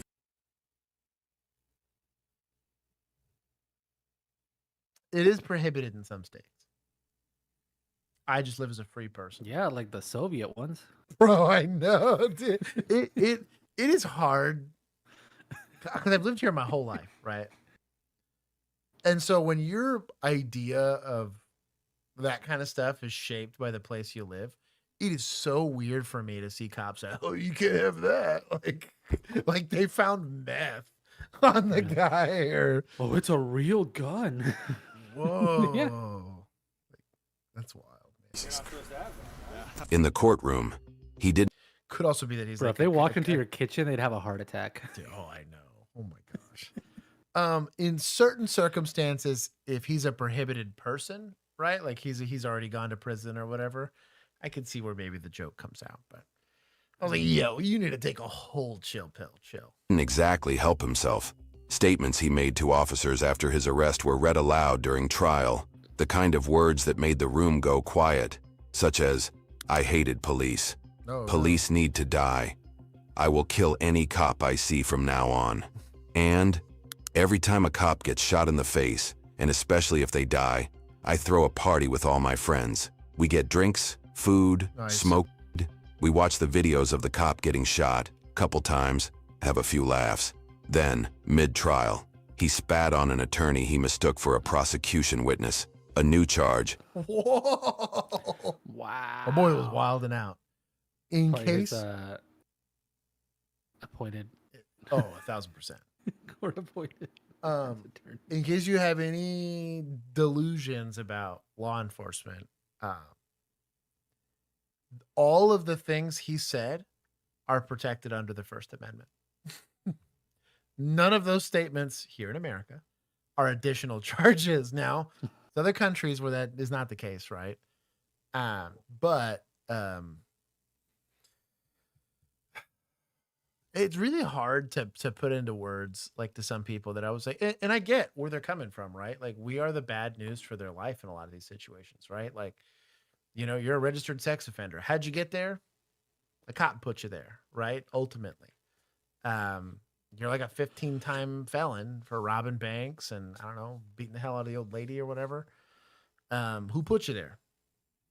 Cops did. Like, we are the bad guys in some people's stories, and that's just the reality of it. Like, you have to get comfortable with that, and understand why. Like, is it irrational for them to not like you? No, because every bad thing that's ever happened to them in their mind, in their life, has been because of you. So even when he threatens to kill, threatening is conditional, right? You're gonna have to place me in reasonable fear of serious bodily injury, which means you have the ability to do it, and the ability to do it places me in reasonable fear. You'd be a real hard pressed for that to turn into a charge. Added before the old ones were even decided. The jury took 6 hours. Damn. 6 hours to make up their minds. He eventually got 10 convictions. Aggravated assault, eluding, burglary while armed, unlawful possession of an assault firearm, unlawful possession of An assault firearm. This place kills me. a handgun, aggravated assault of a law enforcement officer, resisting arrest, unlawful possession of a high-capacity magazine, unlawful possession Assault one, Josh. That's exactly Mac 9 would have been fine. Yeah, Mac the 10, Mac 10. Yeah. of a knife, and illegal firearm possession as a convicted Assault felon. As a persistent offender, he could have faced up to 83 years, but for reasons known only to the court, he walked away with 27 years before he's eligible for parole. YouTube thinks you'll love the video on screen. What a bad time. I'm going to give some points here. I don't like the canine usage, but that was technically on county. That was not on state boys or city boys here. But since county was there, I will give them some points. They were able to safely apprehend the guy. The officer that got hit by the car fortunately walked away from that. I don't think they placed themselves there. I think that they were trying to approach the car and the guy took off. There's not much you can do about that outside of trying to dodge, right? Do your Dark Souls roll away from it and hope they miss this, you know? And then we'll take some from suspects for being a scumbag, terrorizing his meth girlfriend and everybody else. Yep. Yeah. Tommy gets it. You guys ever watch that show, OnlyCops? Yeah, they do that spicy segment, you know, the R-rated part they run late at night. That's my favorite, man. It makes me all upsetty spaghetti. I'm watching like, this is terrible. Anyway, I can't help it. I love when they spray a drunk guy. I don't know what that says about me. Some fella in a raincoat. He's out there singing the wrong lyrics to Sweet Caroline, and then I'm watching the cop arrest this guy, and the whole time I'm thinking, you've never done this before, and it shows he's got one cup. He's chasing the other one around like it's a butterfly. It's like watching a man try to put a seatbelt on a snake. I shouldn't laugh. This picture's pretty good.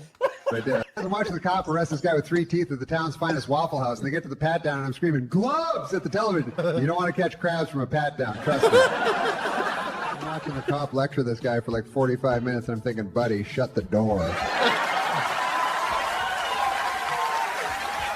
It's pretty good.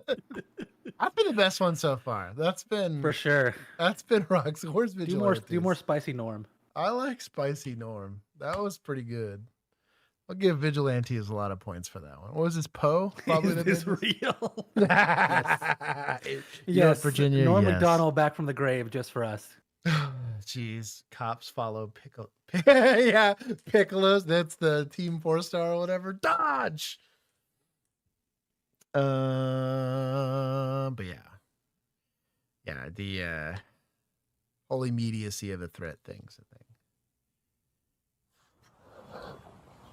Oh, what in the methany?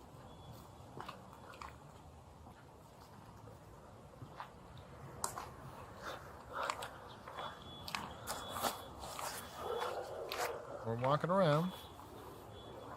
I don't know for what.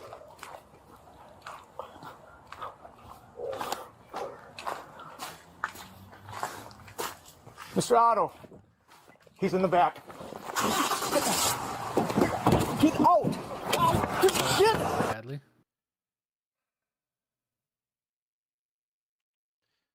So, I'm not saying there's no universe where this works, right? But the truck's already started. Like GG. He's not kidnapping anybody. What are we doing? I got beef with this. Fuck! Dump the car! And not legally speaking, legally, this officer can do whatever they deem necessary to apprehend this individual, right? If I think if I remember this one correctly, he was wanted for a stolen vehicle, and this is where it got caught on like somebody's dash cam or whatever it was, I think. But tactically, this is functionally stupid. Get the fuck off the car! Get out! Jump. You better stop! Stop! Fucking... There's somebody in the car with him.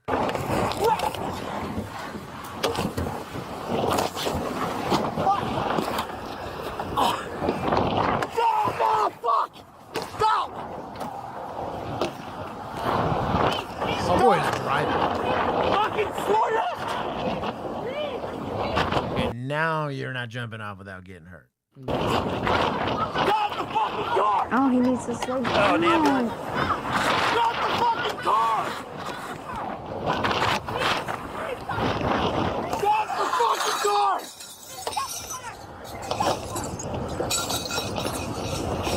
Stop!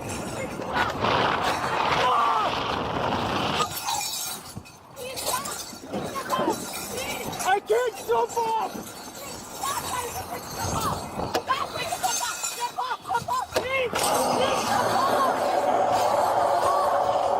That's wild work.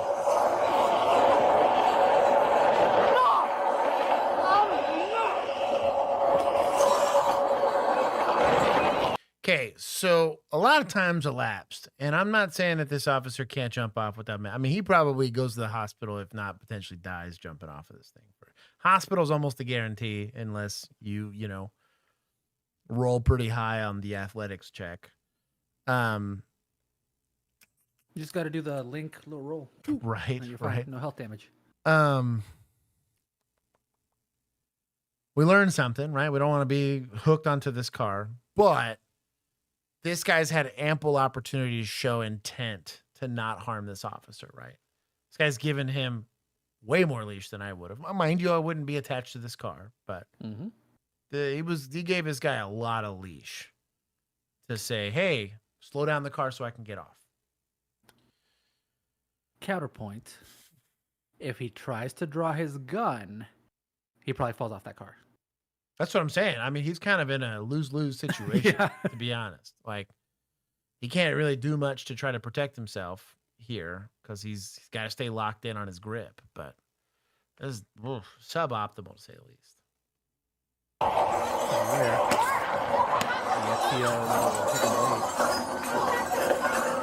going to fucking shoot you!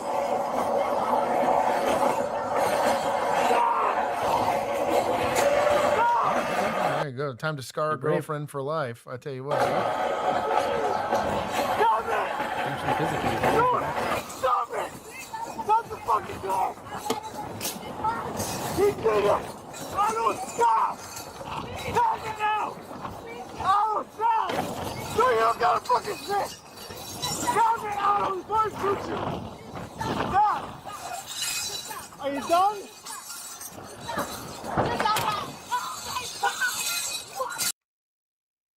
Hey, got him to stop. That's kind of wild. I did not expect that to go well, to be honest. Temple index. Yeah, that is the use there. I think he got fired. Well, he did. He 1,000% did. Yeah. Sudden medical. Bro, for sure scared. Scarred for life. So does it say? It does. Jonathan Otto. A wanted suspect on a parole violation. Parole violation. Why pick there to arrest him then? Yeah. You know? Officer discharges firearm. Wow. Do we know why were they just searching for him? But like, were there multiple officers out there searching for him specifically? Yeah. That why he was That's out my there? guess. Okay. Bro, guy had 21 years of service. That's crazy work. Dang. Still didn't know to not jump on a car.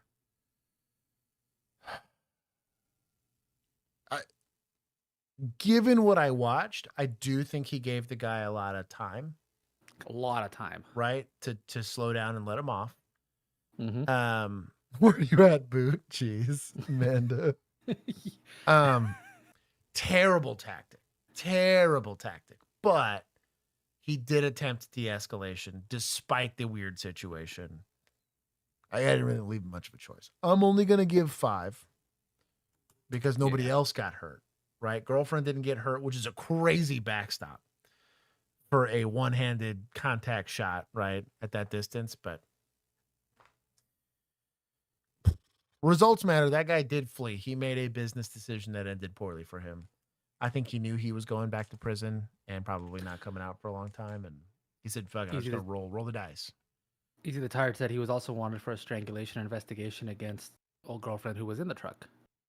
That tracks. Did Otto survive or was that it? Is that off switch? There's 0 way he survived that. Yeah, sustained fatal injuries. Yep. Yeah, dog. Like that is not a good hard time. One. Yeah, that's I'm giving 5 because the outcome was technically the person that earned force was the only person that got hurt. Like to see some retraining on the we don't jump on cars thing. I'm actually speaking of which, I think the baby ask you here, you don't have to say yes or not. But there is a class down at Diddley that is actually, weirdly enough, vehicle extraction. So it teaches people how to pin vehicles and how to forcibly remove people from the vehicle. I have a free invitation to go if you want to help us make some content. So yes, so we can go. We just have to sort out between the wives and everybody. Is there a specific day that we have to go, or is this it's a day when it's going to happen. But we could technically just go on that day, but it's going to be, I think, a 2 or 3 day class. So they'll talk about vehicle positioning and all that stuff. So I can put on a GoPro. If anything, you could probably have the wives help with doing some filming or something. I have like that. 4 of them, 4 GoPros plus a ton of cameras. But we have free license to go, and I'm gonna see if Janice probably hook us up with discounted rates for hotel stays. Hell yeah! So we'll see. If I'm not staying at the bunkhouse, I ain't doing that. But there'll be 400 or 500 cops at the facility taking training. But there was a specific class that I thought would be excellent. I think I got the green light for the boss, but we'll see. We might go to discuss this exact thing, just to be like, hey, these are the foremost experts. First thing I'm going to do is standing right in front of that car. Point a gun right at that windshield. Yeah. The good news is it'll be peace officers. It'll be nothing but police officers taking the training. But I get a seat that I get to go and say, take it for the DHS, open up. No shit. Yeah, so I think that'd be fascinating just because we talk about it so much. Then if I play my cards right, I might go. Yeah, because like I just don't know what he was trying to do with that. Because like through the window that was half closed, what are you affecting? So you know it's your guy probably around like Yeah. here maybe, right? I also don't feel super comfy with the driver's side approach against that wall. But like pin it in. Yeah. It's not gonna pin great because it's a tow truck, but No, that thing's gonna shove you out the way. do but we it's really better approach this by ourselves on foot? Yeah. Get more units. Dude. You're also not the only one out there, supposedly, right? Yeah. Yeah. Climb on the back Mr. Otto. of the truck. He's in the back. Mexican. Got yourself in a chain I'm like somebody disengaged. else I know. Do I maybe pull on this door handle? Maybe. I get that. But then it's on. And then you're like, well, it's on and it's locked. then I'm out. Girl Scout, we're given a plate on a direction travel, all right? Like, hey, man, let's go catch this thing. I got one fling. Yeah, he does have a passenger. I don't know if he's armed or not, right? He's going this direction on this street. Get out! Get! Fuck! Stop the car! That's right there. You could jump off and still be fine. At that point, it would have sucked, but he could have done it. You would have gotten a couple of scrapes, but nothing broken. You're not getting roasted by some jackass on the internet. That stresses me out. Maybe Hey, sir. Maybe I have to go back. You alright? I got an ambulance to check you out. Can you see out of your left eye? For the most part, you alright? This is SBI. No, dog. Are you a medical professional? For the most part, you are. Are you okay? We're gonna get you an ambulance. Hey, sir, you need to calm down. Oh, what? Being a little hysterical. You're getting blood on my uniform. Oh, I is this don't is this appreciate my that. people, bro? I swear, if this is my people. My head was like bruised here and I rumbled. You got lungs all over, brother. He was punching me around the glass. The glass started with that lady there. Why? He was punching her first. I'm checking her quick. Hey, man, I know. I got an ambulance coming for you. I'm okay. Oh no! Hey, you just punched me in the face. Oh my gosh, is she blind? Yep. Oh, I just read the title. Oh, I try not to because I like to. I have unironically watched Going to These Blind. But the second I saw this, I was like, "What's that? A golf club?" That's disability appropriation, Josh. Hey man, How dare you? That's me. But also, this is why. Get one of those get the cane, but you twist it off and it's It's a little sword. blade. Could you imagine? Yeah, you know what's sketchy though? You got a blind person just blindly swing. Like so maybe some people could try to help her. And she's just like, right? Not helping sword wielding blind lady. Crazy work. Police officer, I'm going to touch your forehead, okay? I just want to move your hair. Okay. All right, so you got some cuts on your face. You feeling dizzy, lightheaded, anything like that? Get medical. Why are we even asking these questions? My mouth hurts. I think he knocked on the way. Gotcha. one of my teeth out. Okay, can you open your mouth for me? Yeah, you do have a little blood in your mouth, okay? I have an ambulance coming to talk to you in Manhattan. There was a man sitting next to me, and all of a sudden, I heard him fussing at these two ladies in the back, calling them bitches and saying all kind of nasty things about him, and that made me angry. So I turned to him and told him to not do that, and then he just swung on me. Okay, so you told him not. Super safe public transportation. Why would I want to pay for cops to be here? Etiquette is mind your business. Kidding. Not victim blaming. This is advice That for all one, of this y'all. is exactly what you did. That's in 4 hours and 51 minutes. This is the equivalent of jumping in the car, like reaching in the thing and grabbing on. You're This not- is what you're not wrong. You're like. not wrong. We're trying to educate the Are you public. justified? Sure, Mind your business. but tactically speaking, mind your damn business on public transportation. It's kind of the cautionary tale. I give this to a lot of people that concealed carry. That I'm like, understand the legal liability. You are really burdening yourself. I still, to this day, carry like a legal retainer for an attorney because I carry a gun. Because I'm like, yo, Dustin, that even if I'm 1,000% justified, if I do it in the wrong county, maybe I am innocent, but the courts are gonna make me pay, $50,000 to prove that. And I don't have that just laying around. So I have a retainer. I'm an active person, you know. Fortunately, I know a thing or two on use of force, so I'd know whether I was justified or not. But just because I'm you can beat the rap, but not the ride kind of situation. I'm going to be stuck in county and all that nonsense because you dusted a guy, you know. You get the wrong deputy that's like, well, you can't shoot people. That's illegal. I'm like, well, I'm not saying you're wrong, but my affirmative defense to prosecutions, this guy's a mass murderer, right? Yeah. I was like, yo. And I didn't like his stupid face. Oh my God. No. So I punched the lady. Punch the blind lady. He's in the back and he just hauled off and hit you. I said, don't talk to her like that. And then he started yelling at me. And then he went to go get off the bus and the door was shut, so he started yelling on the driver. From my understanding, I didn't see that part because I was behind, but I heard it. I have an ambulance coming to talk to you just excited about it. Did all y'all see this? Yes. Good deal. Do you mind hanging out for just a minute? Yeah. I'm going to have to talk to everyone if you're okay with it. You're not held here. If you guys want to leave, just let me know because I can talk to you really quick before I go. I got a lot to do before I go. I'm going to have an ambulance to come check them both out first. Is anybody else injured? No. Nobody else is injured? No. I was sitting here. Yep. He jumped up right when he said that, kicked the devil out of me. So you were sitting right here? I was sitting right here. He jumped up and took his foot and he kicked me. Kicked you? How many times did he kick you? He kicked me about one time. He kicked me hard. After he kicked me, they said, you better shut the f up, I'll knock your ass out. He jumped up and grabbed the man off of him. So you essentially saw it. Nothing but working class folks, man, too. Bro, I hate it here, man. Well, that's where it's going to happen, right? It's you're surrounded in the higher density of people, the higher the likelihood. It's just upset me, man, because the people that are victims of like hella violent crimes, all that it's normal to them, you know, and it's just like. Also, where your tax dollars could be going is to making this nicer for everybody. I don't gonna complain. I don't. If it's too expensive, I don't want to spend money on it. That's shame on you, Toronto.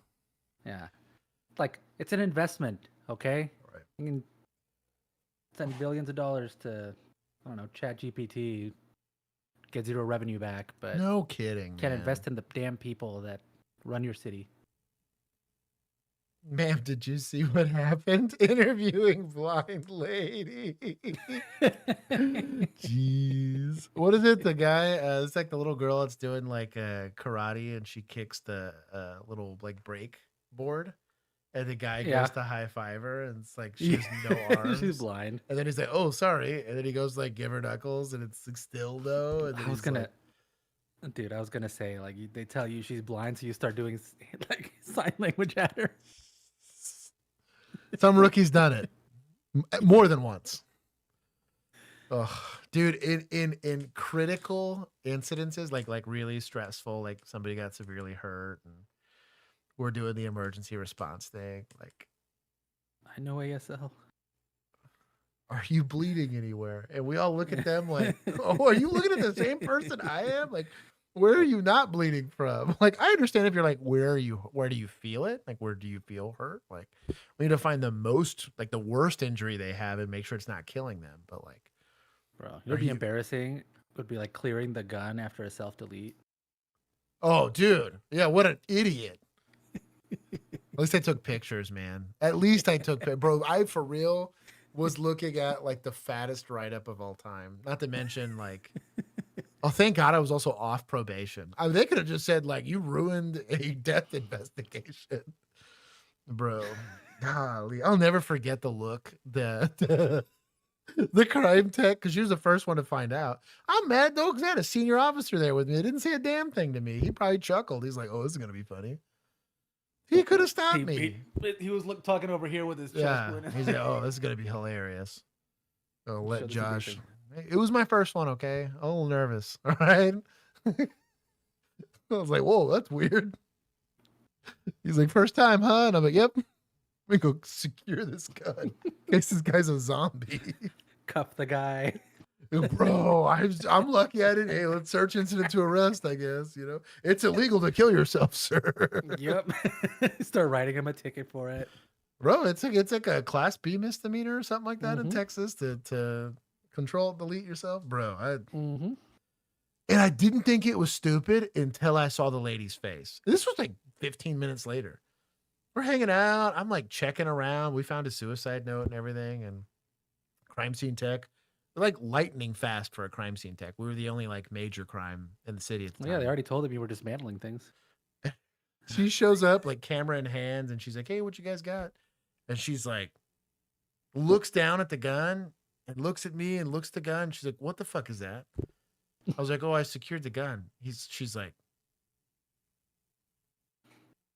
you did what again? Just say it one more time for me slow. Like she was real condescending about it, which I deserved.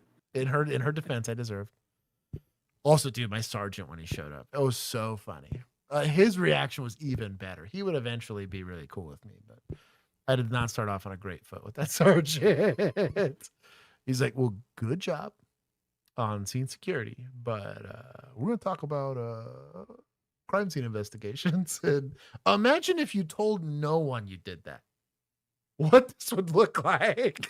There's a guy executed on his floor that they unloaded the gun. And like, this looks like a murder. And again, it was on body cam, whatever, but it was hilarious. Anyways.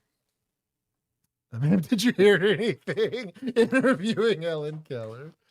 Anyways. Him fussing at them, he jumps up and starts wailing on her. That's when you stepped in and grabbed him. When he jumped over there in her face. When he jumped up and grabbed her. Yeah. When he jumped up and started hitting her, was he hitting her with closed fists, or could you see? He brought her down, bam, bam. Yep, over He that. got down. What happened from your perspective? Well, I saw him punching the lady right there, the blind lady. Oh, he got it. He got. Ooh, that is a bad welt. He was punching her in the face.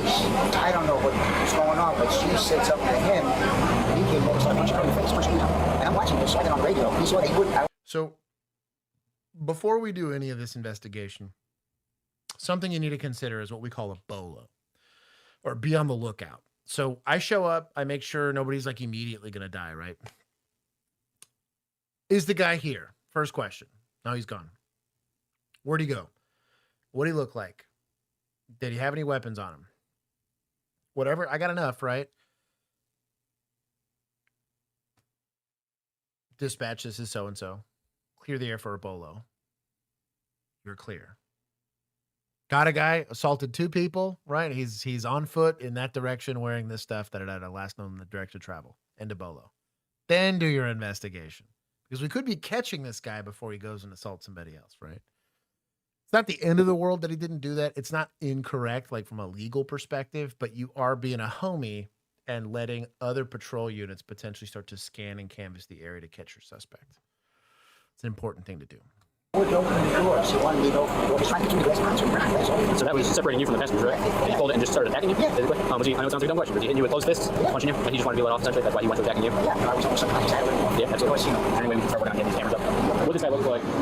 Okay, he had on tan bare pants, tan long sleeve shirt, like a long john shirt, and a blue cap. And his hand said Savannah. Yeah, he got gold in his mouth. Well, he real nasty. He's a nice looking gentleman, but he got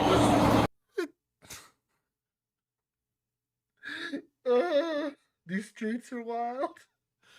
I don't miss these streets. Thank you, guys. She says he's crazy, but would. That's so crazy. Any y'all on the bus? Yeah, we all over. Good deal. I'm sitting back here. Yep. I heard that little lady. Oh, he coming. Whatever. Pulled to the ground by the gentleman in the high visibility vest. Driver tried to keep the guy on the bus so we could get here and take him into custody. That's when the dude just ripped the partition off and went down. He was like, I was losing consciousness, so I finally just let him out. I gotta get pictures of him. If you can work with Kat, I'm getting video footage. If I can talk to female in the black beard and the blue red beard, that'd be. Do you mind if I grab a picture of your face to document your injuries, if you don't mind? Is that okay? That's what you have to do. I do. You're pretty busted up. Are y'all working on getting camera footage? Yeah, we're calling the safety manager because he can get it immediately. Do you mind if I take some photographs of your injuries? Yeah, but can I go somewhere else? Yes. Where do you want to go? Anywhere. Do you want to go sit at the rear of my car? Does this lady know where you're taking her? Probably not. But don't troll this lady and just like move her 2 seats down. But yeah, a patrol car is perfectly appropriate. Juan, did we lose you? Oh, we did lose Juan. He's muted. He might have been talking. I muted myself. I was searching up. Oh, you're good. I didn't want to loud clicky while Oh, we got a like goal. Typing Oh, a ton. You're good. You're good. Like goal. Shout out to you boys. If you double it, which I don't think you have enough people to do. If you get to 150. I'll give you guys No, more. not without the creepy bots dropping slurs. That's true. If they all like away from everyone, we can bring you out there. You may want to go the other way. You got broken glass on the ground over here. I'm sorry, y'all. It's okay. I'm okay. All right. God bless you for holding each other. Yeah. I bet you. While police are getting all the information they can about the suspect, they have no idea he's still in the area just a few blocks away. Well, everyone's out here looking for him, so. It's whatever. Well, what did you see? What happened? He's starting to beating the white lady. Can't stop beating, and I gave her a lot of necklaces. Sorry, is that normal? No. Okay. Not normal. That's scary. This would be my first. We're paid to say that's it's not Frag's normal. friend. Yeah. Why? Because she's Asian? Yes. And she sounds like a tourist. Like, is it normal for them to start beating each other in public transportation? That's Frag's friend. Frag, brief your girl. Brief your girl. Oh, man. I've been here 5 years. That's really scary because blood everywhere. I'm all bloody, you know. I'm Here? gonna get blood on stuff. You're okay. My main concern is if you want to be more comfortable back here, that's fine with me. I'm going to go ahead and turn up the air for you. I'm not going to shut you in. I know it gets a little claustrophobic back here. How you doing, man? All right. Yeah, I don't want you to see how tight a space it is. Thank you for coming. Sorry I wasn't sooner, but Yeah. thank you for sticking around and taking care of her. I still have ambulances coming for you both. Do you mind if I photograph your injuries now? Sure. Any point did you feel like you were going to lose consciousness? I don't know. It was kind of a blur when she started hitting me, but I didn't fall down or anything. You have a pretty good laceration right below your left eye. This is going to sound like a real dumb question. If we can find him, do you want to press charges or battery? I don't know. I don't think so. The other people said it seemed like he was on drugs or having a mental health issue. I don't know. I don't really feel like that's going to help anybody. Okay. So it is a felony offense for not just assault SBI, but also there's an aggravating factor because she's disabled, right? Protected class. Now, if you are in this position as a police officer, this happens a lot where people decide to go be empaths, right? And they're like, well, I don't want to ruin this guy's life. I always posed and this is a scumbag move. I'm going to be upfront and honest. But I would then put the onus of that decision truly on their shoulders. I said, well, if you don't want to press charges, it's totally fine. We're still going to take care of you. You're still my victim of what I know to be a crime. But if you don't go through with pressing charges, the likelihood that he re-victimizes somebody else or you goes up astronomically, right? I can't tell you what to do. My job is just be here to be of service to you. But I'm going to give you some friendly advice as someone that does this all the time.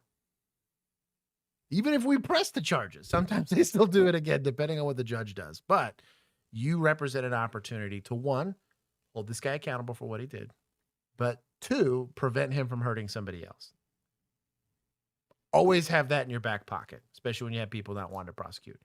Now, it's a domestic. I'm not giving them that speech because I'm taking them anyways, right? But if it's on one of these, what is Dog Sled doing? Lick the Trying to street. say lick stram, but he misspelled it, so he's got to do it again. Django got. Thanks, Dog Sled. Get wrecked. Oh, Sarah got him. For a second, it showed Django. Yeah, they both got him, I think. Oh, they might have done it like simultaneously. Yeah. They have PTSD from the Normandy invasion of our chat. But yeah, I always kept that in my back pocket when discussing this because this does hem up our ability to prosecute. If she technically consents to it, sure, I can still arrest him. It's a felony, right? Mm-hmm. But the judge is probably going to kick it. They'd be like, you had PC, but you got no victim. Right. Like, no. Twinsies. Now if he was taking drugs, ill, and killed somebody, does pressing charges? Yeah, I don't know, maybe. Let's see. Our bus drivers are protected class. They might be actually as a city employee. Oh, because technically, city bus. Yeah, it's gonna be my assumption is if It they're said something like Cat Watch something or other. I thought maybe it was like a tour bus. well, but even if they Not tour bus, but subcontract like it, a- right? They're yeah. still gonna be like of service to community. You might have it's got like a nurse or a teacher or something He's like that. for sure elderly, so that's Yeah. got that. Yeah. So this is what I'll tell you, is if you don't want to press charges and they don't want to press charges, he's probably not going to get arrested. If you do want to press charges, it's not something that's going to require you to go to court all the time or do anything like that. We handle that. He attacked the bus driver, and that's unsafe for everyone. Absolutely. He severely injured the bus driver, okay? And he could have severely injured you more so than you are, or injured other people on that bus. And regardless of drugs or mental health, there's a way we have to act in public. And usually arrest is in the first step in getting some of that help. Well, I won't be able to ID him, but if everyone else can, then I would consider pressing charges. That's a good speech. I don't hate that. He did a good job there. Good on him.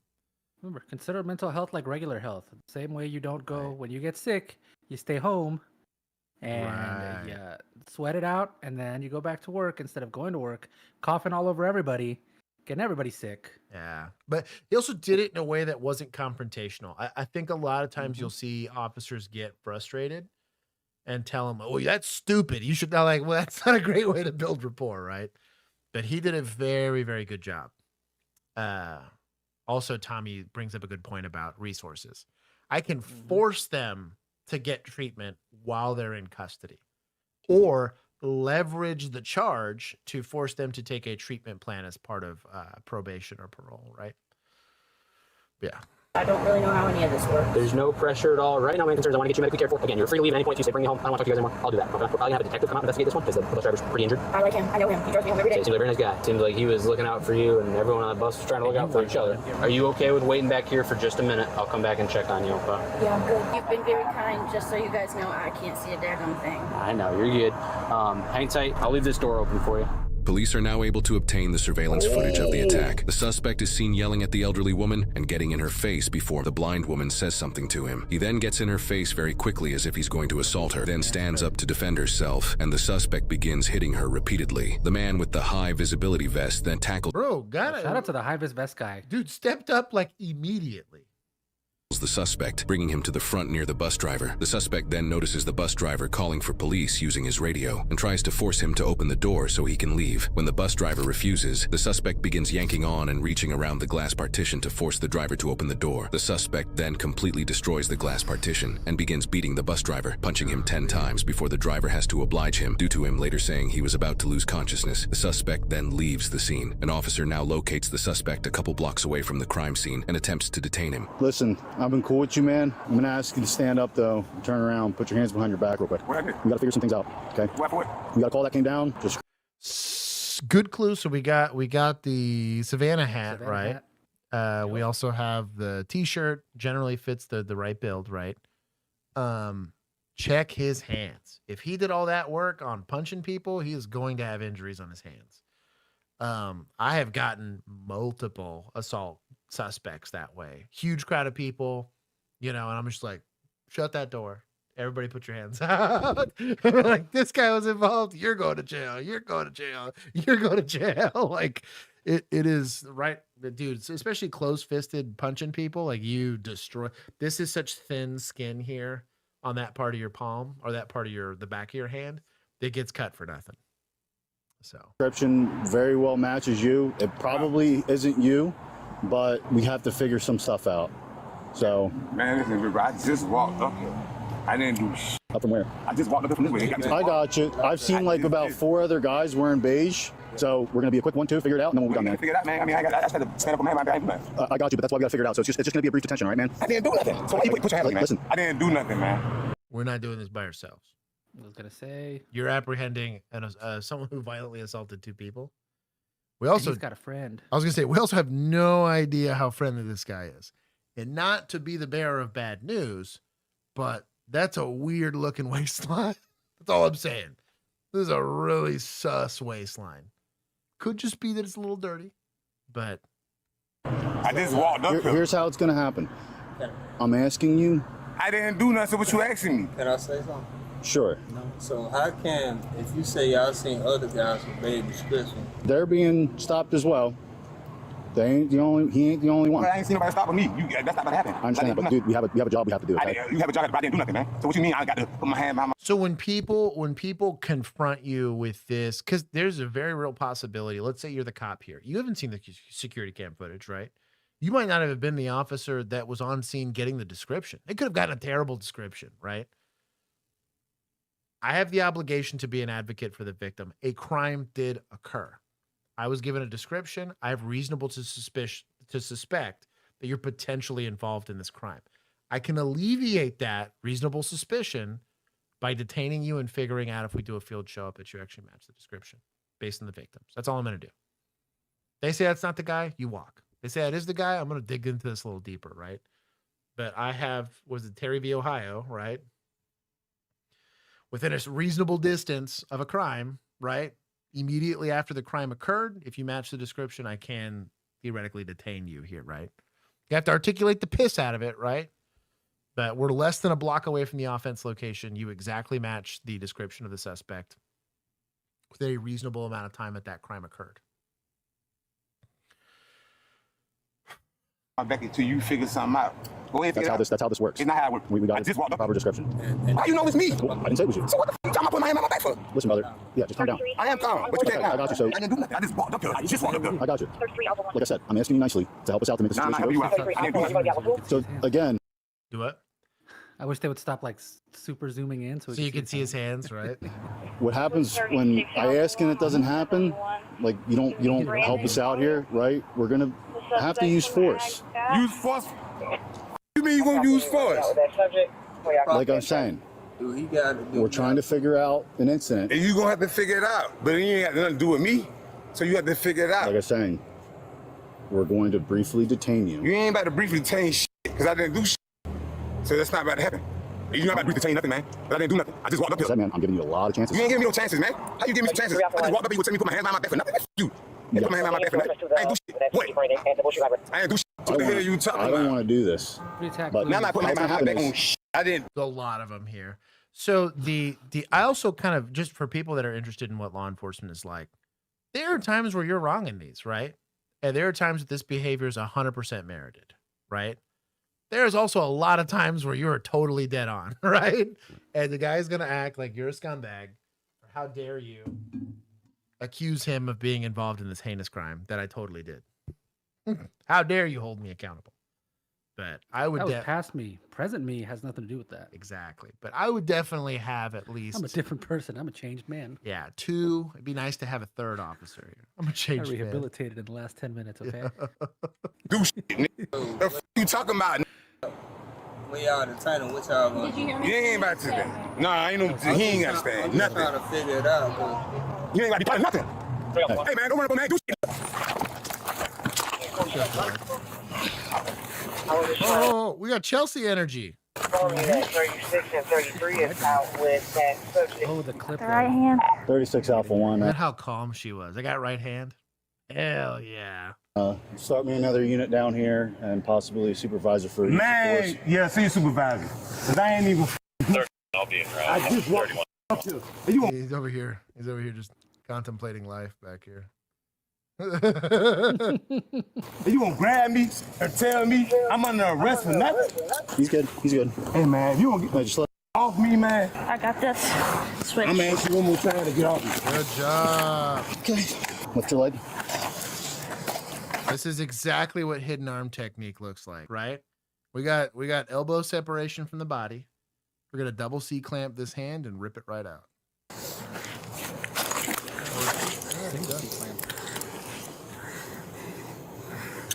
33. We got him. Did you get off the cat bus after getting out of Gateway?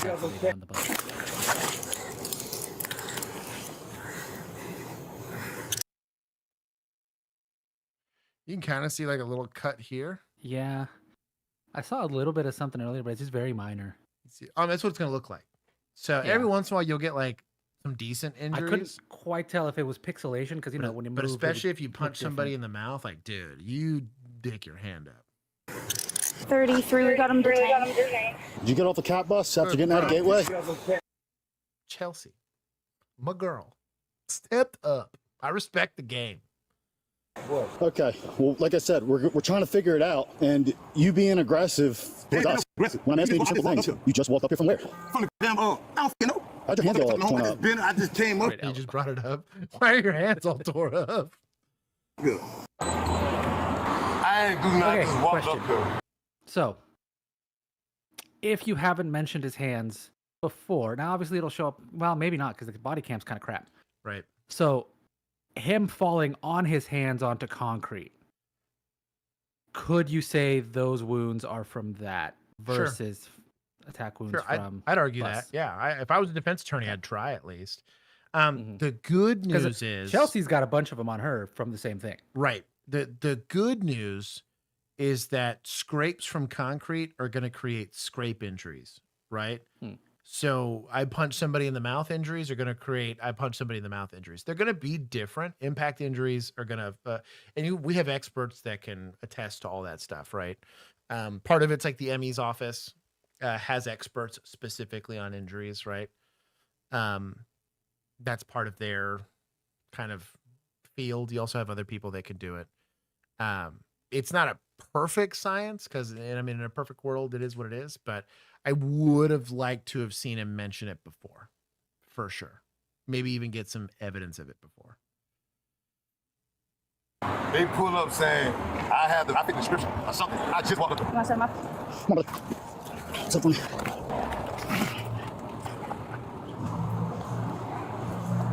Why do you have to do this? I ain't do shit. What you talking Why didn't you just like listen when I was talking to you about How you put up on me and tell me I have the description on something? I just walked up there. You think I'll just make that up?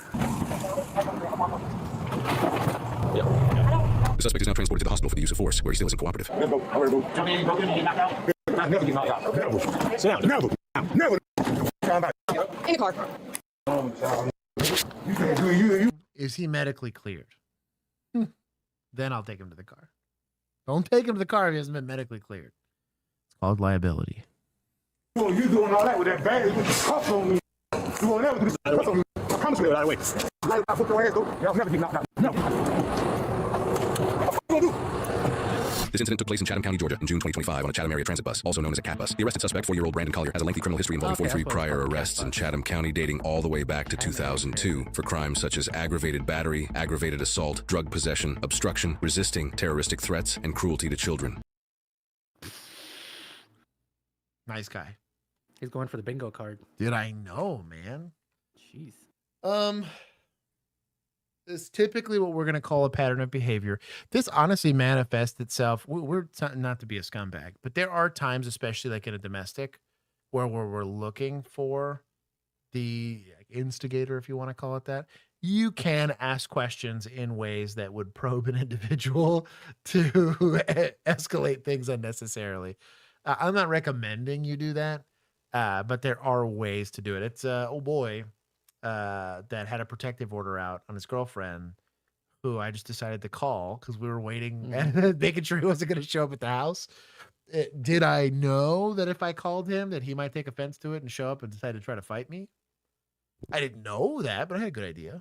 You know, beat the hell out of his girlfriend and made the habit of doing that and had been arrested previous times for the exact same offense for other people. He likes fighting people.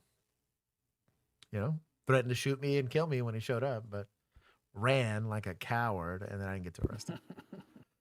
But yeah, there's on stuff like this, you just got to be craftier with it. They did a good job of at least getting out fast enough. I think it's because the guy didn't try to flee. He just like went with the blend in method, and he played hitman one too many times. It didn't work out.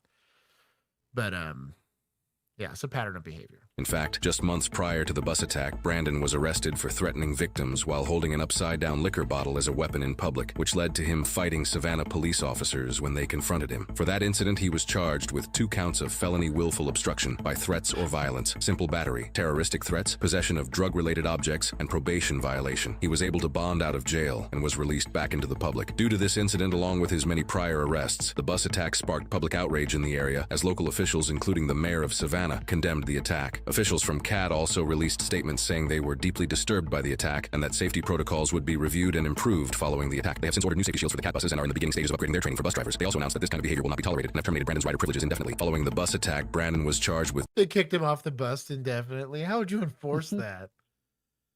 Well, with 2 the new counts training of... for the bus drivers, Right, Josh, they're right. going to have jujitsu. They're going to have... Right. I don't know. Oh, gosh. Whatever. felony training you aggravated get to assault, fight 2 counts like of this, felony aggravated battery, confrontation. felony exploitation and intimidation of a disabled adult or elderly person, felony second-degree criminal damage to property, and 2 counts of obstruction. In October 2025, Brandon took a plea deal for both the bus incident and the incident where he threatened people with a liquor bottle and fought police. He pleaded guilty to 1 count of aggravated battery, 1 count of aggravated assault, exploitation and intimidation of a disabled or elderly person, second-degree criminal damage to property, 1 count of willful obstruction by threats or violence, and terroristic threats. While all other charges were dismissed, Brandon was then sentenced to 10 years in prison and 10 years of probation. That seems fair. That seems fair. And honestly, he's probably gonna on his behavior. Unfortunately, probably not. But they'll probably make him serve half before they give him the opportunity for parole. Mm-hmm. But it gives him time. Maybe he can find Jesus or something. Good arrest. Nobody else got hurt outside of the 2 victims. Right? We were able to find the guy effectively without violating his constitutional rights, which makes me happy. I'll zero us out there. I think that's good. Chelsea did a good job of going hands-on. There was no extra force that was used. They weren't yelling at him, screaming at him, hitting him. Did he beat the heck out of a blind lady and the poor bus driver? Yes. But if he gives himself up, you don't get to justify an extra use of force regardless of what type of crime was committed. So this was good, I think.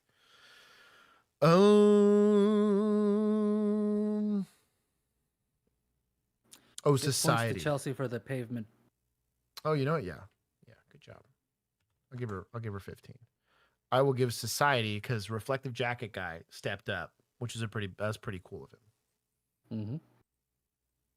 He's not getting a ton because he didn't step up once he started beating the heck out of the bus driver, but he stepped up for the blind lady.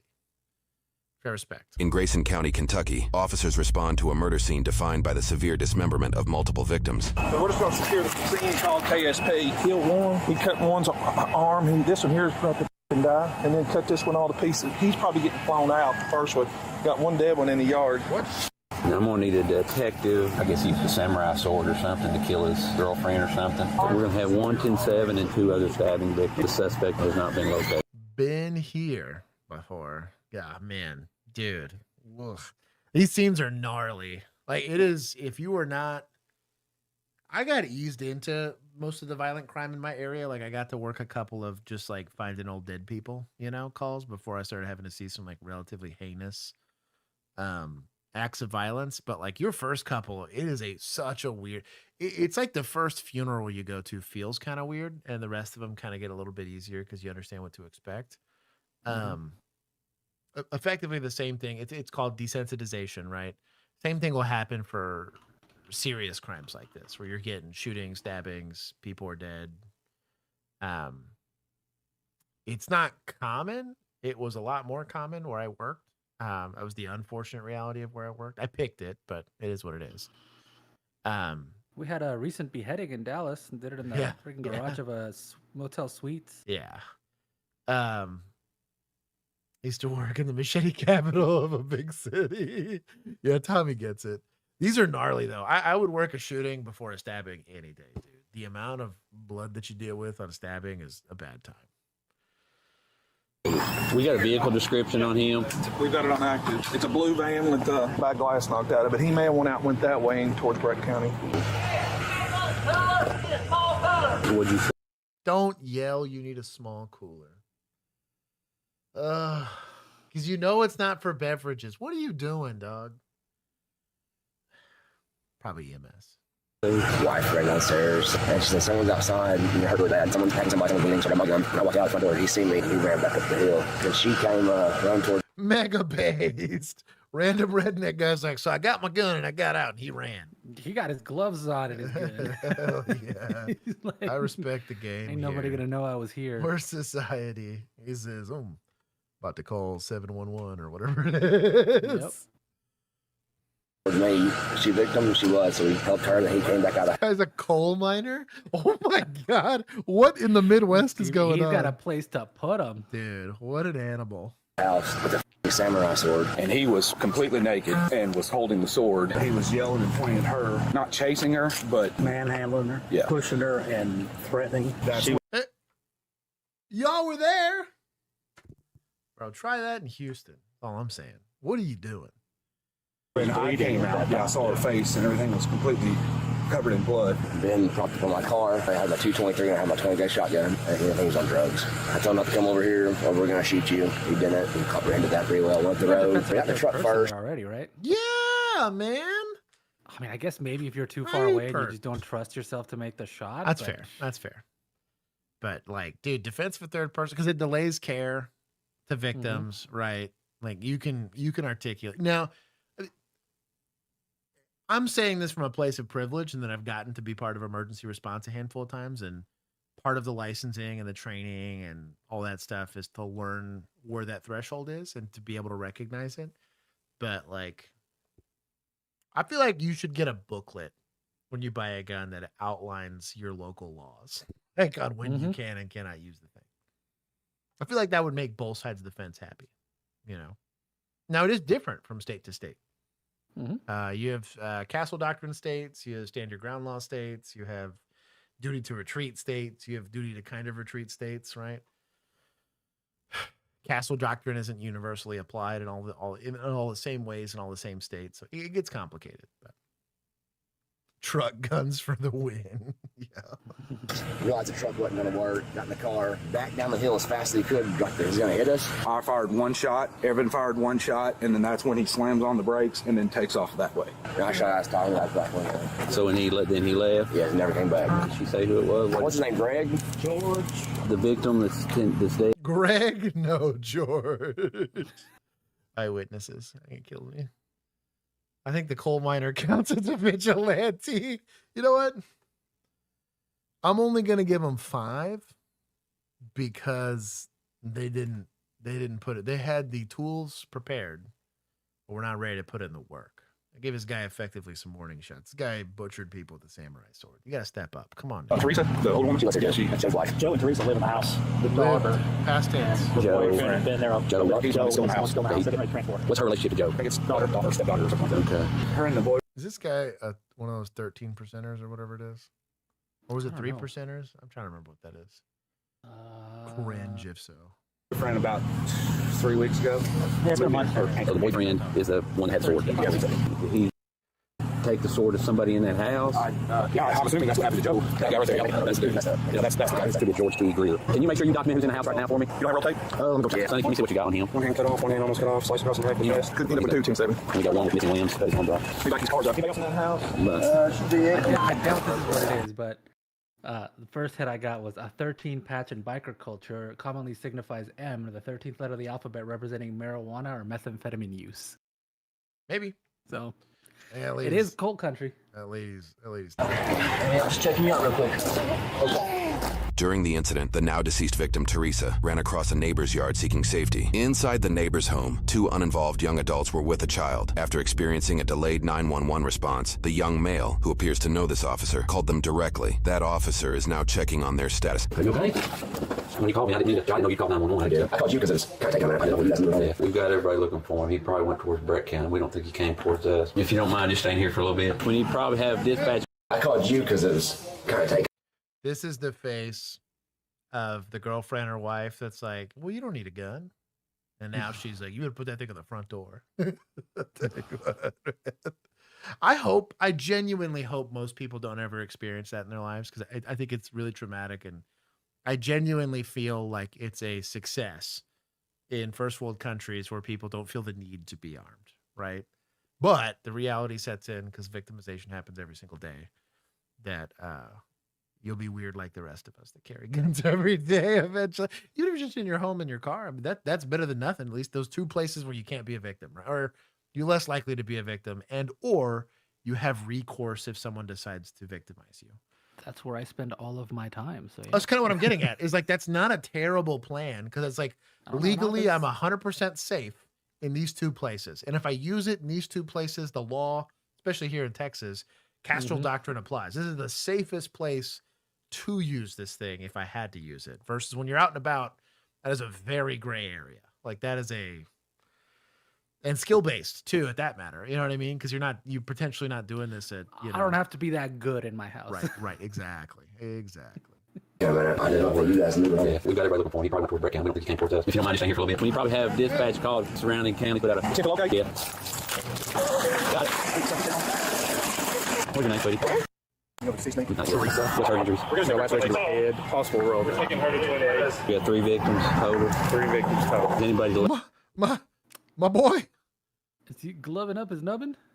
We got a one-armed deputy here. Bro. What an animal. Shout out. I guess he learned how to do everything left-handed. What an animal. That's a peace officer. I'm pretty sure. I mean, he's got the radio, the taser. 3 victims total. Is anybody left in the house? He's got a gun there, too. Hell yeah. Bro, I kind of respect the game, to be honest. He's still armed. Not that I'm aware of. Sorry y'all had to see all this. Well, to be honest with you, I'm not going to lie. I almost expected this way sooner. It's just craziness. I hate hearing that.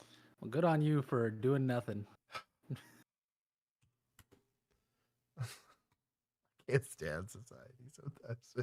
Over there all the time. Stereotype, but he doesn't look like a very good character. I've been to this house before. Yeah, we made a lot around here. The daughter kind of a tendency to grab it, take those bad boys, like going to reach over magnets when it comes to strange individuals. Scared to live in that. 5. Did he take the sword with him? Or Yes. The suspect may be armed with a large sword. Did he take off in a vehicle, I take it? Blue Town Country. Thanks for safety. We got to clear the house. Yeah. What are we clearing the house for? Oh my goodness. You rolling? Yes. You? You better be. You're in the crime scene, homie. He said no. I'm also surprised we're just now doing this. Like, how did we seem secure it if that guy's still at large? Yeah, because weren't a bunch of people also in and out of this place already? Oh. I'm out back, guys. Okay, going down back. Lots of blood out here. There's lots of blood in here. Right back here. Okay, you want me to step around the blood, tiptoe? Yep. All right, hold on. I got some more. Oh, it looks like it's been open. I could hear Norman and there's breeze coming through. Where's the animals? They probably went out the back. It's pretty bad in here. I got a locked door with a padlock on it. Oh my gosh. Oh, there's a lot of blood over here. Yeah, we're good. Not entirely sure why they stomped through the crime scene, but it is what it is. Sheet back on her real quick. Lower extremity, chest, dude. I'm gonna take this and cover her up all the way. Well, it is. Yeah, we're safe, but it's not all right. Blood mess. Pitch helicopter. He left for a while. He used to have a lot of domestic violence issues. And she left for a while, and it was just him there. Yeah, he come to him all the time on domestic violence. They've been here about a month. The white truck got here about a month ago. That was his, as I'm assuming. Everywhere they go in the bank. Yeah, he took, when he left this morning, he He could have gone anywhere. Yeah. Wounds on his chest. He may go 10-7 because he lost a lot of blood. Of course, he looked like she's been in a war. Her whole face was just covered with blood. That's alarming. Damn, look. Holes in the top of this bathroom. Again, there. Got hair on it. I don't know if that's her. No, it may be. Couldn't tell if her face was covered. We'll I got a find picture out. of them two together. All right, thank you. Hey, where's this 3-year-old child at? In Iowa? For sure? Okay. Give me the child is in custody of and have them do a welfare check so we can come find him. Bro, the amount of times I've had to do that, it is a comforting thing because it's typically a pretty chill call, but they'll be like, you need to get eyes on so-and-so. Like, okay. You're for a welfare check? You know? So-and-so here? Yes? Okay, cool. Somebody was asking. I heard him say something about the aircraft. Well, that and death notifications, those suck. A few minutes out, and they're going to start pinging. That afternoon, it appears officers were able to locate the stolen town and country vehicle in a field crashed in a ditch. Body cam begins with officers running towards the vehicle on foot. Right there, he is down there. I'm going this way. I'm going this way.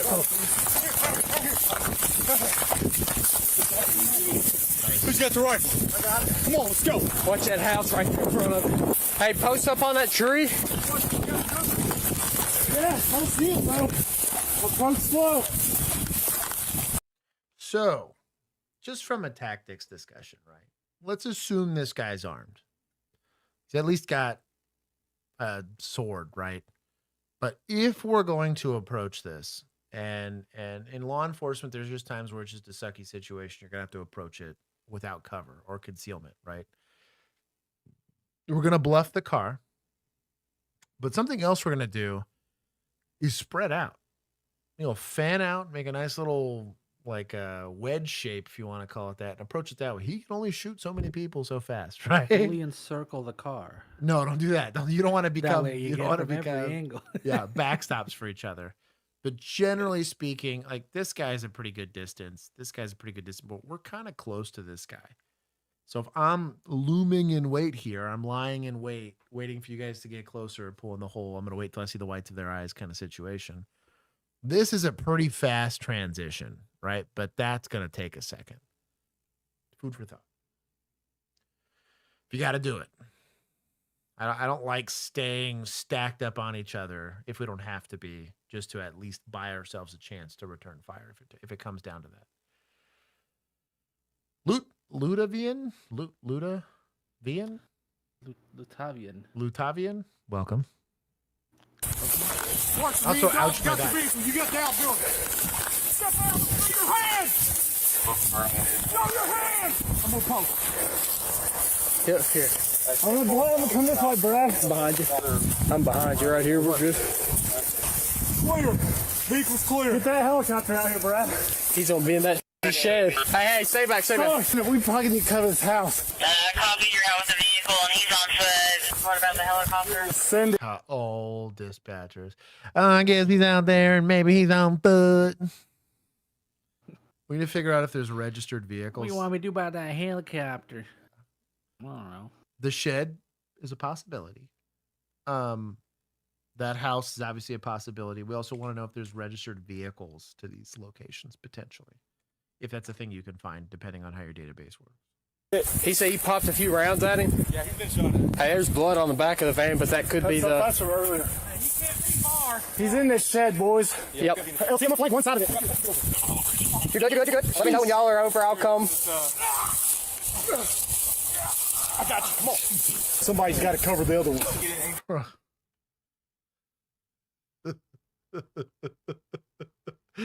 Josh in 40 years. I might be old, but I'm still ready to get down.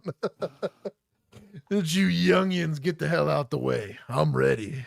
That's incredible. You got an unstaged tourniquet? Boy, why don't you go and step aside? Oh, man, that kills me. That's crazy work. You got a nice little rifle set up here, too. Other one. No. What's helicopter going to do in this? If he's in a dead corner and you go around it, you're getting a blade. So, in case you're wondering, the solution here... Spear. Spear's not a terrible one, right? The only thing I don't like about a spear is parrying is a thing. He deflects because you ain't got them skills. And you can always bring it back. That's movie shit. Right. I'm with you on that. But you ready for my guarantee? Buckshot. It's a longer spear. Yeah, it's a really long spear. You need to be in there. You poked at him through those little holes. Yeah, exactly. I don't hate the idea of a spear. Honestly, a spear and like one of those little buckler shields. You don't need the big one, just a buckler shield. It's like a last-ditch effort in case he manages to close the distance on you. Dude, you had chainmail, you'd go right in there and you'd jujitsu his ass. Oh, dude, for real. Yeah, chainmail. Like, let's go. You can miss with a crossbow. Yeah. Fixed bayonets. Not a terrible idea. Oh, my God. Fixed bayonets. I have a Lee Enfield. That gives me a pretty decent reach advantage. There you go. Oh, my God. Hey, Luke! We're clear here. He's not in there. We got to go to the house. All right, come on. We've got so many buildings. We're 12 minutes out. Oh, dude. These horses are right. Hop on that horse. Yeah. So also going to want to make some announcements. We have no idea who lives here, right? Make some announcements, maybe some phone calls, something. Be like, yo, the police are here. Maybe a siren may help you out here. I'm not saying you don't need your gun out here, right? I don't hate high ready, to be honest.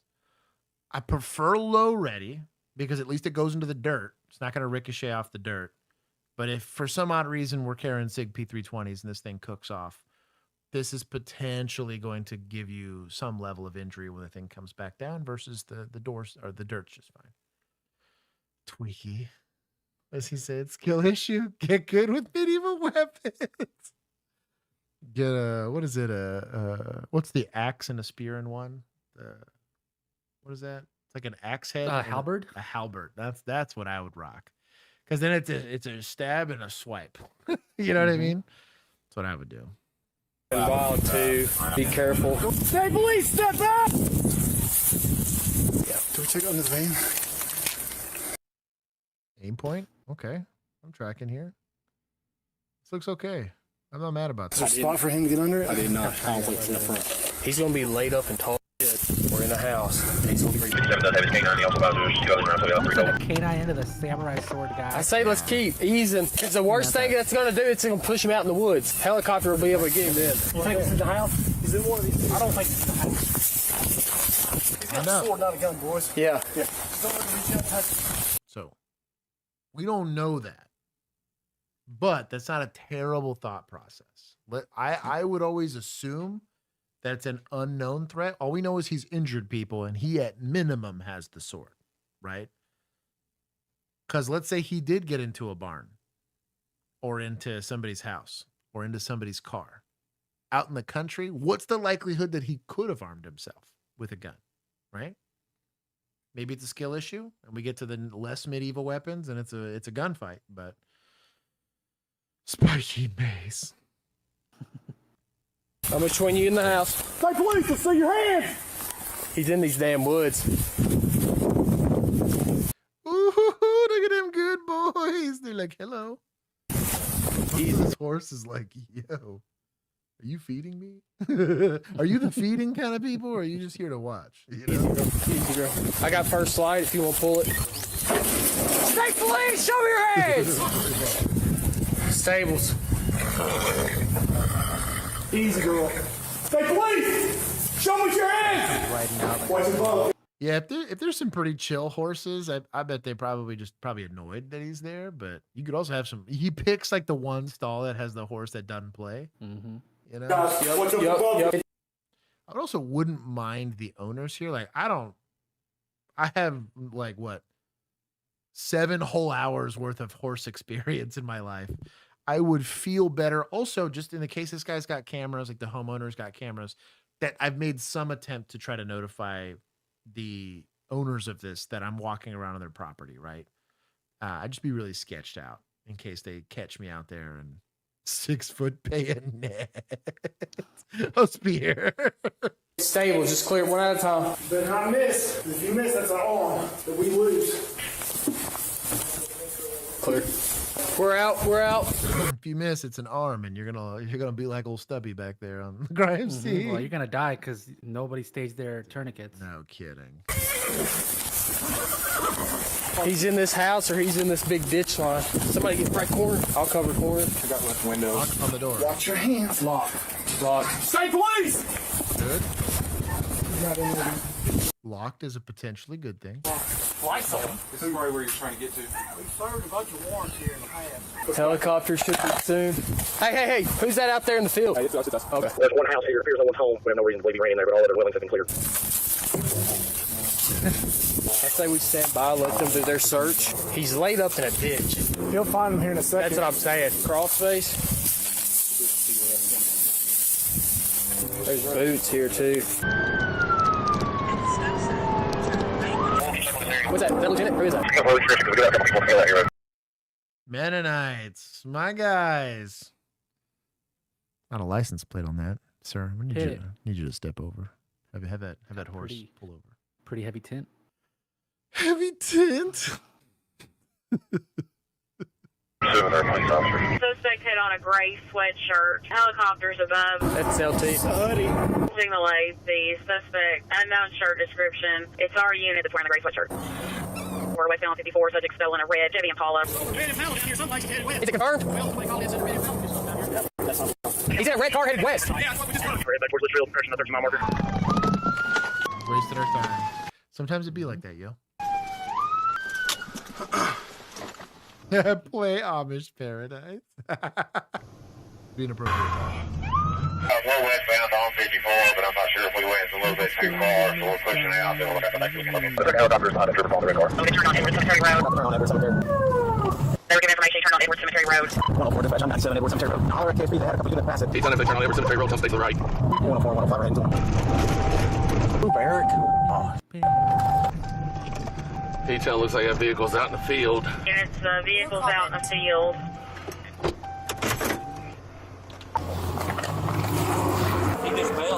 Okay, so in this situation, do you walk up to the car in the empty field? No. Drive up to the car if you can. So I want the car option, but this is a solution that makes this a pretty even. He kicks up that car, I have a solution, right? But I'd prefer the car to give me some degree of cover, right? Because if I got cover at least, or concealment, if this is a two-way gunfight, at least I got something. If this turns into a car fight, at least I have a car to be in it, right? Lays the target. Y'all need to chill. Read that buggy plate, Virginia. Honorary mayors are the worst. They'll bite your face off. Well, that's intense. It can be too far. Can be too far. There's a million and one ways to go from here. Yeah, we're still on Samurai Guy. Comes back out to 54. A couple old sheds in here too.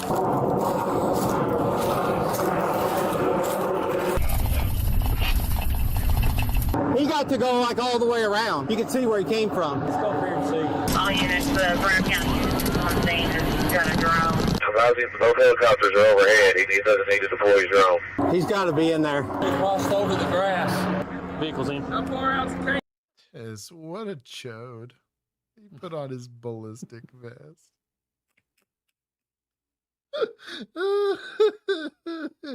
It's fine. He's a detective. It is what it is. He doesn't have like a Kevlar vest to throw on, but like, yo. Why don't you take a whole step back? I don't know. They said they could see the tracks where he went over the fence. It looks like he ran from the driver's side into that wood line towards your direction based on the footprints. 10-4, I can see them, Bolo. Said the footprints show go toward that wood line and back toward our location. Well, my guess is that barn or back toward 54. Bolo there, you're 54 in Edward Cemetery. Was that 511 in the Tahoe? 10-4. He's walking up on the back of his SP. He's on the other side of the creek. 511, you copy? This wood line directly underneath the helicopter out here in this creek. Lost visual. Looks like he went down to the creek. Stand by. I've got him again. Guy's behind the tree here. He's directly below the Marine helicopter. We need a way through. We need to cut the fence. Cut the damn fence. Then the cows get out. I don't think they got many cows out here. Now, in the creek, moving southbound in the creek. 511, that road that you're on, if you'll turn your car around, you'll be able to drive right into him. 10-4. Yeah, make a hole for me.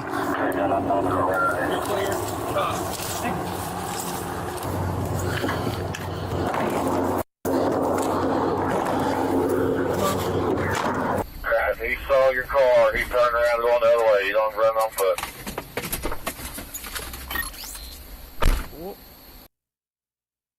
Night crawlers. Shout out to media. I respect the game, honestly, like a lot. Where's this at? Media. I'd probably give them all the points. Finally, the heroes are here. Dude, I tell you what, we can solve this problem. Yeah. No body armor, no nothing. They don't need it. They got the cam. Nope.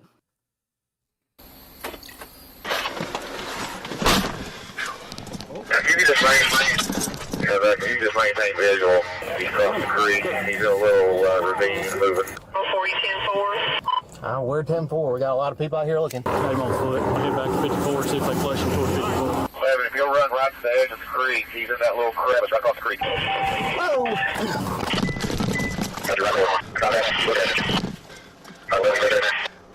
Don't see him. Going across the creek.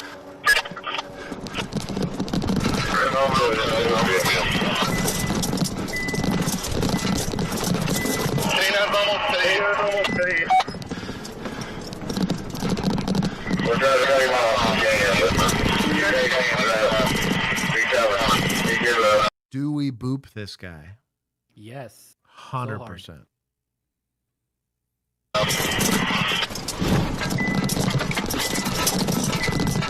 I got him.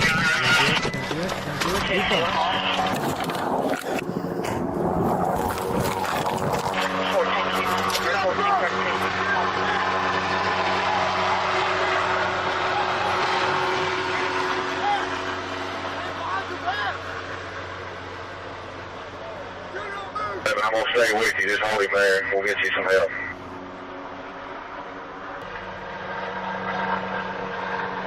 Detail 511's got him. He's security. Said help. I'm a trooper. I need no help. Well, and units on scene. Media's good cameras on you. Bro, shout out to my boys. We got him? Huh? Maybe they need a cruiser down there. Seems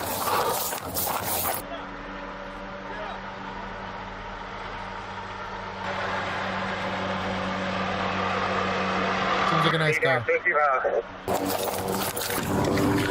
in custody. I think they got him, but I'm going to get my cruiser down there. Well, maybe not. We'll break off down there. You got some help down there. Hey, Ron, can close this. I guess he's hunkered down or head somewhere to 54 steal another car. Hello? Hi, what are you doing? Looking for a murder. Are you having fun? So far, yep. All right, well, best of luck to you. All right, let me call you. Bye. All right, sounds good. Love you, best. Hey, brass knuckles. You ain't gonna need any of these in prison.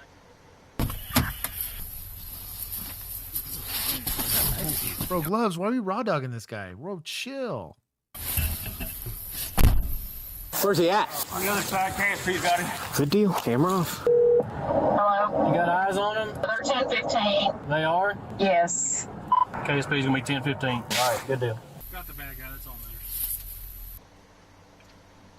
The suspect. Bad guys for the courts to decide. I'm trying to get out of here. Listen, 99% of the time, he's a nice guy. 1% of the time, he slaughters 4 people. Dude, no kidding, man. Butchers them up Ugh. like fucking beef. Bro, what a scumbag. Minor damage to the bumper of my SP where I had to cross that ravine. Does he have any need for medical clearance? Hey, do you need to go to the hospital for anything? As officers transport Tommy to the station for an interrogation, another officer interviews the owner of the stolen red Camry. Sorry, my feet are a little dirty here. We've been going back over sure. Okay, I moved in that. He must have knocked on the door. I didn't know who he was. You know, I haven't lived out here a long time. I looked outside. In Grayson County, Kentucky, officers respond to a murder scene defined by the severe dismemberment of multiple victims. Oh my god. Drug addict. Fucked up loser, man. It seems like I've known her my whole life. My whole life. Investigators first questioned his girlfriend while she recovered at the hospital. Is there any way I can get you to walk me through what happened? Yeah. So, George Thomas Greer, but he goes by Tommy. We moved back down here from Iowa, me and him. I mean, he's always been extremely paranoid.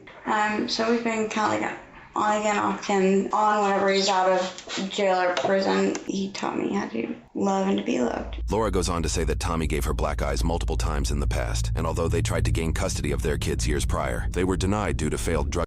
Now remember, boys and girls, it starts off as just emotional, potentially escalates to verbal, eventually goes to physical, and then can eventually lead to death.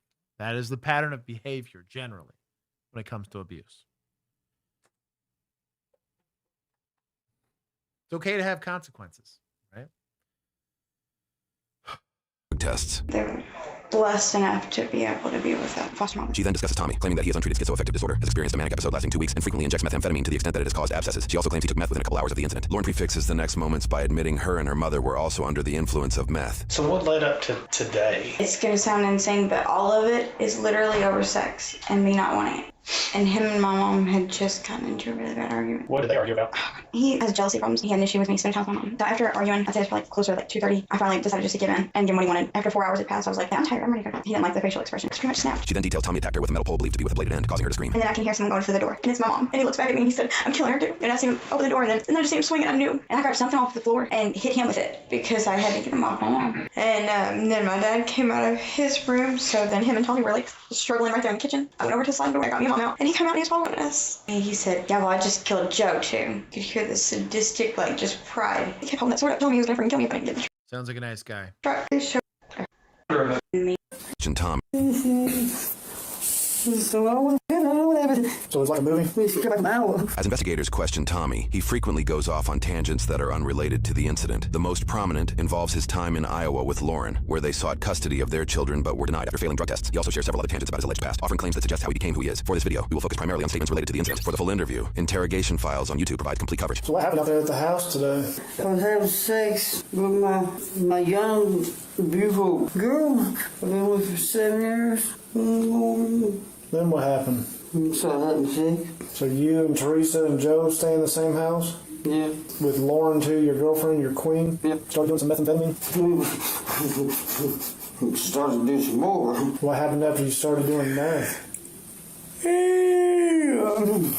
Well, Let's see. Fucking girls. Can I see them again? Lauren, you gotta get to see them again, sweetie. Just real pretty real. Oh my god, damn. Isn't that cute? I'm just starting again. And He's going through it. Not saying it's unproductive to like try to interview him now, but it happens.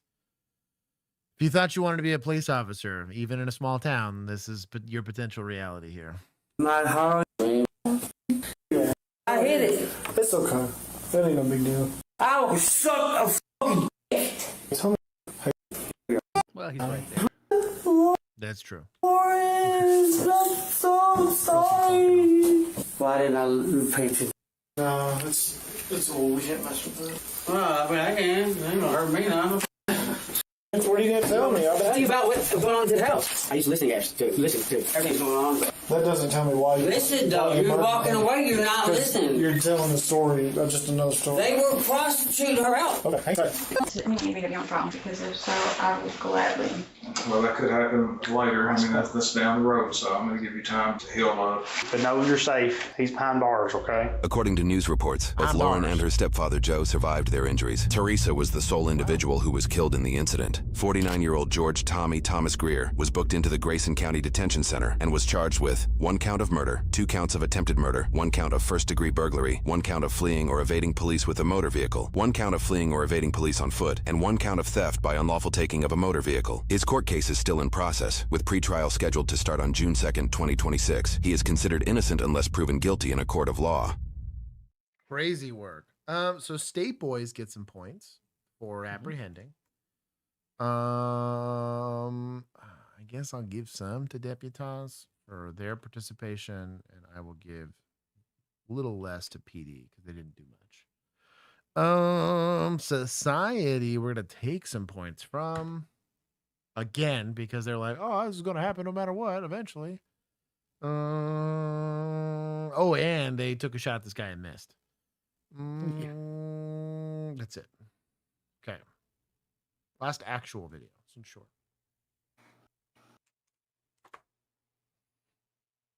Emu, glad you're still with us.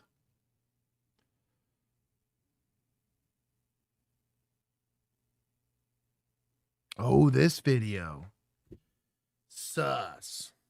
So I saw the camera store angle of this, but not the body cam.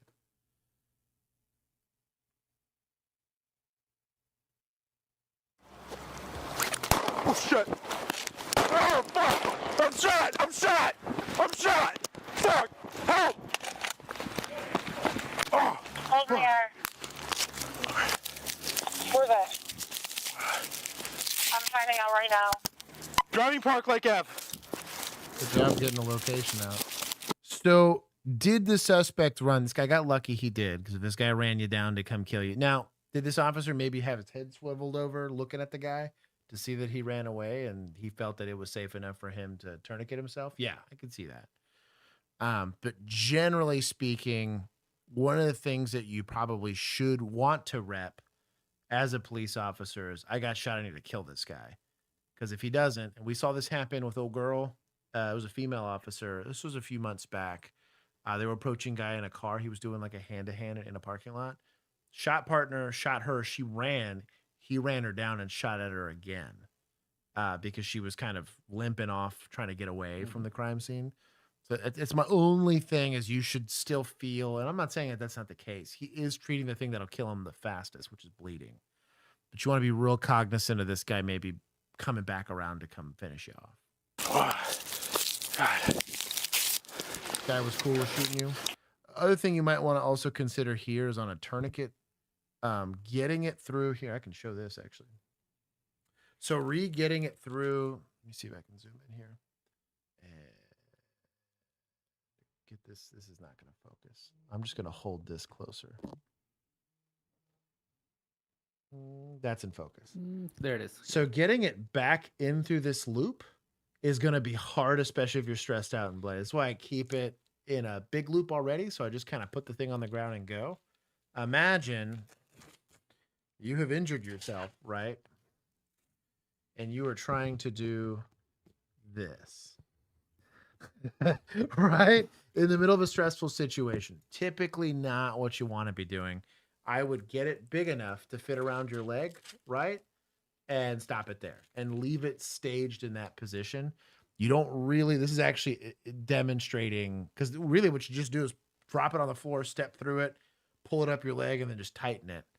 Rather than trying to do it this way. This is going to be a little more complicated, especially if you're stressed out. But he could have also accidentally pulled it out while he did it. So it's not necessarily his fault, but when we staged tourniquets, I always staged it big enough, like plenty big enough to fit over my leg. I still want enough time to wind up and pull to get it to be tight. 201. Other thing too is if you put it, so this is the same side. If you are under stress, if you bind this at all, so if you flip it and put it in the wrong way, you will actually create a knot basically, and that knot might put uneven pressure on it. And if that pressure is not wide enough, it might not be sufficient enough to stop bleeding, which could be another problem. All right, get over there now. But it looks like he crashed outside of that. When you car to the surface, hold Good in on locus, him. please. Self-rescued. What an animal. 241. 241, go ahead.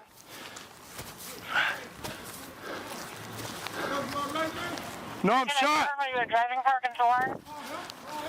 Call 911. Yeah, call 911. Let me get a rig. Driving park. I'm bleeding out. What an animal. Guy's actually pretty calm for having just got shot. I do think the tourniquet application sounded, I can't see it, sounded reasonable. It sounded like he at least went through the tightening process. He was there long enough to give it enough turns to likely be tight enough. Every time you get shot in the leg, are you actually bleeding out? No. It's got to hit an artery for it to happen, but I have no idea how bad he's bleeding, right?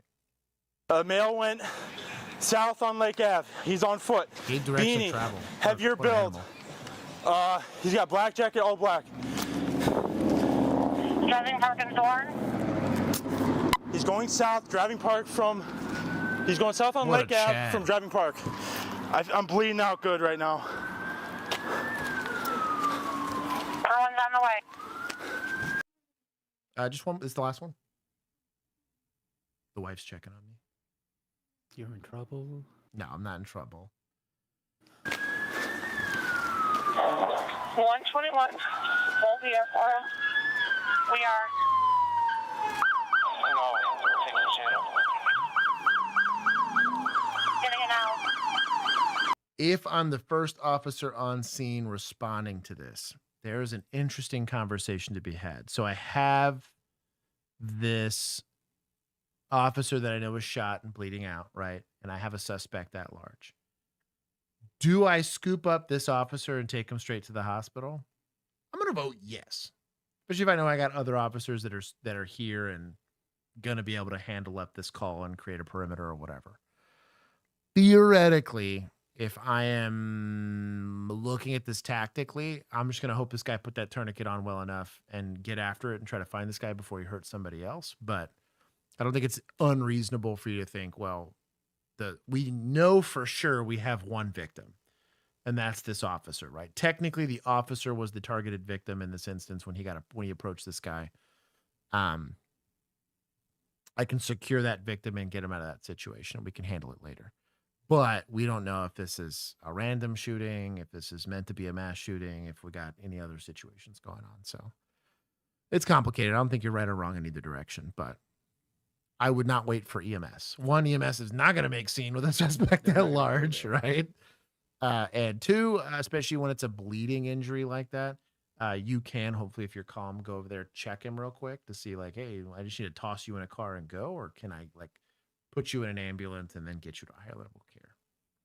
But we planned for, specifically when we did warrant services on people, that we kept one car staged and turned around, and we predetermined which hospital we'd be going to before we actually did the arrest warrant in the off chance somebody got shot. You already had tourniquets on both legs just in case. Hey, man, just in case, man. Ready to go. Yeah. Make sure we start K9. fucking shot. Are you shot? Yeah, I'm shot. Get him in the car. Get him in the fucking car. I'm not. They're more stressed out than he is. Yeah, I was gonna say I'm not saying it's an inappropriate response, right? But let's box breathe a little bit and control ourselves. We need to get to the hospital safely, and we need to be able to assess our patient here, right? Get to the chopper. This was targeted pedestrian stop. Oh. Yeah, I figured it. Stop, Yeah, attempt suspect for a shooting. I figured it wasn't random. Given the posture, I figured it wasn't random. Mm-hmm. I got to see the Tactics other on a one. Single officer attempting to make contact with a shooting suspect is another thing, but it's not like he was just out shooting random people. Right. But what I'm getting at is nobody else knows that.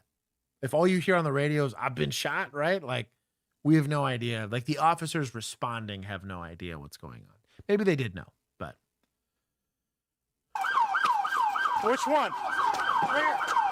What? In the back, get him. It's my leg. Sit down. It's my leg. Give me light. Give me light.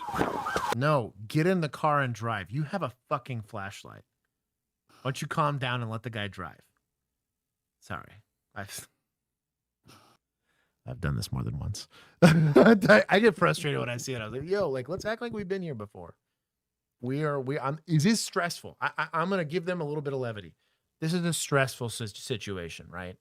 I'm not going to say this isn't stressful. I'm not going to say this isn't hard to do. If this was my very first time dealing with this, I'd probably be struggling like that guy too. But I would like to think that we're in a position that we can start stress inoculating officers early in training and even in field training. Hey, make them work the hard calls. Let them get a little stressed out so that this isn't our response. This guy calmly applied a tourniquet on his leg, right? Called out everything over the radio and is self-rescued up until this point. Like we can calmly go and we're not going to die. He might, but we're not. Let's go ahead and help this guy. I lost my flashlight. This one. Tire top.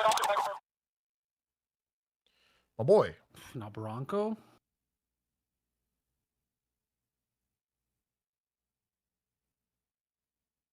Oh, this is our suspect here. He sees the cop. Oh, shit. Yep, he's waiting. Oh, fuck. I'm shot. We're very lucky he ran here. Shot. Fuck. Help. Also that he missed. Oh. Over there. Where's that? Honestly, the suspect's lucky he landed a shot. He was running and shooting at a running target. That was a golden BB if I've ever seen one. I believe the officer made it. Non-life threatening. Expected release from the hospital. Multiple officers went to the scene. Perimeter set up.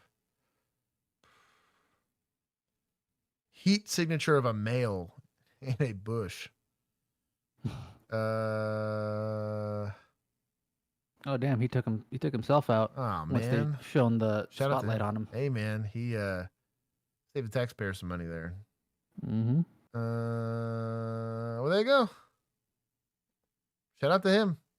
He's the only one that discharges firearm there. Let's see. I'm gonna give actually a decent amount of points. Oh boy, stepped up. He shouldn't have approached that guy by himself. But results matter. He didn't die. Was able to self-rescue, even though the stage tourniquet application was a little sussy. I will give him a little bit more points for really good radio traffic on that situation, but we're going to take mad points from suspect for scumbagging it. Rochester, New York, famous for Xerox and Kodak, two things that are no longer important. Jeez, no kidding. Oh, yeah. But yeah, good result. Good end result. The guy was safe. And the guy controlled, deleted himself. So no need for a judge, jury, or any of that stuff. He messed up. And I guess he didn't feel like going to jail. Yay, Rond. Drew was about to drop that coffee. He was about to drop his coffee on his back. Okay. That is stream. Boys and girls. I gave you guys a 6-hour stream. That is almost a full work day that I had to take an emergency poop break on. God, I got to get up in 4 hours. Dude, I know. But anyways, I hope you guys have a wonderful rest of your week. I will see you guys on Thursday, and you guys will get updates on reserve status stuff as it happens. But if you want those updates, you can do so by being part of our Discord. Our Discord can be reached either by being a member here on YouTube or a member of our Patreon group. Until next time. Bees. Before people have time to go ask about after parties. Except for Dog Sled Sheriff. I'm going to go take points from him. He did the inhale and everything. Where's chat?